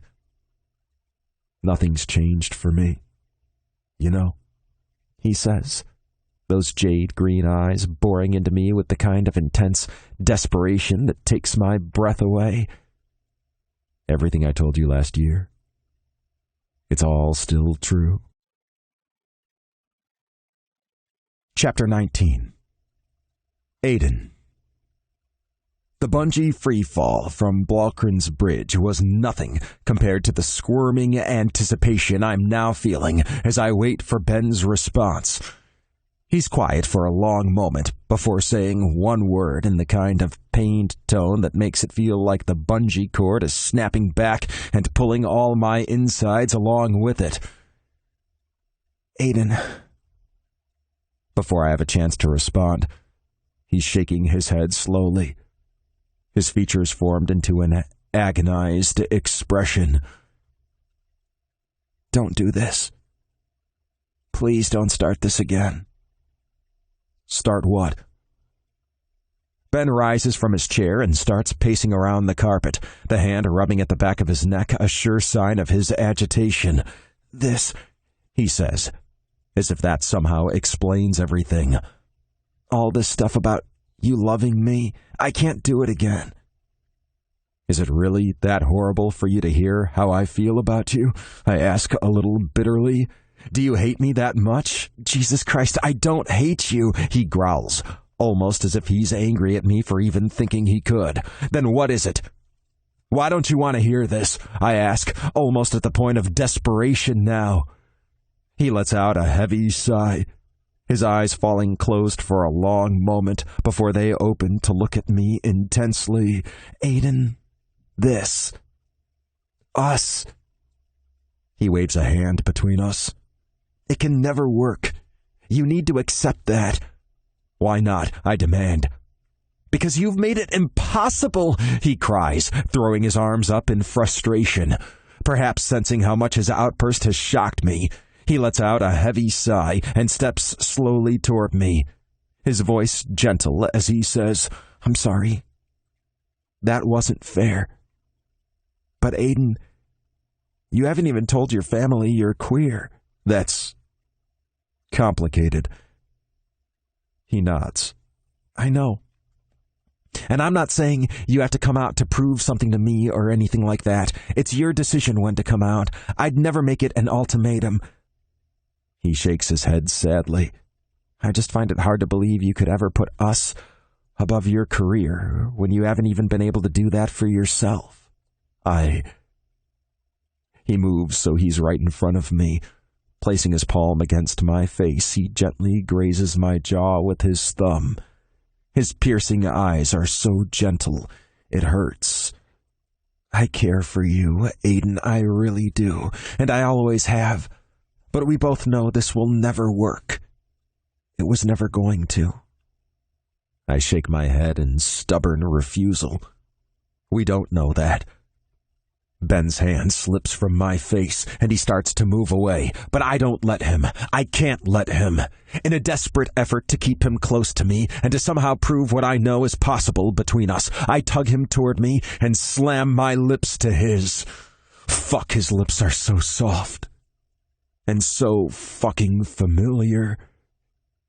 He's hesitant at first, and for a split second, I think he's going to push me away. But he doesn't. Instead, he grabs hold of my shirt and tugs me closer to him, opening his mouth and deepening the kiss. Fuck.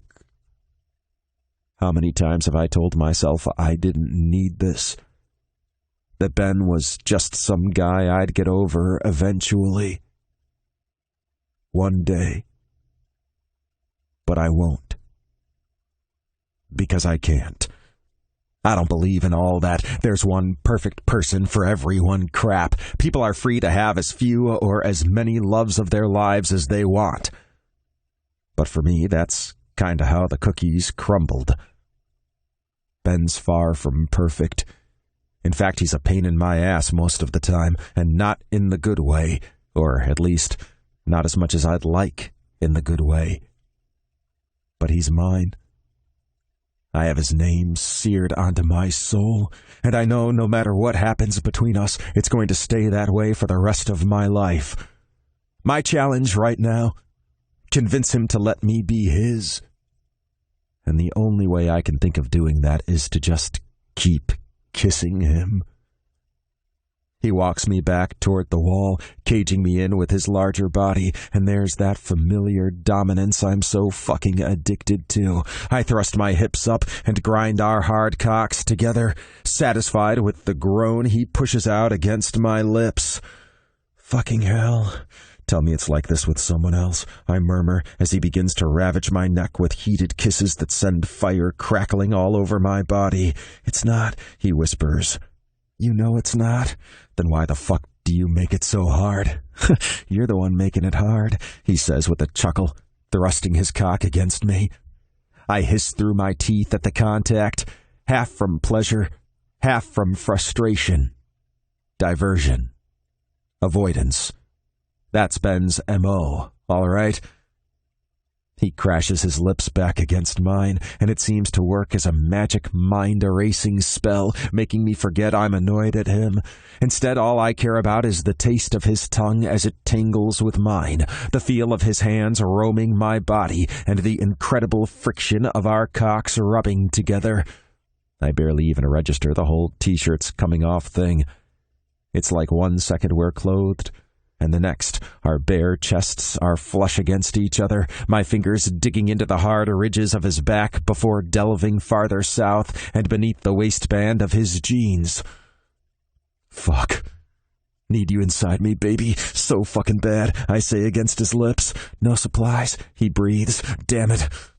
What the hell's the opposite of a Boy Scout? 'Cause that's what Ben and I are. I shake my head, casting away the disappointment. There are plenty of condoms and a bottle of lube in my bedroom, but I don't suggest we go there. I feel like if we move from this exact spot, whatever spell that's put the overthinking part of Ben's brain to sleep will suddenly stop working. And that can't happen yet. As naive as it sounds, I'm hoping once he feels the genuine, true connection between us, the one that's more than a physical attraction and hot sex, the one I've known has been there since I was 15 years old, he'll realize the roadblocks in front of us aren't impossible to overcome, and maybe he'll stop running. Pipe dream, perhaps, but it's all I have right now. You want me to suck you off, baby? He whispers in my ear as his hand makes quick work of the fastenings on my jeans, pushing them down and letting my hard cock spring free. I shake my head. No. Fucking hell. I must be absolutely insane to turn down a BJ, especially when I know how talented Ben is in that arena. Ben's brows shoot up as he turns to eye me curiously. No. I shake my head again and wrap my hand around his neck so I can pull him as close as possible. You don't need to be inside me and fuck me. I want you to tip into this wall and fuck my cock. His mouth curves up in a sexy smile, eyes glinting with anticipation. If that's what you want. I make quick work of shoving my jeans down the rest of the way.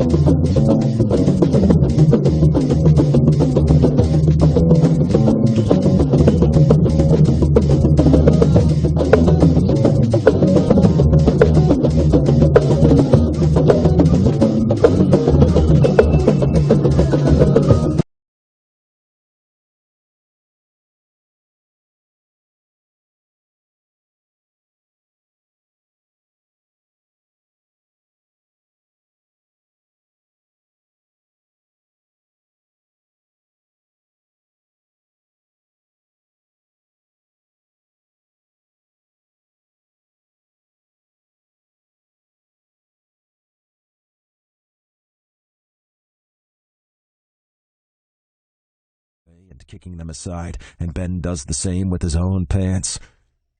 You'd better hold on tight, he warns. You know I don't go easy. I can't help smirking at that. I'm counting on it. Without any further hesitation, Ben grips my ass and hauls me off the ground, slamming me against the wall as I wrap my legs around his waist and grip tight to his shoulders. A sharp snap of his hips as his cock rubbing against mine with the most delicious friction, our pre-cum providing just the right amount of lube. Fuck yes, I hiss through my teeth as Ben continues to fuck against me. I tug at his dark hair, pulling his face to mine so I can claim his lips. He groans against me as our tongues do battle, fucking in time to our rutting dicks. Fuck, baby, fuck. Jesus, this feels so fucking good. He presses the words against my lips before thrusting his tongue right back into my mouth as if it missed being there or something. And he's right, it does feel so fucking good. The way his cock is slipping and sliding against mine with every one of his thrusts. The feel of our balls tapping together. Fuck, even the repetitive slam of my back against the wall. It's going to bruise tomorrow, but it feels so fucking good right now.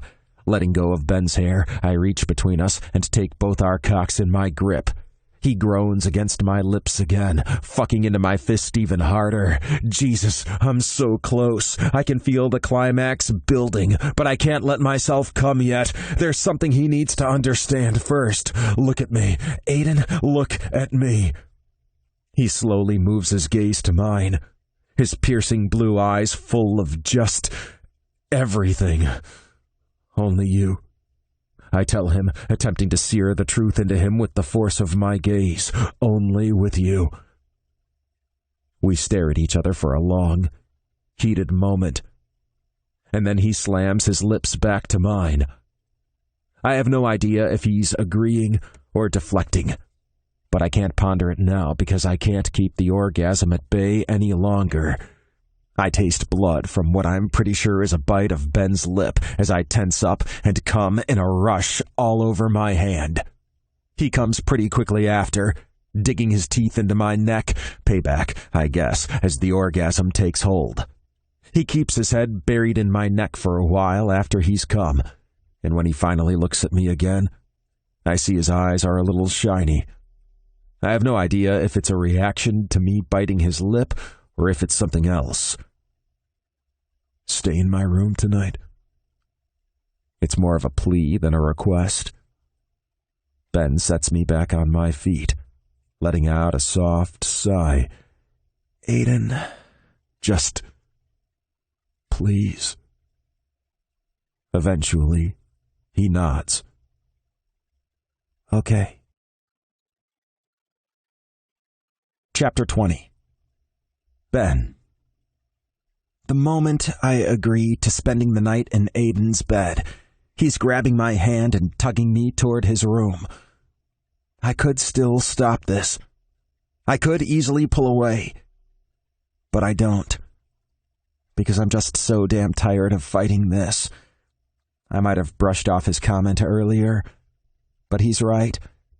It's never felt like this with anyone else, and I doubt it ever could. I drag him down onto the bed with me, my lips finding his again as his body wraps itself around me in the most absolutely perfect fit. And his lips. God, I could just kiss them forever. I roll onto my back, bringing him with me so he's straddling my waist, his lips trailing frantic, desperate kisses all over my jaw and neck before returning to my mouth. We're interrupted by the blaring of Aidan's cell phone ringing with the tune of Queen's Another One Bites the Dust. He pauses for a moment, but I shake my head at him. Ignore it. I can already feel our cocks starting to perk up again, and now that we're in his bedroom where I have no doubt there are some supplies nearby, I'm desperate to get inside him. He seems more than happy to ignore the call, his lips leaving mine as he starts to crawl down my body until his mouth is hovering over my dick. Fucking hell. He spits out when his phone starts blaring again. This time, he reaches over to the nightstand and grabs it, growling, "What?" upon answering. He listens for a moment, his expression dark before saying, "You've got to be fucking kidding me." No. There's another beat as he listens some more before he grinds out through clenched teeth. "I'm not doing it. I watch as his demeanor turns from one of blistering anger to one of defeat as he lets his eyes fall closed, his hand coming up to scrub through his hair. Yeah, I'll be there. See you tomorrow. Once he ends the call, the fiery anger comes back as Aidan hurls his phone across the room, spitting out a string of curses. As if only just remembering I'm still here, he turns to me, offering a look full of regret. Fuck, I'm sorry. I have to go to LA so I can sort this shit out. When do you have to go? Now.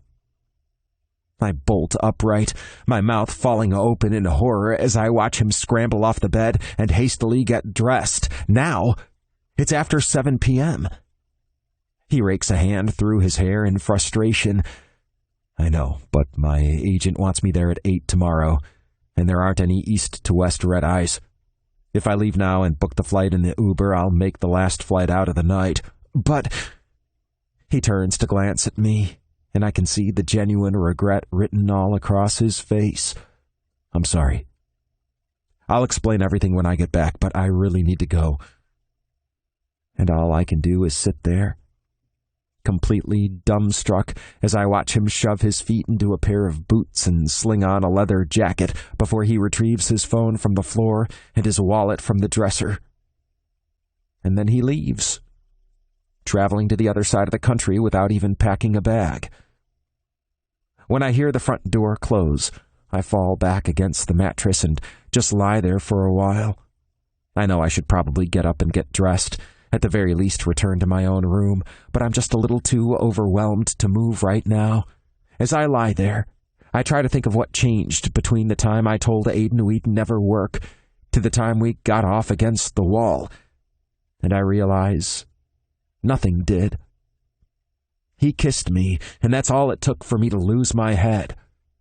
And now my earlier conviction has been validated in the most gut-wrenching way, and I'm left feeling just so totally wrung out. I'm not mad at Aidan for taking off like that. I know how much his career means to him. He's living his dream, and I'd never hold that against him. But it kind of proves my point that he's not ready to prioritize anything above that just yet, and I can't wait around until he is, no matter how right it feels when we're together.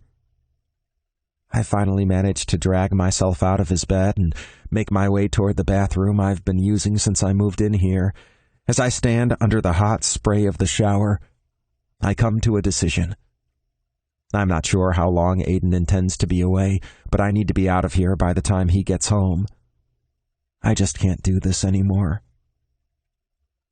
I wouldn't say I'm planning to hide from Aidan, but I do need a little space, and considering both my best friends are part of his family, it really only leaves me with one option.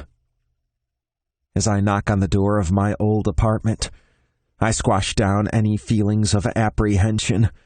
It's not like Noel and I parted on bad terms or anything, and the worst that can happen is he says no, in which case I guess I'll just go to a hotel for a few days. Noel's brows are practically in his hairline when he opens the door to find me standing there. Ben, you have absolutely no reason to say yes to this, but can I crash in your guest room for a few days? I must look truly pathetic, because he merely runs his gaze over me, loses a heavy sigh, and steps back to let me into his apartment. I'll make us some margaritas, and you can tell me what's going on. I should know better than to drink Noel's margaritas. I'm pretty sure the things have truth serum in them, judging by the information he's able to extract from me. As for work tomorrow, yeah, I'm not sure how I'm going to pull that off. You're telling me you're involved with a closeted celebrity? He asks, his mouth open so wide I can practically count his teeth. We're not really involved, I clarify. I let out a heavy sigh. I don't know what we are. Is it Ryan Gosling? Noel asks. What? No. Ryan Reynolds? Well, no. Ryan Seacrest. I roll my eyes. For the love of... No, it's not anyone named Ryan. Noel runs a hand over his jaw. Well, that does narrow it down a bit. Ooh, is it Matt Bomer? I shake my head in exasperation. Matt Bomer's out, in case you've forgotten. He nods. Oh, right. Yeah, probably just as well the two of you aren't together. How on earth would you ever tell each other apart? It'd be like having sex with the mirror. I roll my eyes. Apparently all you need is dark hair, pale skin, and blue eyes to be declared as the third triplet of Matt Bomer and Ian Somerhalder. So you're in love with this mystery guy? He asks. The question's not accusatory, like you might expect from a recent ex. Merely curious. I set my glass down and lie back on the sofa, as if I'm a patient in a therapist's office. Yeah, I say softly, finally admitting what I've known for a long time. But he doesn't feel the same way? I shake my head. No, he does. Told me so tonight. And last year. So what's the problem? I sigh. Maybe he loves me, but he loves his career more. I see. And you'd want him to give that up? All the limelight and whatever? I shake my head adamantly. No, I'd never ask him to do that. He loves what he does. He's so passionate about it. I draw in a deep breath and let it out, but it makes things pretty impossible. Why? Noel presses in a gentle voice. I turn my head so I can look at him. What am I supposed to do? Jump back in the closet? Lie to everyone I know? I shake my head. I can't live my life like that. But you're prepared to just lie to yourself for the rest of your life? He asks with an arched brow. Prepared to lie to anyone you might try to share your life with? Ouch. I manage to meet Noel's gaze, but he doesn't appear upset or hurt or even bitter. Instead, all I see is genuine concern. I'm sorry. I treated you badly, didn't I? He offers a kind smile. You might not have loved me, darling, but I think we can agree. You never treated me badly. I wasn't aware I'd been carrying around guilt over Noel until it eases at his words. I find myself feeling a little better, but only a little. I'm going back to Austin, I tell him, a little surprised by the conviction in my tone. Are you sure? I nod. Yeah. It'll be annoying to have to change jobs, but I can stay with Maddie while I figure everything out. When will you go? I think about it for a moment. Honestly, now that I've officially made the decision, I'm tempted to just rush to the airport and jump on a plane right now, but that's not exactly feasible, is it? I'll have to give notice. And I have a thing next Friday night I said I'd be at, Declan's brother's birthday, so a couple weeks, I guess. And are you gonna see him before you go? Probably. If Aidan's back from L.A., he'll no doubt be at Brendan's karaoke thing, but I decide not to mention that. I can't tell Noel about Aidan's connection to Declan, or he'll easily figure out who my closeted celebrity is. It's not that I don't trust Noel to keep the information to himself. It's just that it's Aidan's secret to share.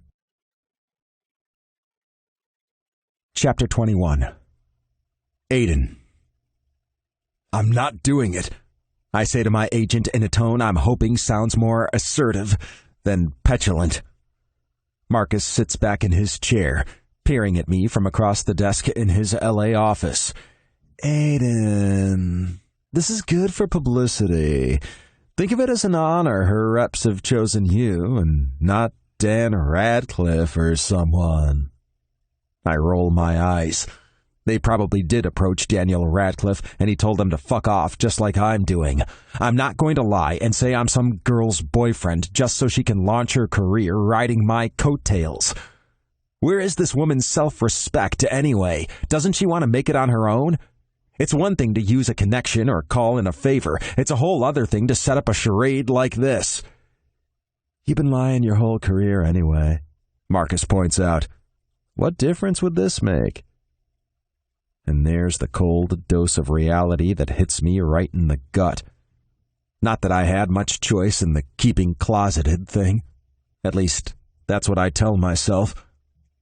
That's different, I grate out, shifting my body around in the uncomfortable leather chair.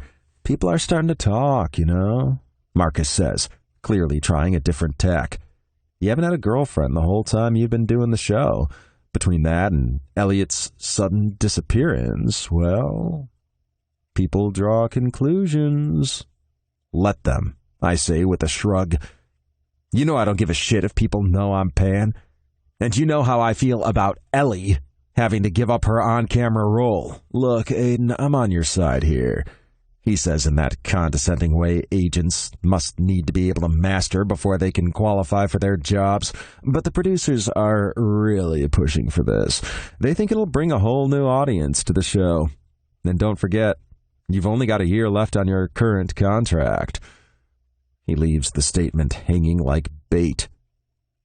I'll think about it, I finally manage to spit out before rising from the chair and moving toward the door of my agent's office. They want an answer by the end of the week, Marcus calls after me. Great. So I have 3 days to figure a way out of this whole shit show. I exit and give a brief wave to the secretary outside Marcus's office before striding toward the elevator and making my way out of the building as quick as I can manage it. As soon as I get to the street, I feel like I can breathe a little more freely, but I'm still feeling weighed down by the decision I have to make. I try calling Ben, although I don't expect him to answer considering it's the middle of the workday back on the East Coast, and sure enough, it goes straight to voicemail. I still feel like absolute shit for leaving things like I did last night. But I know now there won't ever be any chance for us unless I can get the hot mess that is my life together. Once I get back to my hotel, I make a phone call that I know I should have made years ago. My oldest brother might spend 90% of his time goofing around, but when it comes to the serious stuff, there's no one better at giving advice. I should have asked for his input all those years ago before I ever signed with Marcus. Maybe I just didn't want to hear what I knew he'd say. Hey, man, Shay says after picking up my call. Hey, I say, unable to keep the emotion from my voice. There's a slight pause before he says, Shit. Is everything okay? Do you need me to come over? I'm not in New York right now. I thought you were planning on being here for a while, he asks, clearly confused. Didn't you say your season had wrapped? Yeah, it's not that. Okay. I draw in a heavy breath and let it out slowly. I have a lot to tell you.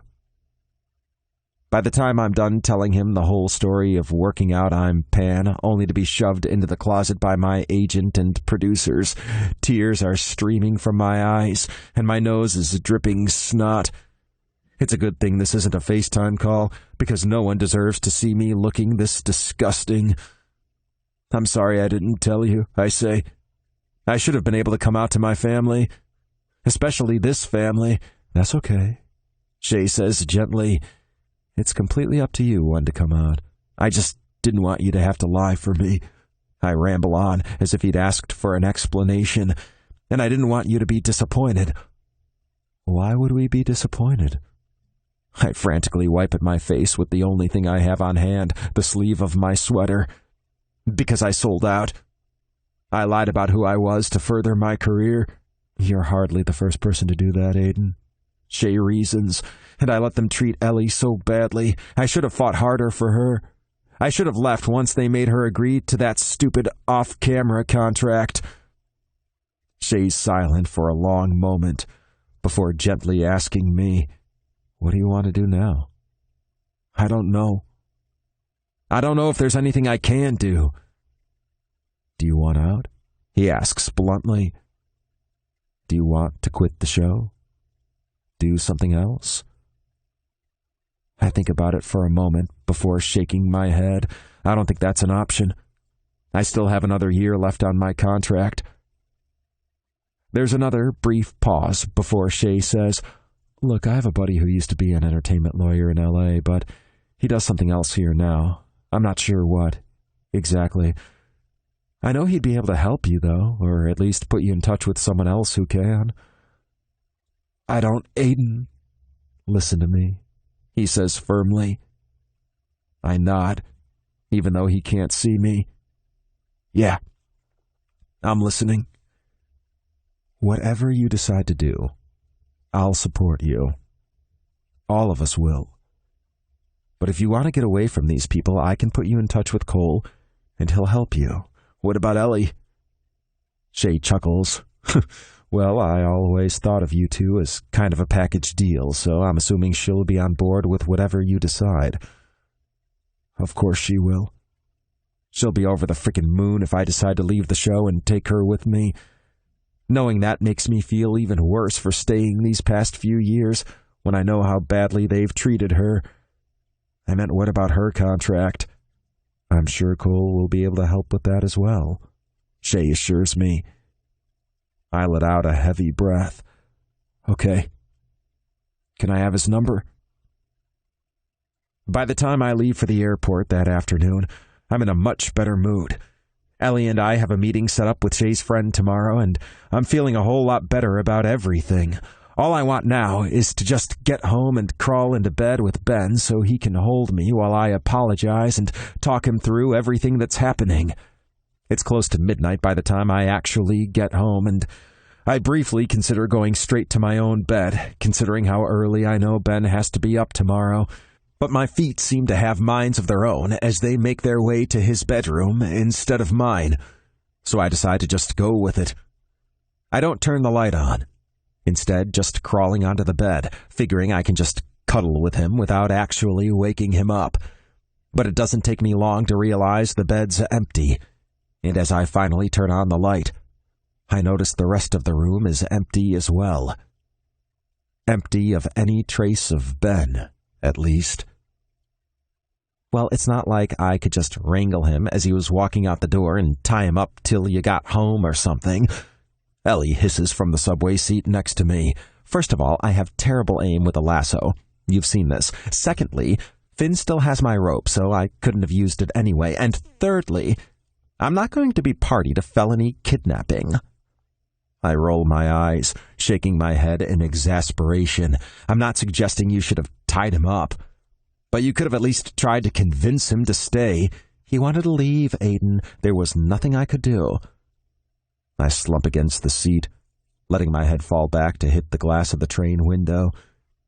I can't seem to stop my mind racing or my gut churning. It's been nonstop since I got home last night to find Ben had moved all his stuff out of my place and disappeared to God knows where. And apparently my so-called best friend had come home just as he was leaving and hadn't attempted to tackle him and keep him in the apartment until I got home. Some friend, right? Did he at least say where he was going? This has been plaguing me all day. I assumed he would just go stay with Josh, or maybe Declan. But I called both Connor and Declan this morning, and neither of my brothers appear to be harboring Ben. For the last time, no, Ellie says in an exasperated tone. The train rattles to a halt at our station, and we get out, rushing up the crowded steps to exit onto Fifth Avenue. But I can kind of see why he would leave, Ellie says as we take the elevator up toward the suite of offices Shay's friend Cole McCaffrey keeps on the 17th floor. Ouch. I stare at my best friend, who will henceforth be known as Benedict Arnold. What? She sighs. The other night was supposed to be about you convincing him of how much you love him. But then you left him lying naked in bed so you could jet off to L.A. I hear a little snorting noise and look around to see a woman in a designer skirt suit smirking as she glances down at her phone. I didn't just jet off, I say irritably. You know I didn't have much choice. If I hadn't gone to L.A., Marcus would have just told Carrie Bailey's reps I was on board with the whole stupid plan, and then it'd have been too late for me to do anything about it. I know that, Ellie says. But does Ben? How much does he really know about how shit things are for you? We reach floor 17, and the doors open for us. Not a lot. I say a little distractedly as I step off the elevator and move toward reception. Before we get there, Ellie tugs my hand and urges me to face her. With sympathy in her eye, she says, "If it's any consolation, I'm pretty sure he loves you. He wouldn't keep pushing you away if he didn't care so much." I let out a heavy breath, nodding. "Thanks." She starts to move away, but I pull her back. "Before we go in there, how far are you willing to go for us to get clear of these contracts?" She fixes me with a fierce look, her jaw set in determination. "Whatever it takes." The meeting with Cole goes even better than I expected, with him assuring us we'll be able to get free of our contracts. He offered to look into loopholes regarding discrimination law and things like that, but we decided we'd rather just hand over some money and have it done with, and now we can start fresh. Of course, once the meeting is over, it's time to get on with the other part of getting my life together. Once, I probably would have considered coming out to be a face-to-face thing, or at the very least an over-the-phone thing. But several of my brothers have come out via our family chat over the past couple years, so I figure it's safe to follow their lead. Aidan Kelly. I have something to tell you all. I'm Pan. Brendan Kelly replied to Aidan Kelly. As in Peter? Finn Kelly replied to Brendan Kelly. No, dipshit, as in sexual. At least, I'm assuming. Aidan Kelly replied to Finn Kelly. That's correct. Wink emoji. Aidan Kelly replied to Finn Kelly. Also, you really need to stop taking Brendan's dumb jokes so seriously, dude. Brendan Kelly replied to Aidan Kelly. Hey, my jokes aren't dumb. Shay Kelly replied to Brendan Kelly. Bro, your jokes are the worst. Alana Martin Kelly replied to Shay Kelly. It's classic middle child syndrome. Sad, really. Brendan Kelly replied to Alana Martin Kelly. Finn's a middle child, too. The twins count as one person. Everyone knows that. Finn Kelly. He means all the little people inside his head know that? Eye roll emoji. Brendan Kelly. When did this turn into Gang Up on Brendan Day? Kate Kelly replied to Brendan Kelly. Is that an actual day? Because I could get on board with that. Brendan Kelly replied to Kate Kelly. Ouch. Katie, that's harsh. Kate Kelly replied to Brendan Kelly. You just said I was half a person. Bridie Coughlin. Can we go back to the Aidan being Pan thing? When did that happen? Alana Martin Kelly replied to Bridie Coughlin. What do you mean, when did it happen? Things like that don't just happen. Brendan Kelly replied to Alana Martin Kelly. Sometimes they do. Alana Martin Kelly replied to Brendan Kelly. This is completely different. Pansexual people are attracted to people of every gender. That's not something you just magically realize overnight. I let out a heavy sigh as I prepare myself to explain how I've been lying to all of them for half my life. Aidan Kelly. Alana's right. This didn't just happen. I figured out I was into guys when I was about 15, and I figured out I was into other genders in college. I took some bad advice and chose to stay closeted when my show got picked up, and I didn't tell any of you because I didn't want you to have to lie for me. Eileen Kelly replied to Aidan Kelly. Oh, honey, I wish you could have told us, but I'm glad you feel like you can now. Your father and I both love you very much. Is there anyone special? Yes, so special it hurts to think about him. I can't tell my entire family that, though, and fortunately, I'm saved by my sister. Kate Kelly. What about Ellie? You guys would be really cute together. Aidan Kelly replied to Kate Kelly. No, we're just friends. Finn Kelly replied to Kate Kelly. Ellie's a woman. Kate Kelly replied to Finn Kelly. So, pan people are attracted to all genders. I decide not to clarify the homo-romantic part of the equation. I figure that just might confuse everyone further. Although, from the sound of things, Finn might already know about that. Brendan Kelly. One of the teachers at Wade's school is Two-Spirit. We could totally introduce you. I roll my eyes, and here it goes. Alana Martin Kelly. There's a trans femme person in my yoga class. They're so sweet and very bendy. Wink emoji. Declan Kelly. Stacy, the receptionist at the vet clinic, is genderqueer and single.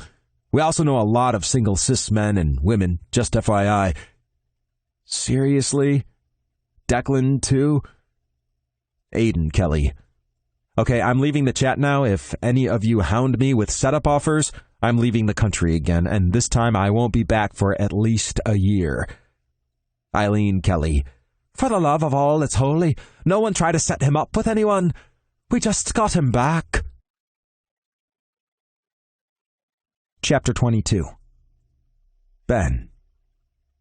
Despite the fact that Jamie and Kate somehow managed to rope me into doing a Spice Girls song with them, tonight's karaoke party has so far been a lot of fun. But as Aidan gets to the stage for a solo number, I decided it might be a good time to take a break. Where do you think you're going?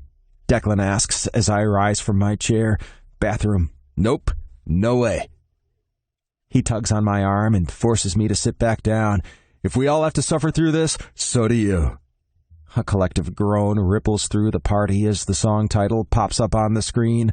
Callum Scott's You Are the Reason. No, not cool, I hear Alana shouting as she slaps her hands over her ears. I know you've only been out for a week, Aidan, but this is not how you treat queer musicians' songs. The opening bars of the song seem to fade away for a moment as my brain replays those words at full volume. You've only been out for a week. He came out. When? How? Who else knows? I shake my head sharply to try to clear my mind of all the confusing thoughts running rampant right now. I return my gaze to the stage, and I notice Aidan's not using the words on the screen to help him with the lyrics, because his eyes are fixed directly on me. Once I catch his gaze, I find it impossible to look away. The emotion swirling in those jade green eyes is just so overwhelming. There's vulnerability, and hope, and regret, and pain, and love. It's like everything I've ever felt for this man is being reflected right back at me, and as I listen to the lyrics he's singing, as badly performed as they are, I can't help feeling like every single line has been written specifically for us. I can't believe he's doing this. Here, in front of everyone, but of course he is. He's always been the brave one. I'm the one who keeps running away. As he finishes the song, I'm stunned into immobility for a moment, but I'm snapped out of it as soon as I see Aidan lower his eyes, a dejected look on his face. Noel's words from the other night come into my mind, and I ask myself, am I prepared to lie to myself for the rest of my life? No. No, I'm not. And I'm not prepared to lie to Aidan anymore either, or anyone else for that matter. I rise to my feet and stalk toward Aidan, not stopping until I've wrapped my hands around his face and slammed my lips to his.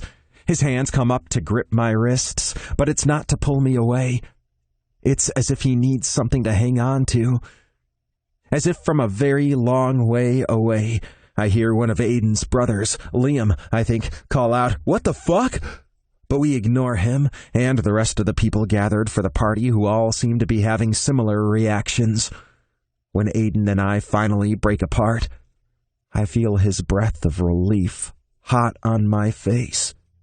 No one's ever butchered Calum Scott for me before, I say wryly, pressing my forehead to his. He chuckles. You weren't returning my calls. I figured it was time for drastic action. I release his face from my grip, sliding my hands down to wrap around his waist and pull him closer to me. He loops his arms around my neck, and I feel his thumbs grazing over the sensitive spot just below my hairline, prompting me to hum against his lips before kissing him again. God, you could at least get off the fucking stage, Brendan calls out. You're hurting my eyes. We break apart again, grinning at each other. You want to get out of here? Aidan asks. I nod enthusiastically, definitely. We don't bother with goodbyes. Aidan simply grabs my hand and leads me out of the bar and to the street, where we jump in the first cab we see. We manage to mostly keep our hands to ourselves for the drive back to Aidan's midtown apartment, but once we finally get inside, it's a completely different story. The second the door closes behind us, I have Aidan pinned against it, my hands working frantically at the buttons of his shirt as I kiss him thoroughly. As soon as I get it open, I'm gliding my palms over the heated skin of his torso, prompting him to groan against my lips as I tweak one of his nipples. I can feel his hard cock pressing against my thigh as he tries to rub against me to create some friction. My own cock is damn near bursting out of my pants, and I know it'll take a mammoth effort not to embarrass myself once we're naked. Fuck, we need to get the rest of these clothes off, I growl, scraping my teeth along his jaw. Yep, good plan. I manage to pull back from him long enough to start working on my tie and shirt buttons. It's only now I'm realizing I must have left my suit jacket at the bar, but whatever. This is worth it.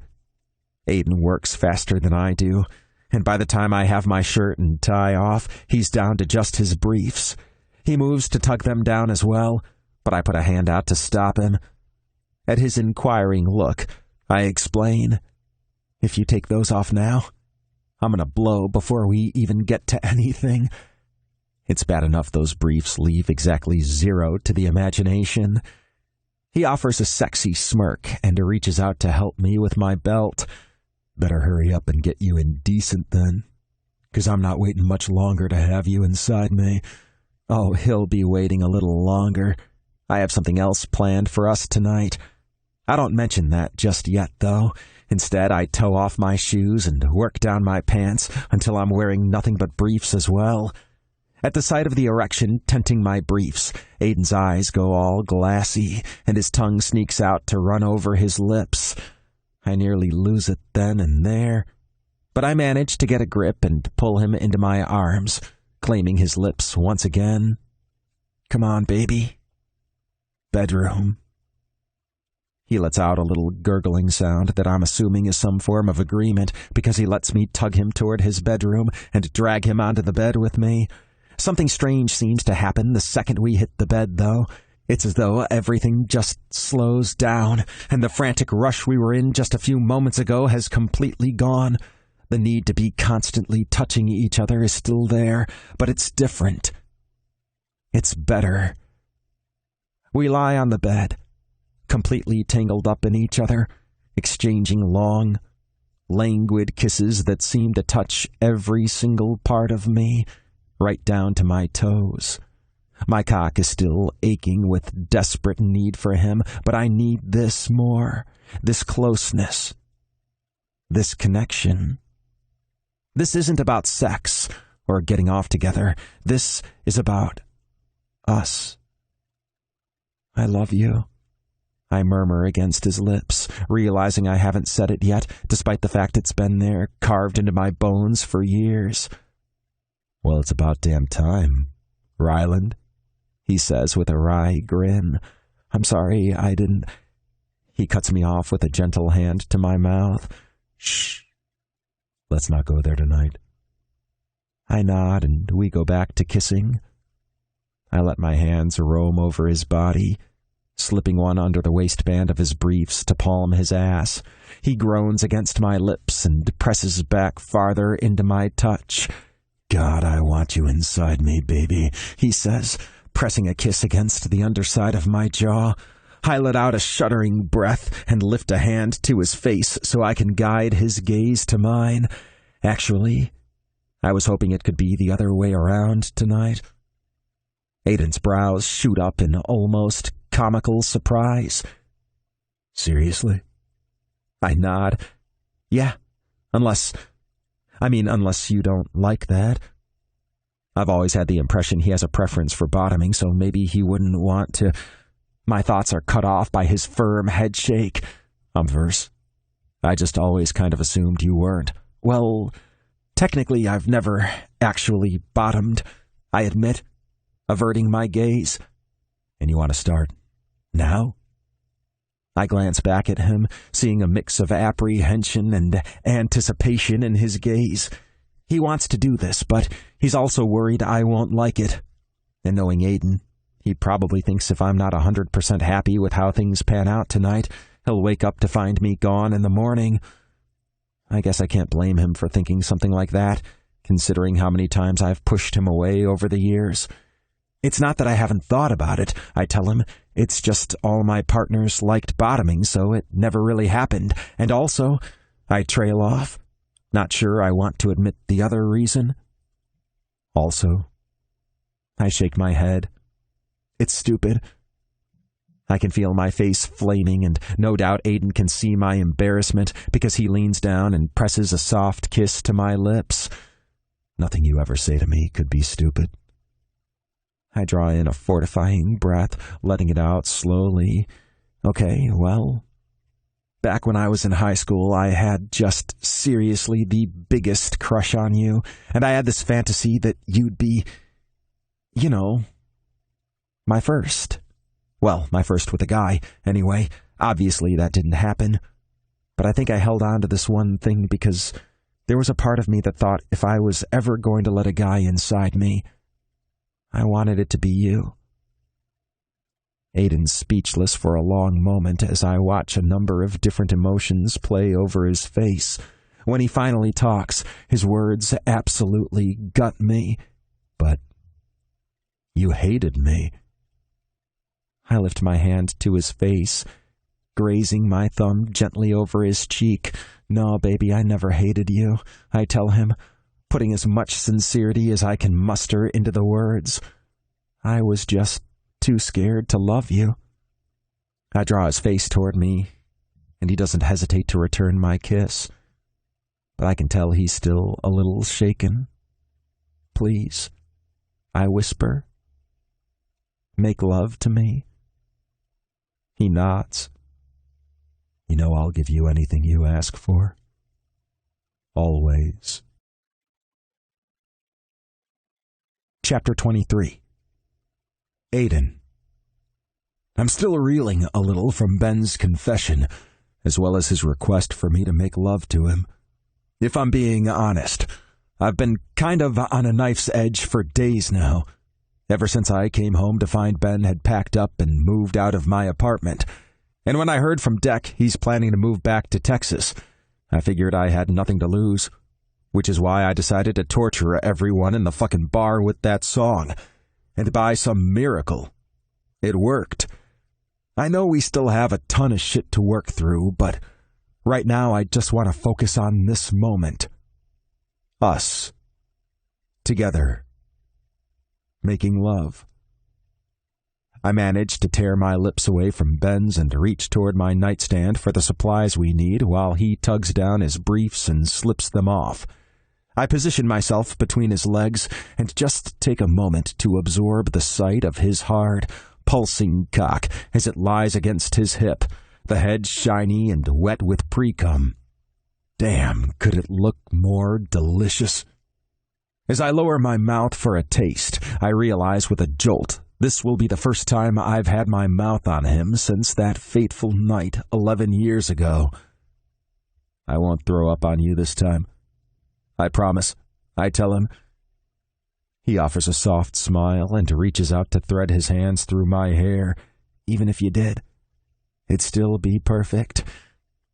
He lets out a soft hiss as I close my mouth over the head of his dick.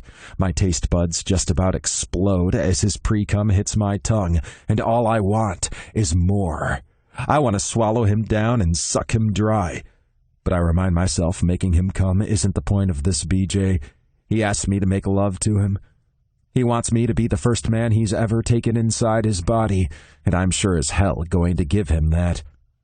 While I make lazy motions with my tongue, just enough to tease and drive him insane, but not enough to actually get him off. I coat my fingers with lube and start to gently push one inside his body. I glance up to check his face and see his eyes locked on me, his features a little strained.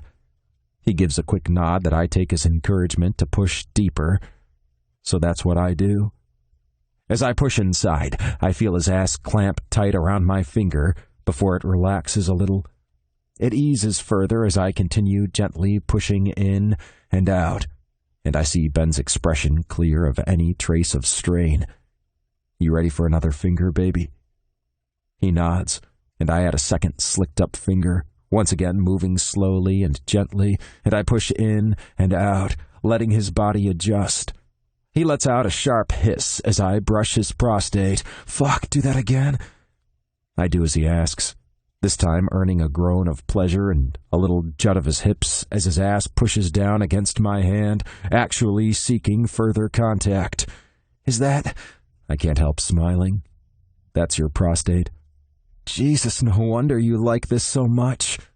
I don't comment on that, instead returning my mouth to his cock as I continue stretching him out, brushing over his gland every now and then. If he's never felt prostate pleasure before, it's because he's either never tried any kind of anal play, or because whatever he's tried hasn't been done right. It means preparing him for my cock will take a while. But I don't care. I'm going to make this perfect for him, no matter how long it takes. After about 20 minutes of me teasing his cock and fingering his ass, Ben is a writhing, whimpering mess. I have 3 fingers inside him now, and he just keeps begging for more. I let go of his cock and move my body so I'm leaning over him, looking directly into those piercing eyes. "Do you think you're ready for my cock, baby?" I ask. "Or I can make you come like this if you want instead." He shakes his head. "No, I want you." I nod and remove my hand so I can reach for a condom. As I'm moving to do so, Ben's hands come up to cup my face, holding me in place right in front of him. "Aidan." The way he says my name is almost desperate. "I want your cum in me." He must read my disbelief as hesitation, because he says, "I'm negative, I promise. I got tested right after Noel and I broke up." I nod. "I trust you, and I'm negative too." I get tested every 6 months like clockwork, although the last one seemed a little redundant, considering I hadn't had any sexual activity with anyone since that blowjob at Declan's wedding. He pulls my face down so he can kiss me. It's a heady kiss, and when we break apart, he whispers, "Come in me, baby. I want to feel you. All of you." I want to tell him he already has all of me. But instead, I simply nod and press a soft kiss to his lips before crawling back down his body to retrieve the bottle of lube I tossed aside earlier. I quickly scramble out of my briefs and coat my dick in lube before positioning myself between Ben's bent legs. I hesitate as I gaze at his glistening hole. I know I've prepped him as well as I possibly can, but this is still his first time, and it will be his body's instinct to tense up as I enter him. A little pain and discomfort is obviously par for the course, but I don't want to cause too much of it, if I can help it. I brush my lips against his bent knee, grazing my hand gently over the bristly hairs on his thigh. "Can you do me a favor, baby?" "Anything?" "I need you to clench your ass." "Clench it?" he asks, sounding bewildered. I nod. "Yeah. Clench it for as long as you possibly can. Then let go." He still looks confused, but he nods and does what I ask. I watch carefully as his ass muscles tighten, my cock in position for when the moment comes. Finally, when he can't hold it anymore, he relaxes, and I push into his body. He lets out a little oomph, but his face doesn't look too pained, and his body is reasonably relaxed, so I keep going. I stroke his cock as I continue pushing inside, going slowly and stopping every now and then to give him time to adjust to the breach. It's taking every ounce of willpower I have to not just thrust in hard and bottom out in one stroke, because, oh my God, I don't think I've ever felt anything more incredible than the sensation of being bare inside this man. Maybe having him bare inside me would be comparable. Guess we'll have to try that later. Once I've finally bottomed out, I lean forward so I can claim Ben's lips. "You better start fucking moving, baby," he murmurs. "Just give me a second." I drop my forehead to rest against the side of his face. "Fuck, you feel incredible." His legs come up to wrap around my body, and I start to move in slow, gentle strokes. It's all I can manage right now. Anything more, and I'll blow in 5 seconds. "Fuck, you're gonna kill me," Ben groans, tossing his head back.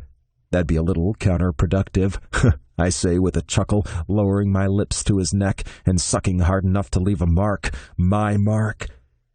Is it cheesy to say being inside Ben like this, feeling his body wrapped tight around my cock, knowing there's nothing between us, feels like home? Yeah, that's super cheesy. But whatever. I don't care. One of his legs starts to slip off me, and I reach down to slide my hand up his thigh, holding him in place. I need him wrapped around me. I need us joined in every way we can be. This, I tell him. "What?" I lift my head up a little so I can gaze into those gorgeous eyes. I've been to so many places, all over the world, but nowhere's ever felt like home. It's because this is home. Right here. "With your cock in me?" he asks wryly before letting out a groan as I change the angle. "Yep, I can get on board with that." I slam my mouth to his, kissing him hard and deep as I increase the intensity of my thrusts. I feel his hands on my ass, urging me on, and his thick cock pulsing as it slides against my abs with every stroke of my dick. It's always been intense with us, but this is different. This is so much more. "Fuck, I love you," I whisper against his cheek. "Aidan." He lets out another groan, his chin knocking against my cheek as he tosses his head back. "Oh, fuck, baby." I feel his hands leave my ass, and then they're wrapped around my face, and he's kissing me again. "Look at me," he says breathlessly, drawing back so he can look into my eyes. "Only you, baby, only with you." I feel tears springing to my eyes as I hear my words from last week spoken back to me. Undone by the emotion of it all, I bury my head in the crook of Ben's neck as I continue to thrust inside him. I feel the orgasm building slowly, like the crackling embers of a fire getting gently stoked back to life. As it starts to overwhelm me, I find myself biting down onto the soft skin of Ben's neck, my fingers digging hard into his broad shoulders. I feel Ben's ass clamping down on my cock, his hands squeezing my own ass with bruising force as we both come completely undone. Together. When my eyes crack open, I can see the familiar surroundings of my bedroom in New York. There's the nightstand with the silver analog clock that's set to the wrong time because I haven't changed it since daylight savings about 3 years ago. There's the dresser with several of its drawers open and clothes exploding out of it. There's the ensuite with the door cracked open where I can see the light has been left on. Whoops. Everything is exactly the same as it always is. Except for one thing. There are strong arms wrapped around me from behind, holding me close to a broad chest, and I can feel a stubbled jaw grazing gently over the back of my neck. It's a strange sensation. I don't do sleepovers. Ever. The only person I ever cuddle with is Ellie, and she always insists on me being the big spoon. But as new as this is to me, it also feels so completely right. Because I know who those arms belong to, and if they're wrapped around me right now, it means that everything that happened last night was real and not just some fantasy I cooked up in my head. Still needing absolute confirmation, I adjust my body so I'm facing him, making sure to keep his arms around me because I really like them there. I notice straight away that he's already awake. His eyes are definitely a little droopy, no doubt because we've only had a few hours of sleep. But it looks like he's been awake for a while.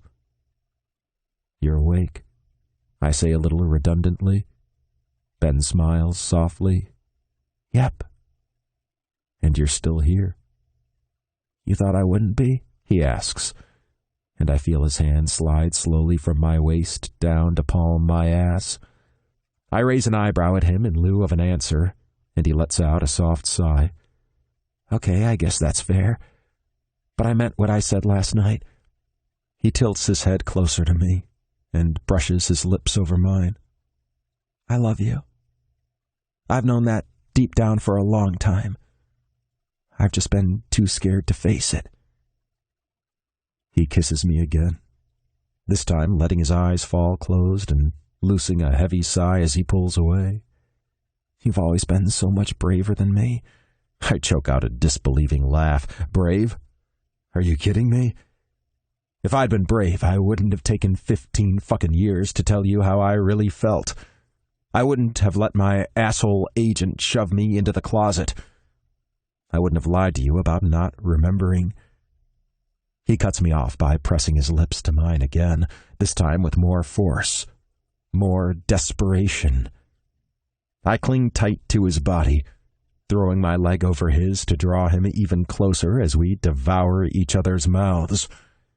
You never gave up on us, Ben says as we manage to finally break apart, breathing heavily. I know we still have a lot of stuff to work out, but I'm promising you, whatever it takes, I'm not giving up anymore either. Can we work out that stuff later? I murmur against his neck as my hand slips down to wrap around his hard cock. He lets out a hiss as I slide my hand along his shaft, swiping my thumb gently over the tip. Yep, we can. Definitely, he stutters out before grabbing me and flipping me onto my back. Oh, I could definitely get used to mornings like these. When I wake the next time, my ass throbbing in the absolute best possible way, the space in the bed beside me is empty. I can hear the shower running, though, so I know Ben hasn't gone far, although I am a little disappointed he didn't wake me so I could join him in there.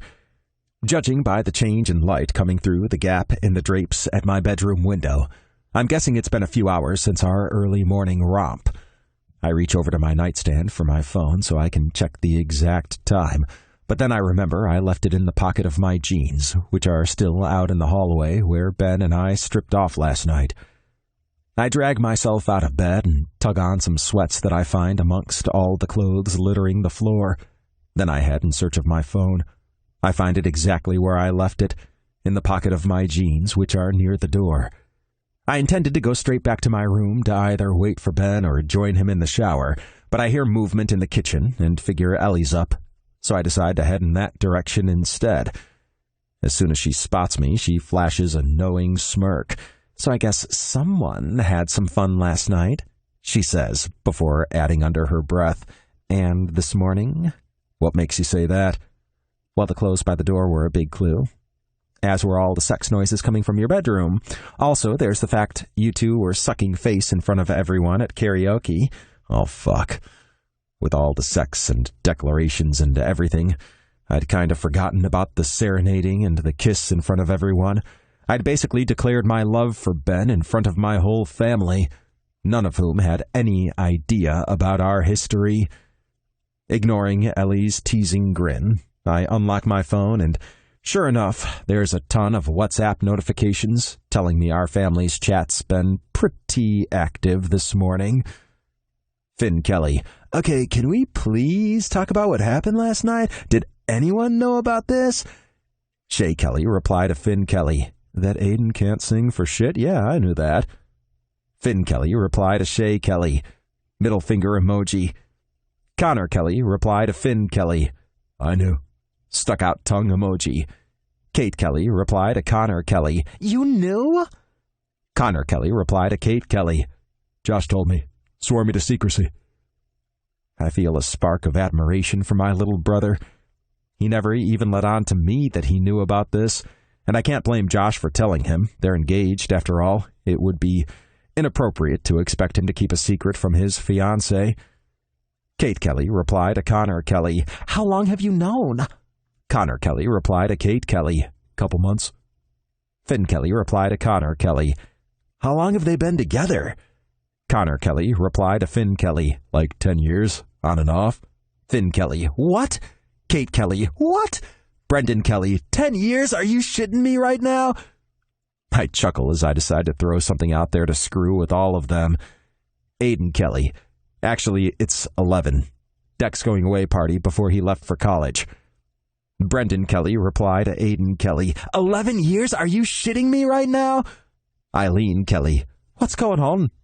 Brendan, stop swearing. Brendan Kelly replied to Eileen Kelly, your son has been lying to us all for 11 years. Eileen Kelly replied to Brendan Kelly, I have 8 sons, Brendan. Can you be more specific? Brendan Kelly replied to Eileen Kelly, Aidan, he's been with Ben all this time. Eileen Kelly replied to Brendan Kelly, with Ben how? Brendan Kelly replied to Eileen Kelly, what do you mean how? How do you think? They're together. He serenaded Ben at karaoke last night. Eileen Kelly replied to Brendan Kelly, but Aidan can't sing to save himself. I shake my head in amusement. Trust my mother to focus on that detail. Brendan Kelly, eye roll emoji. Alana Martin Kelly, I feel like we're missing a big piece of the puzzle here. How have they been together this whole time, with Ben living in Texas and Aidan traveling all around the world? Declan Kelly, there's also the fact Ben had a boyfriend until a few months ago. My fingers burn to correct him on that because he's making it sound like Ben was with someone else for the whole past 11 years. I shake it off, though, and remind myself this is Deck and he doesn't mean anything by it. He's probably just confused like everyone else. Probably even more so, seeing as how he's so close to both of us, and yet we've kept this from him. Eileen Kelly, I don't understand. Is Aidan pan, or is he gay? Shay Kelly replied to Eileen Kelly, he's a homo-romantic pansexual. Eileen Kelly replied to Shay Kelly, I don't understand what that means. Finn Kelly replied to Eileen Kelly, it means he'll have sex with anyone on 2 legs, but will only get romantic feelings for men. I roll my eyes at the explanation. Way to make me sound like a sex addict, brother. Eileen Kelly replied to Finn Kelly, TMI, Finn, TMI. Finn Kelly replied to Eileen Kelly, you asked. Brendan Kelly replied to Finn Kelly, what if someone lost their legs in like an explosion or something? Would Aidan not want to have sex with them? Finn Kelly replied to Brendan Kelly, that's not what I meant, and you know it. Stop being a dick. Eileen Kelly replied to Finn Kelly, Finn, don't call your brother the D word. Alana Martin Kelly, can we get back to the more important issue, please? Kate Kelly, did anyone manage to record Aidan's song last night? It would totally go viral. I decide to close out the chat for now and leave my siblings to their speculation. I'll deal with the fallout with my family later. First, Ben and I have some stuff to work out. Chapter 24. Ben. When I'm done with my shower, I see that Aidan's no longer asleep in bed where I left him. I've been so tempted to wake him and have him join me, but he looked so peaceful I couldn't bring myself to do it. It was probably for the best, though. I needed that time on my own to think a few things through. I don't regret what happened last night, or this morning, and I meant every single word I said. I'm in this. I'm not running anymore. But as far as I can see, there's only one option ahead of us, and it involves me doing something I swore I'd never do again. But it's different this time. When I uprooted my life to be with Noel, it wasn't about him. It was about escape. It was about me trying to convince myself of something that wasn't true. But now, I wouldn't be giving up my home because Aidan is home. I head out of the bedroom, briefly hesitating in the hallway when I catch the familiar sound of Ellie's laugh. I consider slipping into my room for some clothes rather than going out into the kitchen in just a towel, but then I remember the only clothes I have here are the suit pants and shirt I left by the door last night because I packed up everything else last week when I ran away, scared yet again. I push aside the regret and move into the living area. The sight of Aidan sitting at the counter, joking with Ellie, sends a jolt to my heart. He looks more relaxed than I think I've ever seen him, and when he turns to see me watching him, he offers a smile that lights up his entire face. I move toward him like we're magnetized, stopping between his parted legs and placing a soft kiss to his temple. "Good morning." He grins at me. "You already made it a very good morning." "Yeah, pretty sure they heard about your very good morning over in Jersey," Ellie teases. I chuckle. Okay, so this morning may not have been the same quiet, gentle lovemaking from last night, but in my defense, I had no idea Ellie was home. Although I doubt knowing would have made much of a difference, if I'm being honest. Just the memory of the way I'd taken Aidan hard and rough this morning has my cock stiffening, and I move closer to him in an effort to hide my erection from Ellie, because God knows the towel wrapped around my waist won't do anything to disguise it. Aidan doesn't exactly play along, though. Instead, he reaches for me, rubbing his hand over the outside of my towel and causing me to grow even harder. I let out a harsh groan and dig my hands into his waist. I should definitely move away. This is so not something we should be doing in front of a witness. But when Aidan's mouth finds mine, I'm completely helpless. I kiss him back hungrily and find myself rutting into his hand, seeking more of his touch.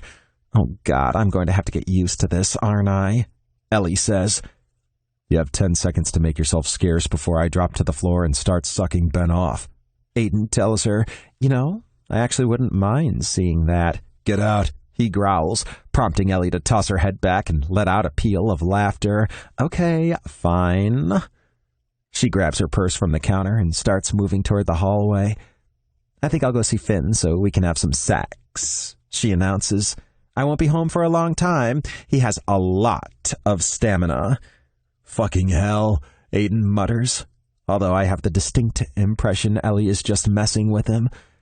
As soon as we hear the apartment door close, Aidan does exactly what he promised. He drops to his knees, tugs my towel free, and wraps his hand around my straining cock.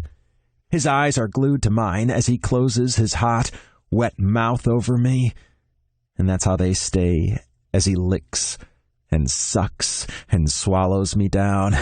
They're full of so much love and trust and appreciation and desire. I couldn't look away if I wanted to. Okay, I think it's time we stop having sex and actually talk, I suggest. "We're not having sex," he points out. "We're watching David Attenborough." This is true.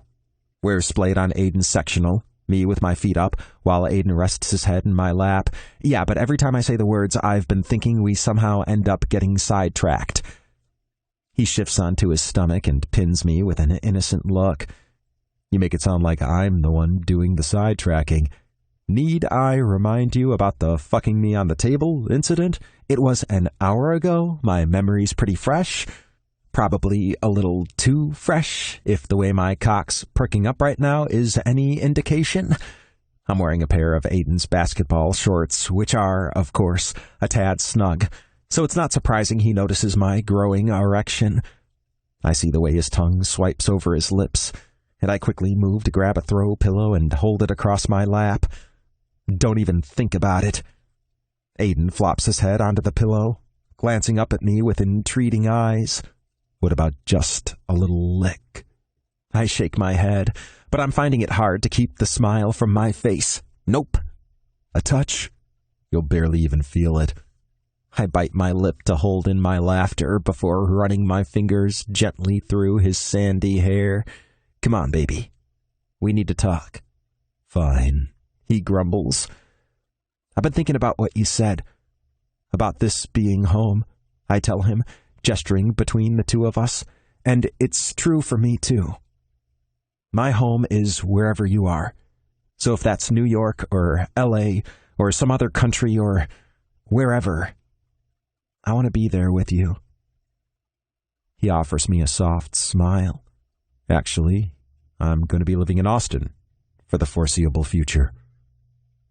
I blink at him a few times, completely stunned.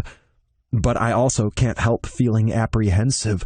The words sound amazing, but I don't want him making big life decisions for me. He'll just end up resenting me for it later. I shake my head slowly. You can't do that. You can't just uproot your life just to be with me. He arches an eyebrow at me. Weren't you just offering to do the same for me? That's different. You're living out this incredible dream right now. You have all these fans and you're winning awards, and you can't just give all that up. Just for me. He sits up, moving in close to me and reaching out to brush his thumb over my jaw. I would give it all up, just for you. But I'm not. It just happens to be very convenient timing, and Austin happens to be very conveniently located more or less in the middle of the country. My brows shoot up. It's like 4 hours' drive from the Mexican border. He merely shrugs. It's on Central Time. It counts. Okay. Why do you need a central location? He offers me a bright grin. Ellie and I are putting together a new show. She wants to call it Queer America, but I'm still not sold on how catchy that is. Basically, we'll be traveling all around the country and visiting businesses and events that are run by queer people, or cater to queer people, or embrace queer people and culture. Baby, that's amazing. I can't keep the giant grin off my face. It seriously sounds like an amazing show that'll be able to do a lot of good for LGBT businesses and tourism, and I love seeing Aidan this animated and passionate. And the best part is, because Austin's only a few hours' flight from a lot of places, I'll probably only have to do day trips for most of the on-location stuff. And if we need to do overnights, we could always schedule it on a weekend so you could come too. I lean down to press a kiss to his temple. That sounds awesome. A thought occurs to me, though, and I have to ask, how are you doing all this? Is your agent okay with it? He offers me a wry smirk. Yeah, you kind of miss a lot when you take off without a word and then don't answer my calls. Sorry, I say sheepishly. Aidan merely chuckles. Shay has a friend who used to be an entertainment lawyer in L.A., he says. He works here now as a crisis manager, whatever that is, but he was still able to help me and Ellie get out of our contracts with the production company and help me get away from my agent. We both had to give up a fair chunk of change to make it happen, but it was worth it. I stare at him, completely dumbfounded. He looks so happy, but at the same time, I can't get rid of this little niggling feeling in my chest. God, Aidan, please tell me you didn't do all this for me. He shakes his head, letting out a soft sigh. This is why I was reluctant to get into this now. I knew you'd freak out and make a big thing about it. I'm not freaking out, I assure him. I'm just overanalyzing it, he asks with a quirked brow. I shrug. Maybe a little. He wraps his hands around my face, leaning in to brush his lips against mine. I'm not going to lie and say you weren't a factor in this, but you were only part of it. The truth is, I've wanted out for a long time. Both of us have. I don't want to work with these kinds of people anymore, and honestly, as much as I love traveling and seeing new places and meeting new people, I'm so fucking tired. So, you and Ellie are on your own now? He nods. Yep. And it feels amazing. I don't know if we'll ever have the kind of success with this new show that Extreme Trekkers had, but at least we'll be able to be ourselves. He pauses for a long moment before saying quietly, You were right, you know. Back then. You warned me not to sign with that asshole. I should have listened. I graze my hand over his cheek, ducking my head to press a kiss to his temple. I never told you this, but I am so fucking proud of you. Don't ever let anything make you regret all the things you've achieved. Chapter 25. Aidan. Did you really think you'd be able to get away with it? Alana demands, as if she's a detective interrogating a suspect. Lying to us for all this time? I share a glance with Ben. Yeah. Kind of. You only know because we told you. You mean we let you tell us? Kate says, hands placed firmly on her hips. Several confused gazes turn in her direction, and she throws up her hands in surrender. Okay, fine, that sounded better in my head. It's been a couple of weeks since I declared my love for Ben through song in front of all my siblings, but this is the first time we've come face to face with them and given them the opportunity to ask all their questions. Let's just say we've had a few other things on our mind over the past few weeks, like flying back and forth to Austin while we look for a place and Ben interviews for jobs, and me and Ellie getting started with the groundwork for our new show. And of course, there's been a lot of lost time for me and Ben to catch up on. A lot of lost time. But we couldn't really put this off any longer. And when Blake and Owen announced they'd be hosting a family get-together at their brownstone in the village, I knew if we didn't get there on our own, one of my siblings would come over and drag us there by force. Okay, are we done now? Can we move on to something else? I ask. Oh, we aren't even close to done, buddy, Shay says, an evil smirk curving his lips. You might want to get comfortable because this is going to take a while. Shaking my head in exasperation, I decide to follow his advice and move from where I'm sitting on the arm of the sofa, settling into Ben's lap. He immediately wraps his strong arms around me, pulling me with him as he settles back farther against the couch. Oh God, they're just so coupley, Melinda comments. That's generally how it works, I say with an eye roll. She lets out a little bark of laughter. Talk to me after 15 years and 3 kids. Love you too, babe, Liam says dryly to his wife. I cast my gaze over my gathered siblings and their partners, most of whom are standing in front of us, clearly prepared for the coming interrogation, but some are lazing on the other sofas. As they all start spouting off questions, one after the other in rapid succession, my brain nears the point of explosion as I barely manage to keep track of who's talking. Who made the first move? Alana. How many times have you hooked up? Liam. Have you just secretly been dating this whole time? Jamie.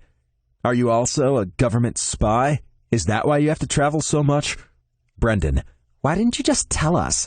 Kate. Are you going to get married now? Alana. Are you even really our brother? Brendan.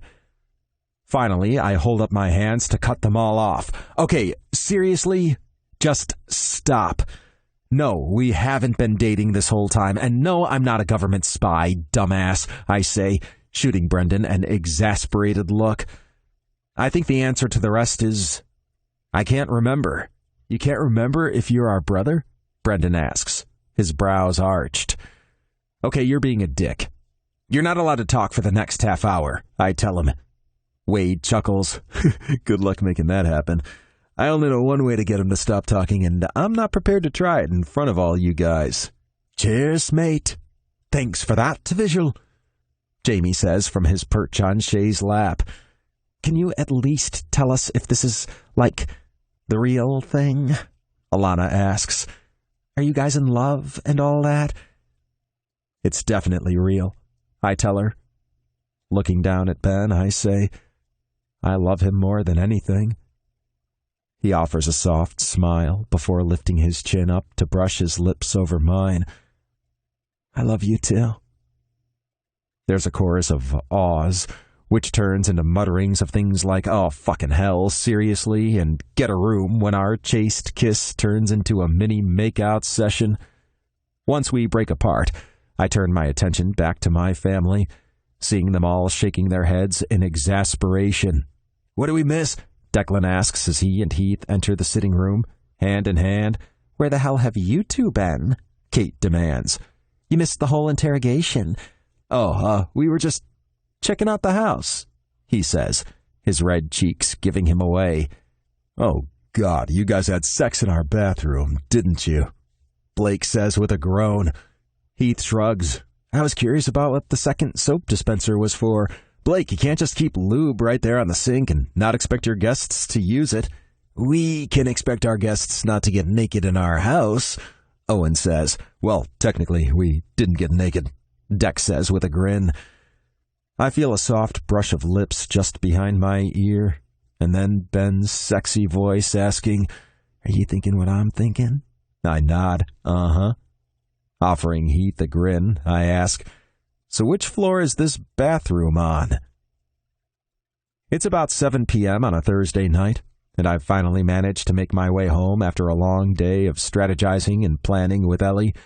We've spent the last 2 weeks since our official move to Austin working out the format of our new show and scouting locations.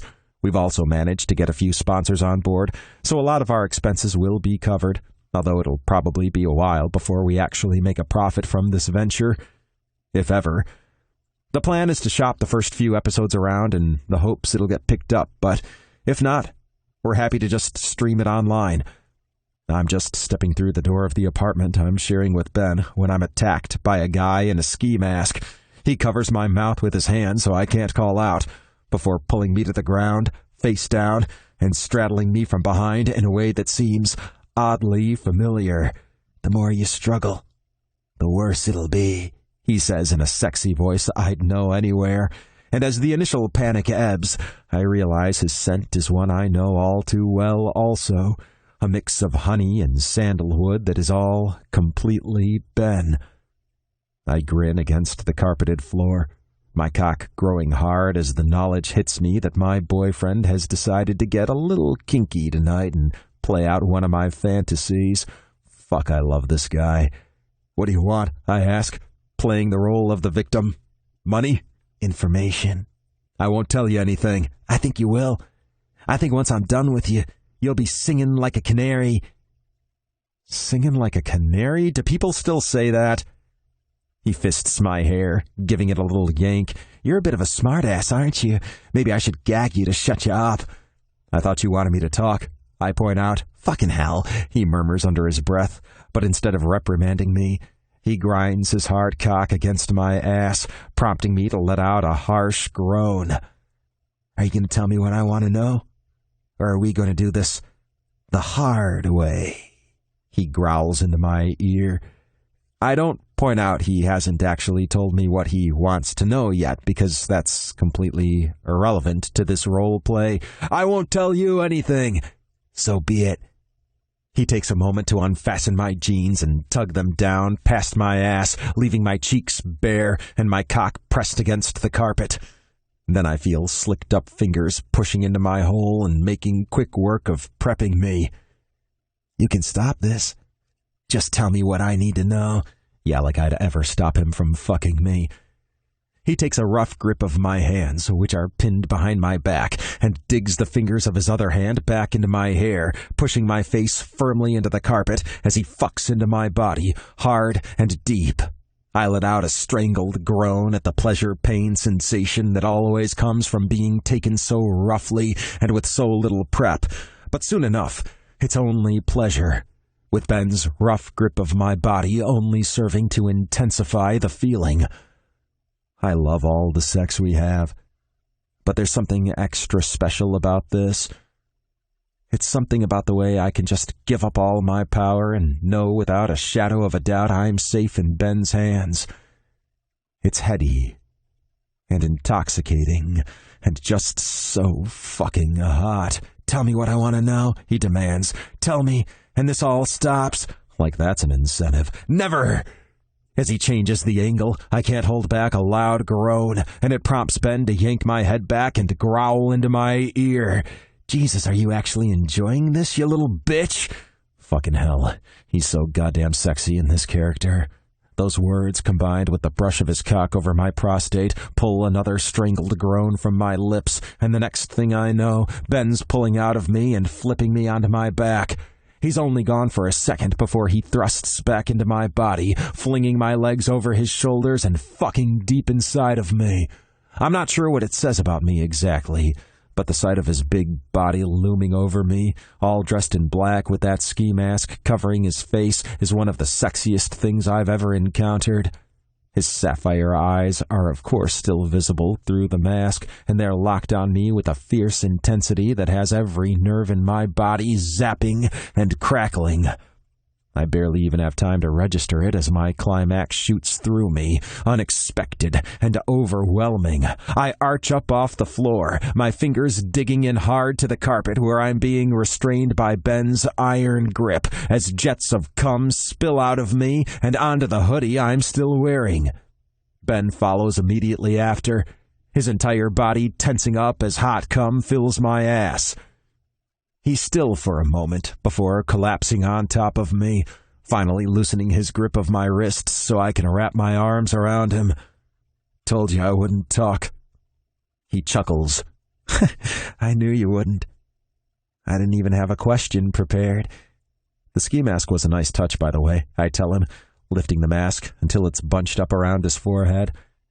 Maybe next time you should have a gun. No fucking way am I using a gun, he says. Not a real one, obviously, a toy one. Ben shakes his head. Not even a toy one. Sorry, baby. Not happening. I can't help pouting in disappointment. What about a water pistol that shoots chocolate syrup or something? He considers it for a moment before letting out a sigh. Possibly. I lean over and claim his lips for a slow, languid kiss. Maybe we should work up a prison scene, I suggest. I liked it when you called me bitch. He offers a broad grin before kissing me again. Things are never going to be boring with you. That's for sure. Epilogue. Ben. It's a Saturday morning in mid-December, and I'm grinning the second I step through the front door of our apartment because I can hear Elvis Presley's Burning Love coming from the direction of the kitchen, and I know exactly what I'm going to find once I get there. Sure enough, Aidan is prancing around in nothing but a pair of tight black boxer briefs, channeling the ghost of Elvis as he dances to the song, or at least, I think he's trying to. He doesn't really have the same moves as the king, but A for effort. I lean back against the wall, my arms folded across my chest as I watch his performance, loving the fact he doesn't stop goofing around even though he knows I'm here.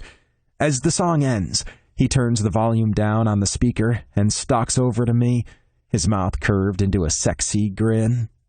Just in time. Breakfast is nearly ready. I reach out and tug him toward me, no doubt getting my sweaty grossness from my run all over him, but he doesn't seem to care. No rapping today? Oh, there was rapping. You missed an awesome rendition of Without Me. Damn, I say, my face screwed up in a wince. I'm teasing him. But in reality, I am a little disappointed because that would have been hilarious. I give him a quick kiss and then let him go so he can get the food from the oven. One thing I can say about living with Aidan is that my horizons have well and truly been expanded when it comes to food. He's always making dishes he first tasted in one country or another, and they're always delicious. This morning is no exception, and I feel my mouth starting to water as I am presented with some kind of baked egg dish and vegetables and beans that smell absolutely incredible. What time did you want to leave today?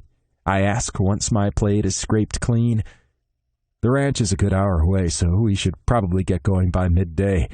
I still feel a bit weird about going to a wedding I haven't been invited to, I say as I collect our plates and carry them to the sink. You have been invited. No, you and your crew were invited so you could do the show, I clarify, and I'm inviting you as my guest, he says eagerly, as if he's just scored the winning point. I merely shake my head in exasperation. This has been a topic of debate for weeks now, ever since Aidan and Ellie got permission to film part of their show at a double wedding being held at a ranch not far from Austin that's owned and run by a gay couple and specializes in holding LGBT events, particularly weddings. As I wash the dishes in the sink, I feel Aidan's arms wrap around me from behind, and he rests his head against my shoulder. I'm expecting him to say something warm and reassuring, but instead he comes out with, "You really need a shower, babe. You stink." Unicorn Ranch, where this wedding is being held, really is a beautiful place, and I can see why Aidan and Ellie have chosen to feature it on their show. Their show, which they did end up calling Queermerica, was recently picked up by Netflix and will have an 8-episode season dropping at some point next summer. So at the moment, it feels like it's a bit of a mad scramble to get everything done in time. The great thing is that Aidan and Ellie are the ones running things and doing so on their own terms. They're, of course, thrilled to have been picked up by a major distribution platform, but I know neither of them would hesitate to cut ties if it were necessary to keep themselves in the driver's seat. The wedding today is a double one. There's a gay couple and a lesbian couple, all exchanging vows in the same ceremony, which is being held in a beautiful old barn that's obviously been converted for this very purpose. I'll admit, this is a nice occasion to witness, but I still feel a little weird about sitting amongst the crowd of friends and family when I've never met any of the brides or grooms before. One of the brides has been best friends with one of the grooms since they were kids, Aidan whispers from the seat next to me, so they all decided to share the day. Is that why you chose today to film the show? I ask him. Because of the unique story? He shrugs. Partly. We wanted to show the ranch and the events they do here. When we heard about the double wedding, it just seemed like too special a story not to tell. I thread my fingers through his and lift our clasped hands to my lips, kissing his knuckles. I love you. I say softly, I am so proud of you. After the ceremony, I'm amazed at how efficiently the event staff are able to convert the barn into a reception hall, complete with a bar and a dance floor and little tables set off to the side. It's almost like someone's just waved a wand and changed the room around. Fortunately, Aidan doesn't have to do any on-camera work at the actual wedding. He did a little before the ceremony, with a couple of interviews and a casual walk around the ranch while the staff were setting things up. But now it's just down to the two-man crew to discreetly shoot some footage to be cut together with the segment. In reality, they'll probably only use about 20 seconds of footage from the reception, but at least they'll have a lot of material to choose from. I have a confession to make, Aidan says, smiling up at me. Oh, yeah? What's that?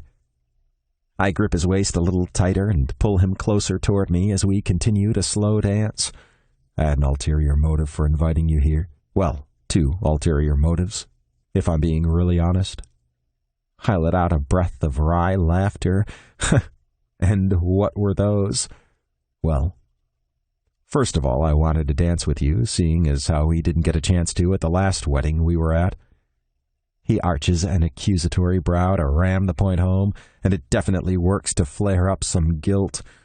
I was an idiot for not wanting to dance with him at Declan and Heath's wedding. Uh-huh. And what's the other? I ask wearily. I wanted you to see this place at its best, so you might consider it for when we get married. My stomach flips over at his words, and my heart swells up like a balloon. I don't let that show, however, instead offering a teasing smile and saying, "You're very sure of yourself." "I'm sure of us," he says, his expression making it clear he's not going to be diverted by my teasing. "I've loved you since the first day I met you, and I know without a doubt I'll love you until the day I die." His hands move from my shoulders to link around my neck, his thumbs rubbing against the hair at my nape in that way that sends tingles all over me. "I want you to marry me, Benjamin Ryland. Tell me you'll let me." "Let you?" I duck my head so I can press a gentle kiss to his lips. Nothing would make me happier than being your husband. He offers a broad grin, tugging my head down so he can claim my lips with a fierce kiss that leaves me breathless. The song ends, and we make our way off the dance floor, settling into a couple of seats at one of the tables to the side of the room. "What do you think about September?" Aidan asks. "In general? Or for the wedding?" He lets out a soft chuckle, shaking his head. "Your jokes are as bad as Brendan's." "Ouch! That's a bit harsh," I say, clutching a hand to my chest as if he's just shot me. He merely rolls his eyes. "Obviously, I meant for the wedding. I was thinking we could go to Germany for the honeymoon." It'd be the right time for Oktoberfest. My face stretches into a broad grin, and I bring my hands up to wrap around his face. God, I love you. And then I draw him toward me so I can kiss the life out of him. My fiancé. Another epilogue. Aidan. It's January, which means it's time for the newest baby Kelly to arrive. Ordinarily, the birth of a new baby would see our entire family descending on the hospital, or at the very least, congregating in someone's house, waiting to meet the new arrival, like we did for Brendan and Wade's baby girl, Aria, a few weeks ago.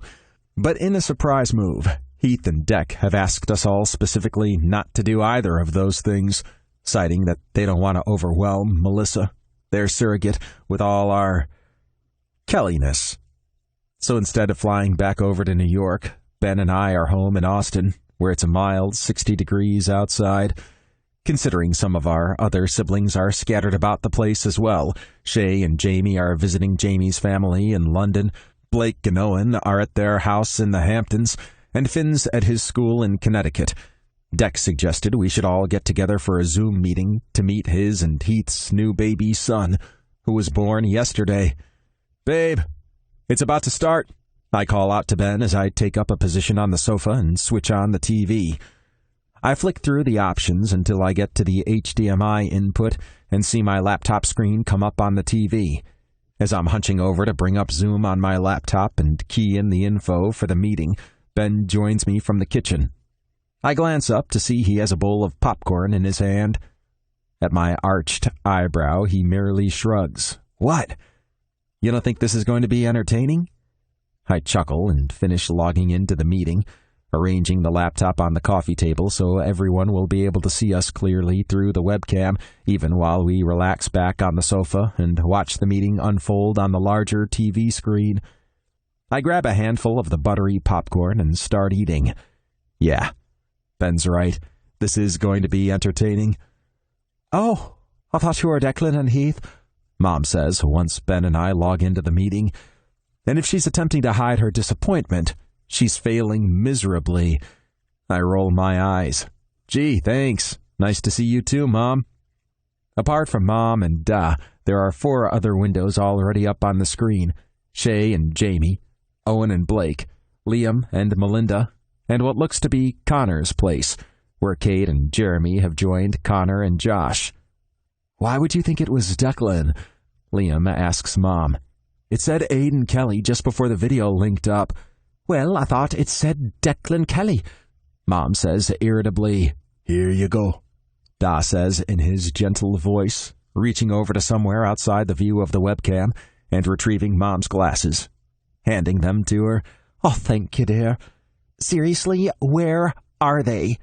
Kate grumbles, no doubt referring to Declan and Heath. "They said 7 p.m. "It's like 5 past, Jeremy says reasonably. "Give them a break. They're probably exhausted and a little overwhelmed." "Exhausted?" Kate demands. "What the hell from? It's not like they had to push the kid out of their vagina without drugs." "Amen, sister," Melinda says, lifting her glass of what I'm assuming is Chardonnay to salute. Liam turns to her. "What are you talking about? You were high as a kite when you had R3. It couldn't have been that hard." Melinda narrows her eyes at him.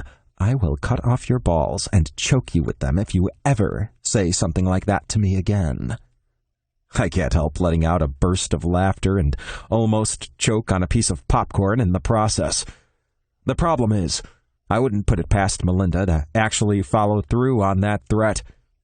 More video windows pop up with more of my siblings and their partners, until eventually we're just waiting for Finn and Declan and Heath. I feel my phone vibrate in my pocket and pull it out to check the message. On the TV screen, I see my mom and siblings do the same.